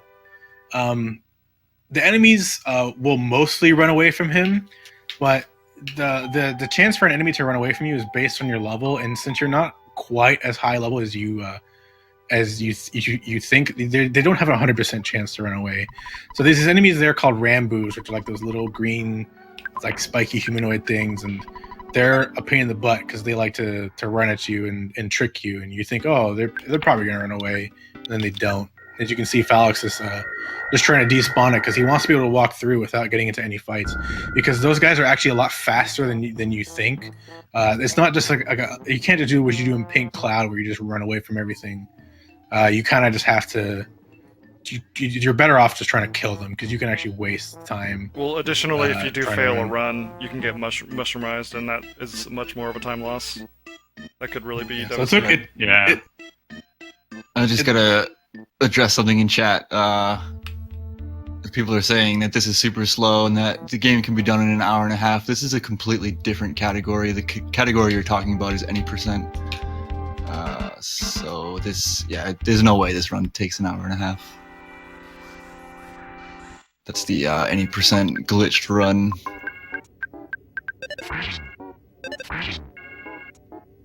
Yeah, the record for this category is 3 hours, 52 minutes, and like 13 seconds. I was hoping to get by that guy and have Pooh hit him in the back, but didn't happen. But I'm fine with Ramboobs. They don't mushroomize. Yeah, I mean, Ramboobs are kind of annoying to run from. You could just YOLO run. It's definitely possible, but they don't confuse you or even steal psychic points, which is kind of irrelevant, but whatever. So Falexxx gets through kind of rough, but he gets through nonetheless. The strat here for this guy is shooting multi-bottle rocket in his face. Do not shoot the multi-bottle rocket at the sprout to the left of him. Do not pulverize that sprout into dust.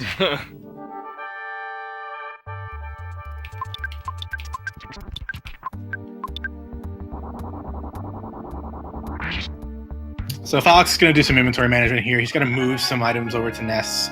He needs to make sure that Ness has the rabbit's foot, the sea pendant, their Franken badge. He also has to make sure that Ness has 2 super bombs and 2 skip sandwiches and 2 bags of Dragonite.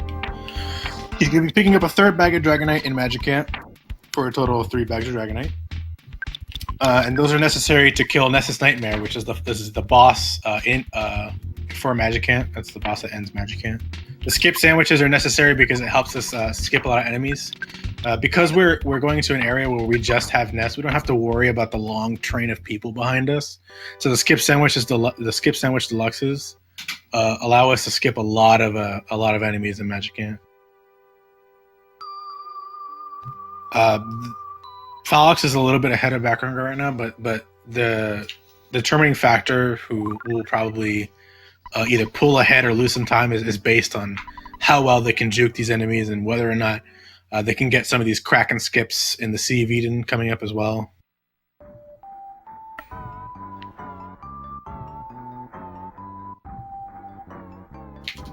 There's a short cutscene before all this happens, just kind of there's a little dream sequence, and then you go into Magic Camp.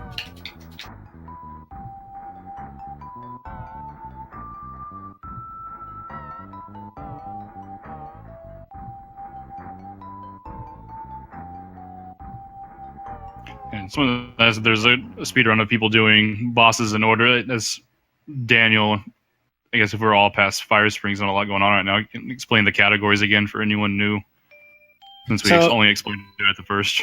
So there's 4 categories that people currently run with this game. There could potentially be more if people wanted to, but the 4 main categories that people run, the most popular one is Glitchless, which is the one you're watching right now. The second most popular is any percent, where glitches are allowed. And that one, the estimate was like an hour and a half. The third category is no out of bounds glitch, which does not allow the stairs glitch to walk out of bounds, but does allow like cliff skips and other glitches like that. And the last one is photo percent, which is about as close as you can get to 100%. So if you said, hey, do you run EarthBound 100%? Photo percent is probably the best, like the closest thing you'll ever get to 100% in the game. And that's a game where that's a run where you get all, I believe it's 32 photos in the game. And then after you get all 32 photos, you end the game and you split. So those are the four main runs that people do. There's technically like debug percent, but only one person has ever run that. Don't forget poop. And if you want it, poop percent isn't a real run, right? And you could technically do a speed run where you do the bosses in order, but no one has done that. It would just be any percent or glitchless percent. That's like less efficient, basically, which doesn't seem like many people would find that appealing, because I mean the whole intent is to go as fast as possible with the confines of the rules.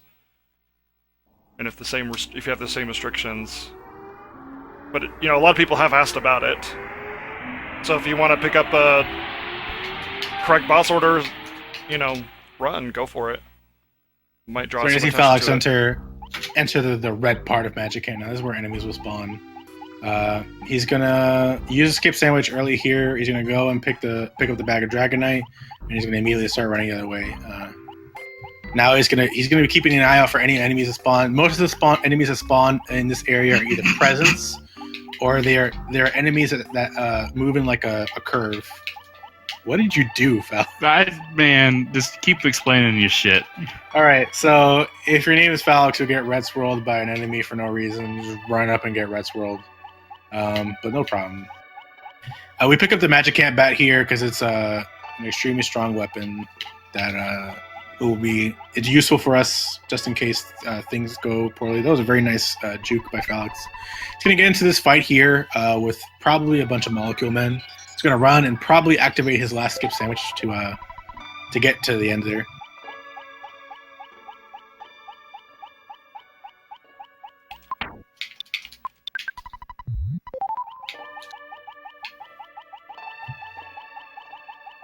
So you see background guy getting some nice jukes here. The presents are really easy to juke because, like I said, they only move in one direction as soon as they're aggroed onto you. So the skip sandwiches make it really easy to skip them. So he's going to run past here, see if he can... He doesn't even get the spawn there. He's going to try and run past these guys, which he does. Very good jukes from background guy. Alright, so the fight he gets into is either 2 molecule men or a super bomb. 2 molecule men is the ideal one. The bomb guy is a pain in the butt, and it's pretty hard to run from, and he can deal a ton of damage to you. Molecule men are a little bit faster than you expect them to be, but they're basically harmless. So pretty okay first parts of Magic Hands for them. Nothing like super spectacular. They got into some extra fights, but the main thing here is they're going to try and skip these Krakens. All these Krakens can be skipped depending on where the spot that they spawn in. This first one is probably the most finicky one. You want him to be farther down like that, and that way you can just get right past him. He gets stuck on the wall. So Falexxx got that first try, which is great. This next one, you're going to try and pull over to this pillar and have him get stuck against it and then move in the opposite direction. So you see Falexxx getting close to him to aggro him, then he moves upwards to get him stuck in the pillar, and then he just moves above him. And therefore, he doesn't have to worry about that Kraken. This Kraken here is kind of tough. He's going to get him stuck on the wall here, which is convenient, and then he's going to move around him. So Falexxx gets all the Kraken skips, and he's going to go move into the Nessus Nightmare fight. Background guy also gets the first Kraken skip, and he's going to do the same thing with the second Kraken. Although it is a little bit far out of the way, he's going to move really far. Back to Falexxx. The strat for Nessus Nightmare, we use the 3 bags of Dragonites we've picked up all throughout the run. Ideally, you want these bags of Dragonites to deal around like 600 points of damage. You want them to deal a lot of damage, just because it'll kill them faster, obviously. But for some reason, Falexxx healed and outsped the Nessus Nightmare, which sucks. But his bags of Dragonites have been hitting pretty strong. He did do a life up, which kind of slows down the fight. But he's got these super bombs as backup, and this next super bomb should kill him. So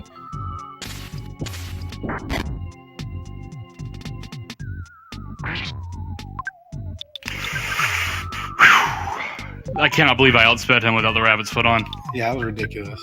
So Falexxx gets to it. He uses the 2 super bombs are the backups. Like, you can kill him in 3 Dragonites. That's definitely possible. But Nessus Nightmare can life himself up, and that definitely makes it a lot riskier to just only have the Dragonites. Yeah, That's why we have 2 super bombs. I got a 470 Dragonite on my third one before the life up, but then he life up that next turn, so I had to use both my bombs to finish him off.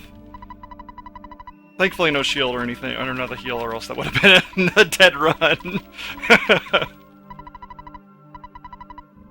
Yeah, I had a 2 life up as well. I can't believe I went ahead of him. I really thought right there. I was like, well, that's it. Yeah, it's extremely rare.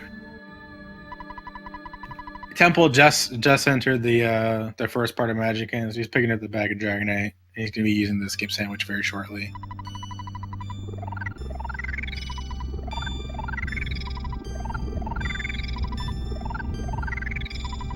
After the Nessus Nightmare fight, some of the people in chat are already saying it's time for a Super Saiyan Ness or whatever. Ness gets a huge power bonus here. He gets like 200,000 experience on top of the experience he gets from killing Nessus Nightmare. And then on top of that, he gets a bunch of free stats just because. So Ness becomes, like, by and large, the best, like, stat-wise, the best character in the game right now. And he's essentially like the all-around, like the Renaissance man now. He tanks, he can deal good damage, he can heal everybody. Like, he's super important for these next parts of the run, just because, like, you need him to be alive just so he can make sure everyone else stays alive.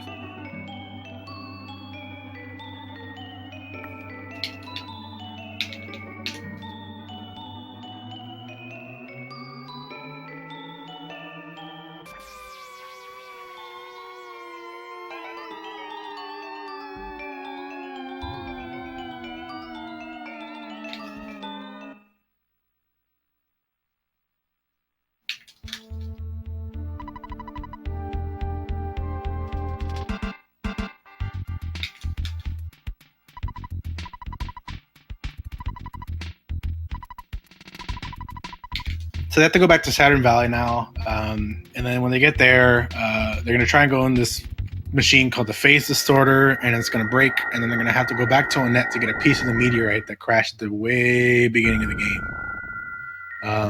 But the twist is that the beginning of Onett has been taken over by the aliens now. So for the speedrun, that means that we're going to have to teleport past all these enemies. And it can go rough. One of the important things that they equip the rabbit's foot. On the off chance they do get into a fight, they want their chance to run to be as high as possible.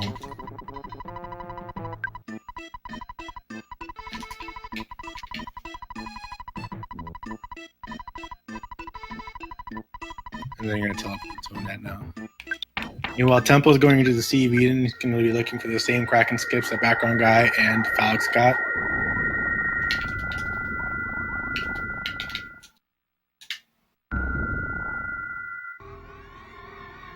Wow.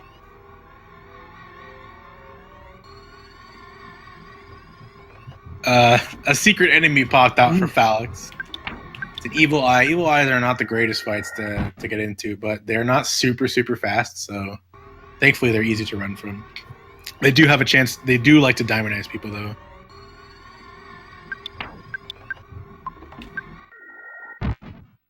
Wow, you beaten this game in less than 2 hours? That's pretty slow, man. If you're doing any percent. Probably need to speed that up just a little bit. Yeah. Get on my level, dog. Like 2 hours is actually pretty crappy. I mean, to be fair, he did say less than 2 hours. Oh yeah, less than 2 hours. We see Falexxx here. He crashed into an enemy and got Red Swirled because this place sucks. This is a terrible fight to get Red Swirled in. You see a Ghost Starman there. He's like that spooky Ghost Starman. Their turn order is scripted, so they're always going to start the turn, the round off with a Starstorm Alpha, and then they're going to laugh about it, or they're going to smile about it, and then they're going to count from 3, 2, and 1, and then do a Starstorm Omega. There you go. Ideally, it'll never ever get to that point, the Omega, because we'll run away in time. Oh, you saw Jeff is dead and Paula got diamondized. You saw the Evil Eye do some work there. Yeah, that's one of the worst encounters in the game. Yeah, definitely. Well, my hill was a diamond mine for sure. You see Temple in the fight with Ness's Nightmare. Ness's Nightmare has been putting up a power shield, which is inconvenient. Because it reflects the damage back onto him, but this super bomb should kill him, and it does. Fortunately, Falexxx gets into another fight in the hill. BackgroundGuy pulls ahead with this because he got mostly encountered, so he got one encounter, I think. Yeah. The first turn run on that fight for Falexxx was kind of crucial. Those Starstorms waste a lot of time. Ness can survive through that and just keep trying to run over and over and over again. So it's not too big a deal, but it definitely is just a big time waste.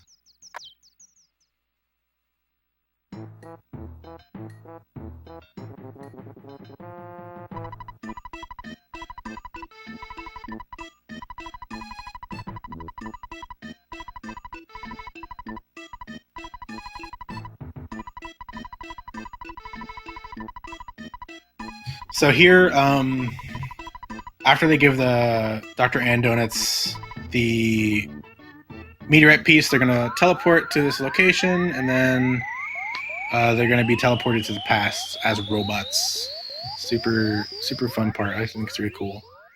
I think as a safety, people might pick up the Horn of Life here, but if the nest has Healing Gamma, it's not super necessary. There's a Horn of Life in this like wreckage over to the right. And if you don't have a couple of life noodles, it's definitely a requirement. You definitely need one if you don't have any res items. But if you already have one, you can go about skipping it. It's not too big a deal. That's weird. It was letting me move a little bit down the hill, and then I got caught twice.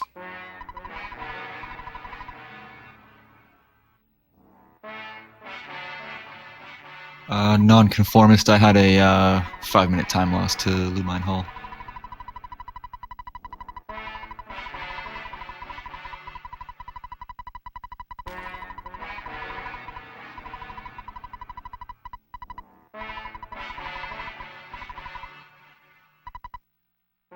So we see background guy. Once he finishes matching this text, he's gonna be entering Cave of the Past. Cave of the Past is a really spooky place. A little bit of a seizure warning. Yeah, there's some seizure warning. The screen does flash white. So if you are prone to seizures, I would recommend looking away for this part. It's super spooky anyway.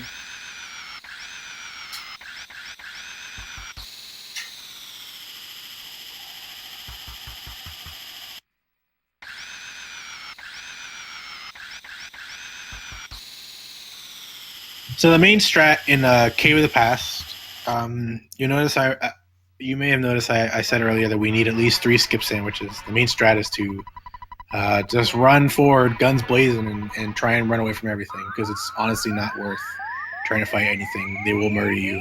They will murder you brutally at that. But with the rabbit's foot on Ness, because Ness now has the highest speed because of all the stat bonuses he got after the end of Magic Camp, running away isn't too difficult, and in addition, with the skip sandwiches, you can force a bunch of green swirls, so it's not that bad.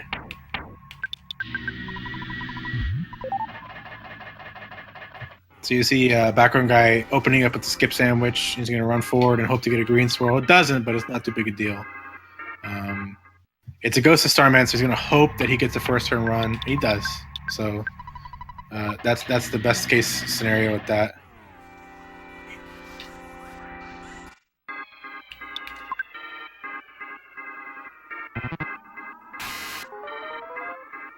Ultimate Octobot isn't a huge deal. He'll randomly make your characters numb, which sucks, but it's just mostly inconvenient. The worst thing he can do is steal one of your skip sandwiches, which has happened to each of us. And for some reason, background guy's having a tough time running away from him, so it's unfortunate. 2 of his characters got paralyzed. They don't matter. He can heal the paralysis now or later. It doesn't matter. I healed it for skip sandwiches. Yeah, he healed it on Pooh just so he didn't have to move the skip sandwiches over to like Ness or something like that to use them. But he's probably going to keep Paula paralyzed until the end, just because there's no reason to waste the time unparalyzing her. Falexxx, meanwhile, is getting some nice green swirls. Jeff normally has over 200. Oh, he was dead for 2 boss fights. Never mind. Just feel like Jeff's HP is really low right now. Ooh, okay.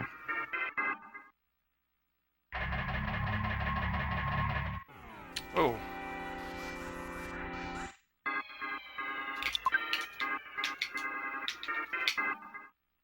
Yeah, so they're just, like I said, they're just kind of barreling through, hoping to get as quick a run as possible and as many green swirls as possible. There's 3 rooms total, and then the last room. So background guy's in the second room now. He's getting a nice room so far. Then he gets into one fight, but that's pretty ideal. One fight in there is like the most you kind of want out of that room. Like ideally, no fights. It's definitely possible to get no fights in that room, but it's very rare.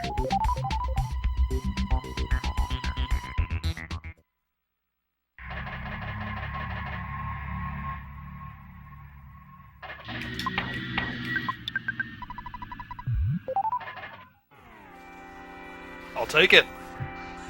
Alright, background guys in the last room gets a random green swirl. It's good. Which is a good fight to get a green swirl in. Anything with a Starman in it, if you get a green swirl, it's a great fight to get a green swirl in it. Especially that last one. That last one made no sense, but... I don't understand those last 2 green swirls, but I'll take them. So background guys getting into the last room. Here he's going to do a bunch of menuing. He's going to heal up Paula to make sure she's unparalyzed. He's going to heal her to full. He's going to heal everyone to full. He did get hit with a Star Storm, so everyone needs to be at full health. Then he's going to move the Franca badge over to Paula if he hasn't already. He's going to move the C pendant over to Paula, and he's going to move the Rabbit's Foot over to Jeff. From there, he's going to make sure that Pooh has a couple life noodles on him, and then he's going to start the fight with Gygus. The fight with Gygus, has one companion that's Pokey. The way to get past that phase is to deal 2,000 damage to Pokey. But Gygus has one of 2 moves he can do. He can do a Rockin' Alpha or a Rockin' Beta.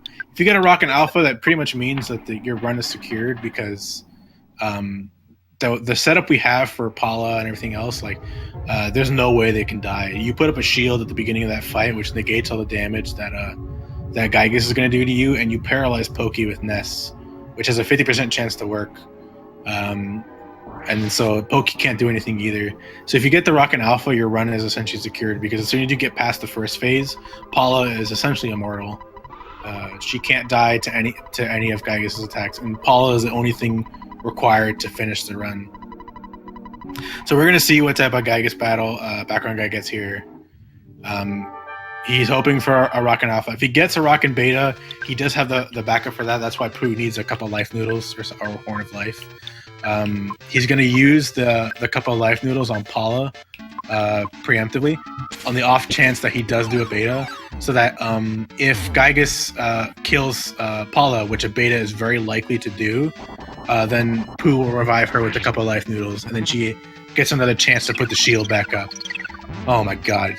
So he did a multi-bottle rocket with Jeff on Pokey. Pokey has a lot of speed, so it's very likely that the multi-bottle rocket, most of the rockets will miss. But of course, Jeff did 1,400 damage with it. But he's still playing it safe. You could play it mega risky and try and like queue up like a Starstorm Omega after that. But like I said, it's extremely risky. But he dealt the required 2,000 damage to Pokey, so it was an extremely quick phase 1. Paula's dead, so he's going to have to revive her with Ness, but Ness does have a couple of Life Noodles that he did give to him at the beginning there. So it's actually not that big a deal. He can use that couple of Life Noodles right out the gate, and then start doing Starstorm Omegas with Pooh. The main source of damage for phase 2 is Starstorm Omegas with Pooh. They do around 700 to 800 damage, and Gygus, much like Pokey in the first phase, also has 2,000 HP. So as soon as you get deal 2,000 HP to Gygus in this phase, then the last phase starts. In the last phase, the way to complete it is to just have Paula pray, and that's it. So once you get past this second phase here, the run is guaranteed. There's no way you can lose unless Gygus solidifies you like 28 times in a row.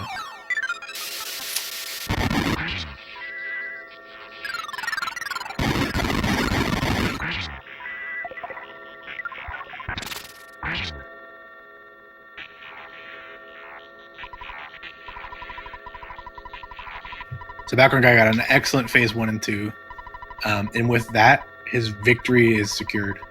There's essentially no way that Falexxx can recover like the time loss now. Like these next, like the prayers that are happened is essentially like it's just set in stone. Like there's almost no variance in the amount of time this takes. It takes approximately 7 minutes from the moment that you finish phase 2. Unfortunately, Falexxx having kind of a rough phase 1. Jeff is dead. I don't know if he has any bottle rockets left on him, but I doubt he does. At the very least, he has the shield up on Paula. Like she got the shield up, which is good. He's using a Rockin' Gamma here, even though Gygus will reflect that, and then it didn't work on Pokey because Pokey has a ton of speed. A little sad that Ness went first there. I was kind of, that was a miscalculation. Oh well. He has the highest speed out of all of them, so.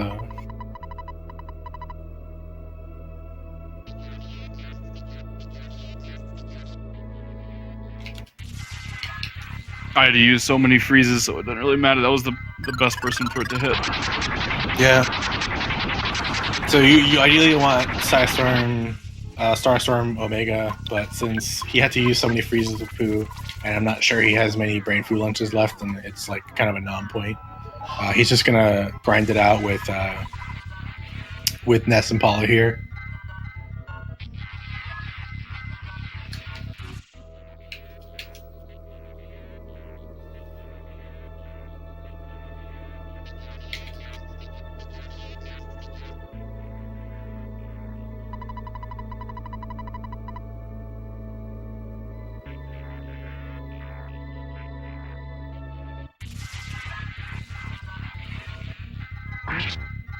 So like I said, Background Guy is just in the prayer phase. Ideally, in the prayer phase, you want all of your excess baggage, as in the kids, to die, because it saves on menuing time. It sounds kind of harsh, but it's preferred. you're trying to finish as fast as possible. So lucky for him, Pooh is dying. Next, he's going to want Jeff to die, and then ideally Ness would die.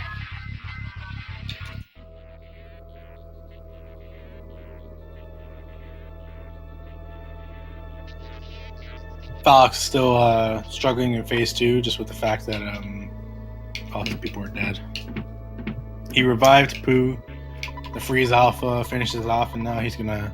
In about 7 minutes, he's gonna be done with the game. Meanwhile, BackgroundGuy just finished the second prayer.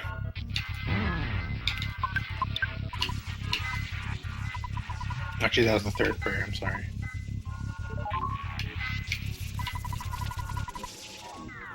Temple is about to start the Gygas fight, so we'll see how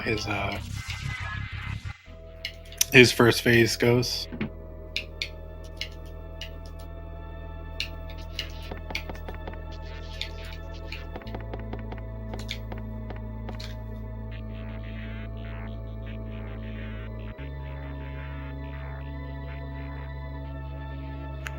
Yeah, that was a pretty unfortunate Gygas fight. Yeah, it happens. I mean,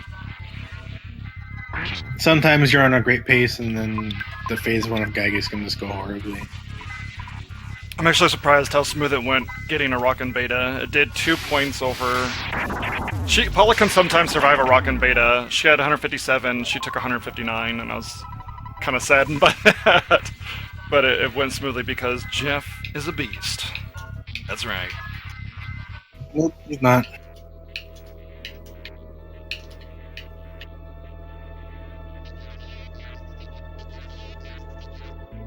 Alright, so Temple gets an alpha, which means that this fight is essentially super free for him.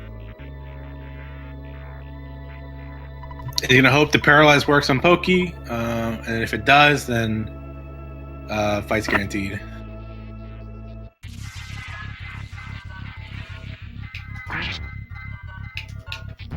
It did not. It's a 50% chance to work, so it's unfortunate.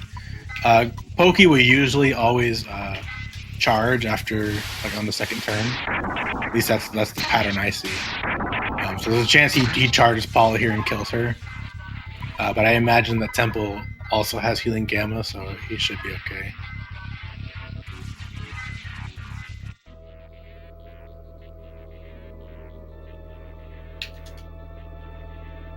Yeah, he charged, but then Jeff dodged because Jeff has the rabbit's foot on.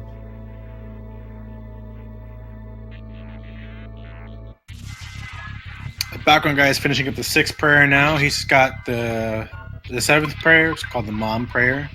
Then he's got the 8th one and the 9th one. And the 9th one is when we split. That's when we finish the timer.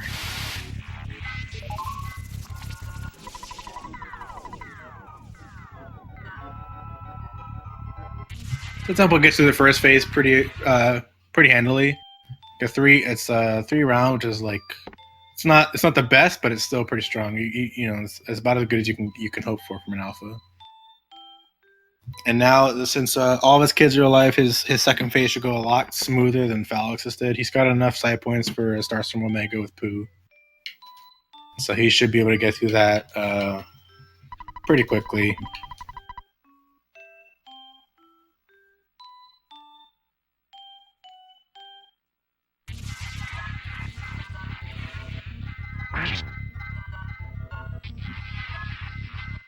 Just some fair warning, you're probably going to get some quality issues happening because of BackgroundGuy's stream. This phase of Gygas definitely just kind of obliterates stream quality. The reason for that, I can give the technical reason, but basically there's way too many colors happening all at once. And there's no bit rate that could support that happening. So the stream quality usually takes a big nosedive. But rest assured that he's about to finish. So he's on his last prayer now. As soon as the prayer goes off is when he splits. And that'll be solidify his victory.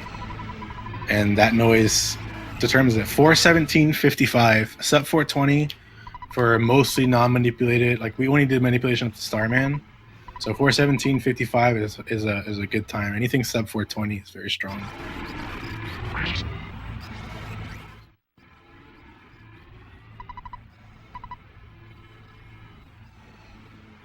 Temple starting his third phase now, so about 7 minutes from now, so about 4:25 is what he's on pace for, which is also still a very good run. It's under estimate, which is fantastic. 5 minutes under estimate.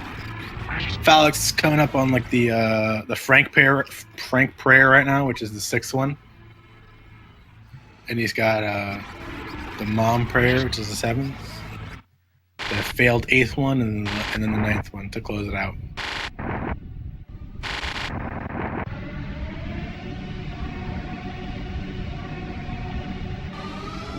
Nice run, BGG. That was a fantastic race. I can't believe how close it was the entire time. Best Earthbound race ever, I think, right there. And I'm so glad to have it, in this awesome marathon too.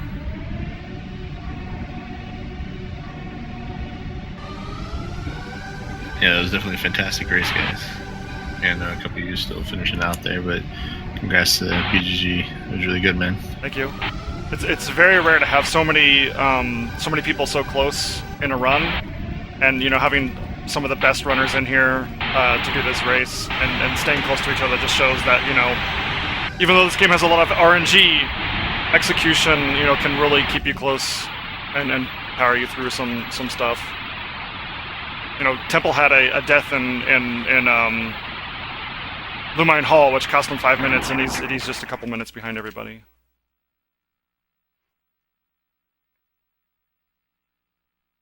Yeah, it was pretty much neck and neck for the entire time. You guys swap back and forth, swap leads back and forth quite a bit there. Yeah, and that's like kind of the thing we were going for as far as like allowing manipulation. Like if someone didn't get the full manip, then it would just be one person ahead. So with the Starman manip, it kept it really competitive, and I definitely feel like throughout this entire race, like at no point was it guaranteed anyone was winning. Temple was winning most of the race, and then one bad split suddenly, turned the tides. It was definitely a fantastic race. It's great from every single runner. Everyone hit underestimate. Falexxx with the 4:20:35. He's just like 2 minutes and 40 seconds. You know what the best part was? Behind. No Onet deaths. Yeah, absolutely no Onet deaths. It's fantastic. Onet is a pretty common death point. You might die in there quite a bit, and it's pretty normal. You kind of just shake it off, especially in a race. Better farmer than Daniel. Look at the chat. Look at the chat. Chat's fantastic. All the butts. Yeah. The butts, the burps, the better farmers. So the best part about the butts, at least for me, is when I did have the world record, I did put the full butts as my player name. And when during So that week, I had to do it too. When I was on PB pace, I still had to do it. So the butts is like your good luck charm then, huh? Yeah, I mean it loses like 5-6 seconds, but I still did it. It's because Andy like challenged me. He said like if you like, there's no way you'll get world record with the full butts, and then I had to do it. I had to prove him wrong. Just to prove him wrong, yeah. Yeah. And then I did for a week, and then he was like, okay, that's enough of that. Once Falexxx and Temple finish up, one of us can do the soft locked death glitch, maybe. We have time. I mean, you can do it right now. Just go for it. I don't go for it. No, I'll let everybody finish first. No, just start going to Summers. Yeah, I'm like a couple minutes out. Like, just go to Summers and don't enter the room yet, and then Yeah. Temple finishes, and we can give the go ahead. If you wait now and then wait for all his texts, we have to wait. That's true. For you to mash all of that.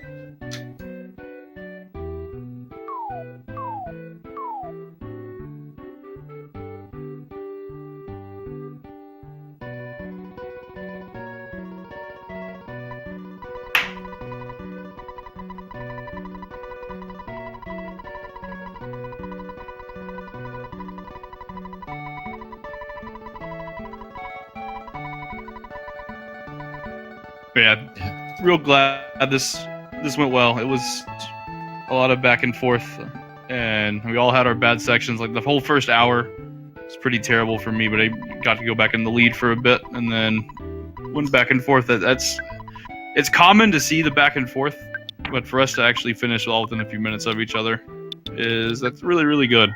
By the way, shoutouts to the EarthBound community and the fans of the EarthBound community, all in the chat.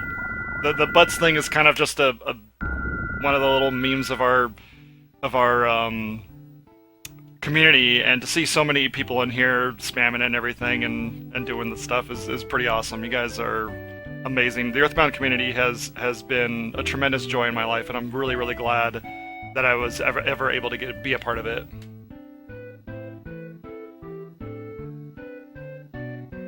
Yeah, it's a fantastic community.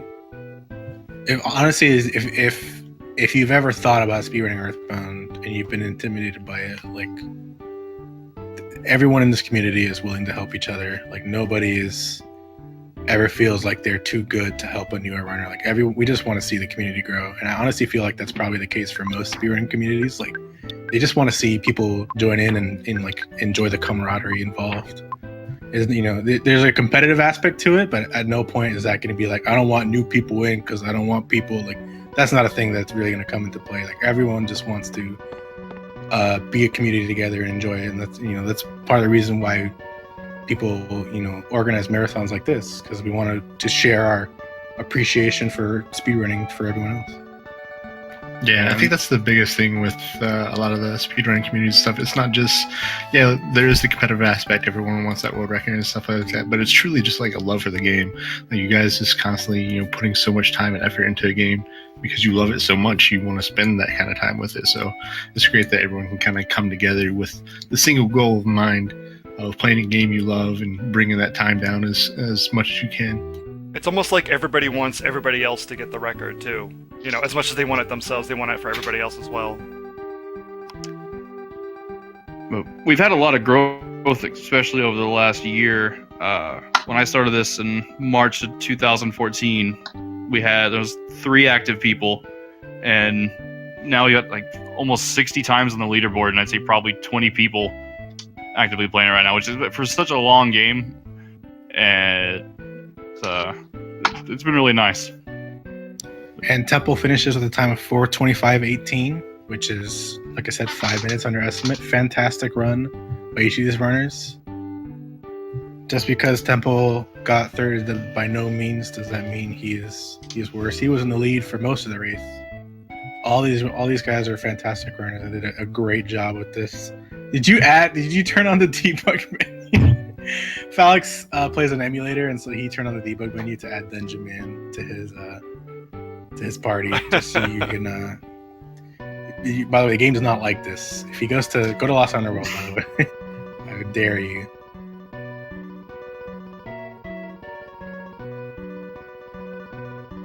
Thanks so much, everyone. Really appreciate the chat. You guys are awesome.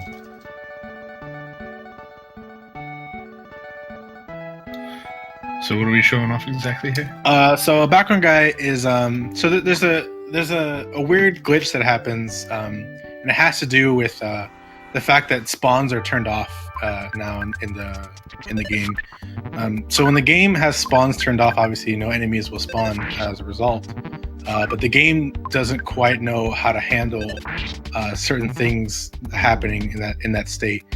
So there are certain enemies that will show up regardless of spawns. They're kind of just like preset enemies. They're just placed there. And this Shattered Man he's fighting is one of them. So what he's doing is he's having them kill him, because what happens is the game doesn't quite know how to handle a death when spawns are turned off, because it has no idea. Like, it's just not programmed to deal with it, because it's just assuming that there's no way you'll die because there's no spawns that could possibly be killing you. So what's going to happen is he's going to have this Shattered Man kill him on purpose. Like, that's his goal. That's why he's using the ATM card. And so now he's dead. He's going to let his HP scroll down. In the meantime, you can enjoy Falexx's stream. That's Lost Underworld, I assume, correct?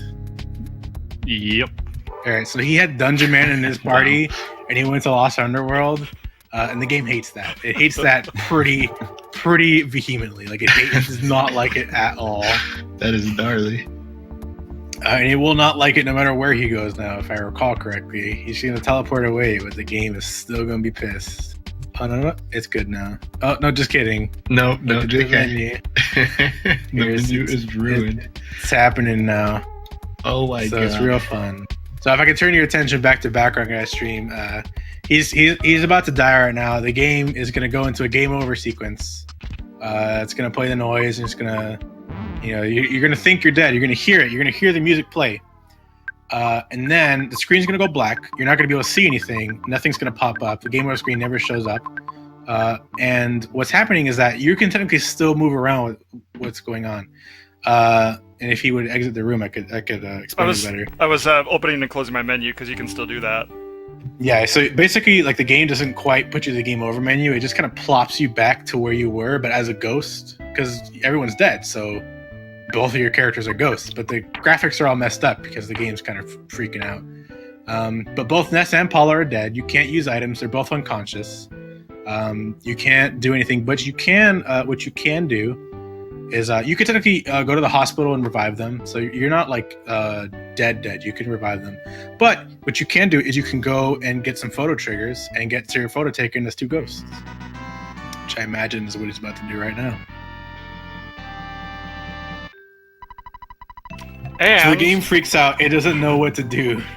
What's the end? What are you gonna do? the blessing of a magical camera brings a child to life even for a second.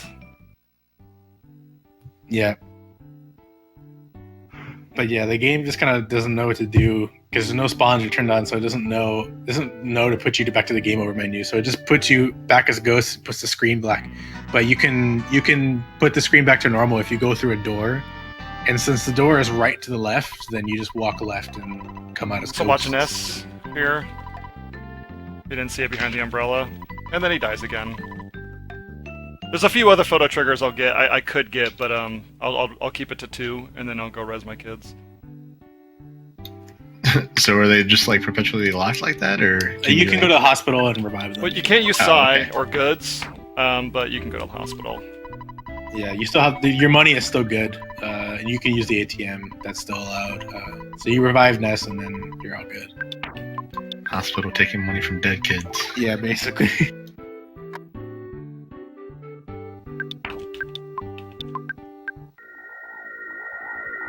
So that's it for EarthBound, as far as I know.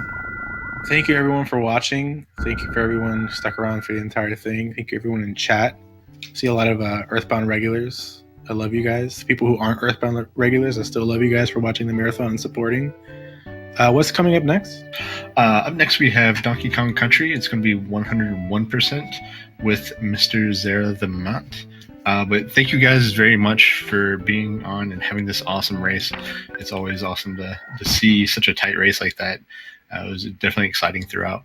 So appreciate you guys coming on. So everyone, please go follow these guys. Like I said, great runners for EarthBound. So if you're big into EarthBound, I know that's a lot of people's favorite game and stuff. So please go follow these guys and support them and support the community and everything like that. So thanks again, guys. Appreciate it. Well, thanks for having us. Yeah, thank you very much for having us. Yeah, no problem. Yep, thank you.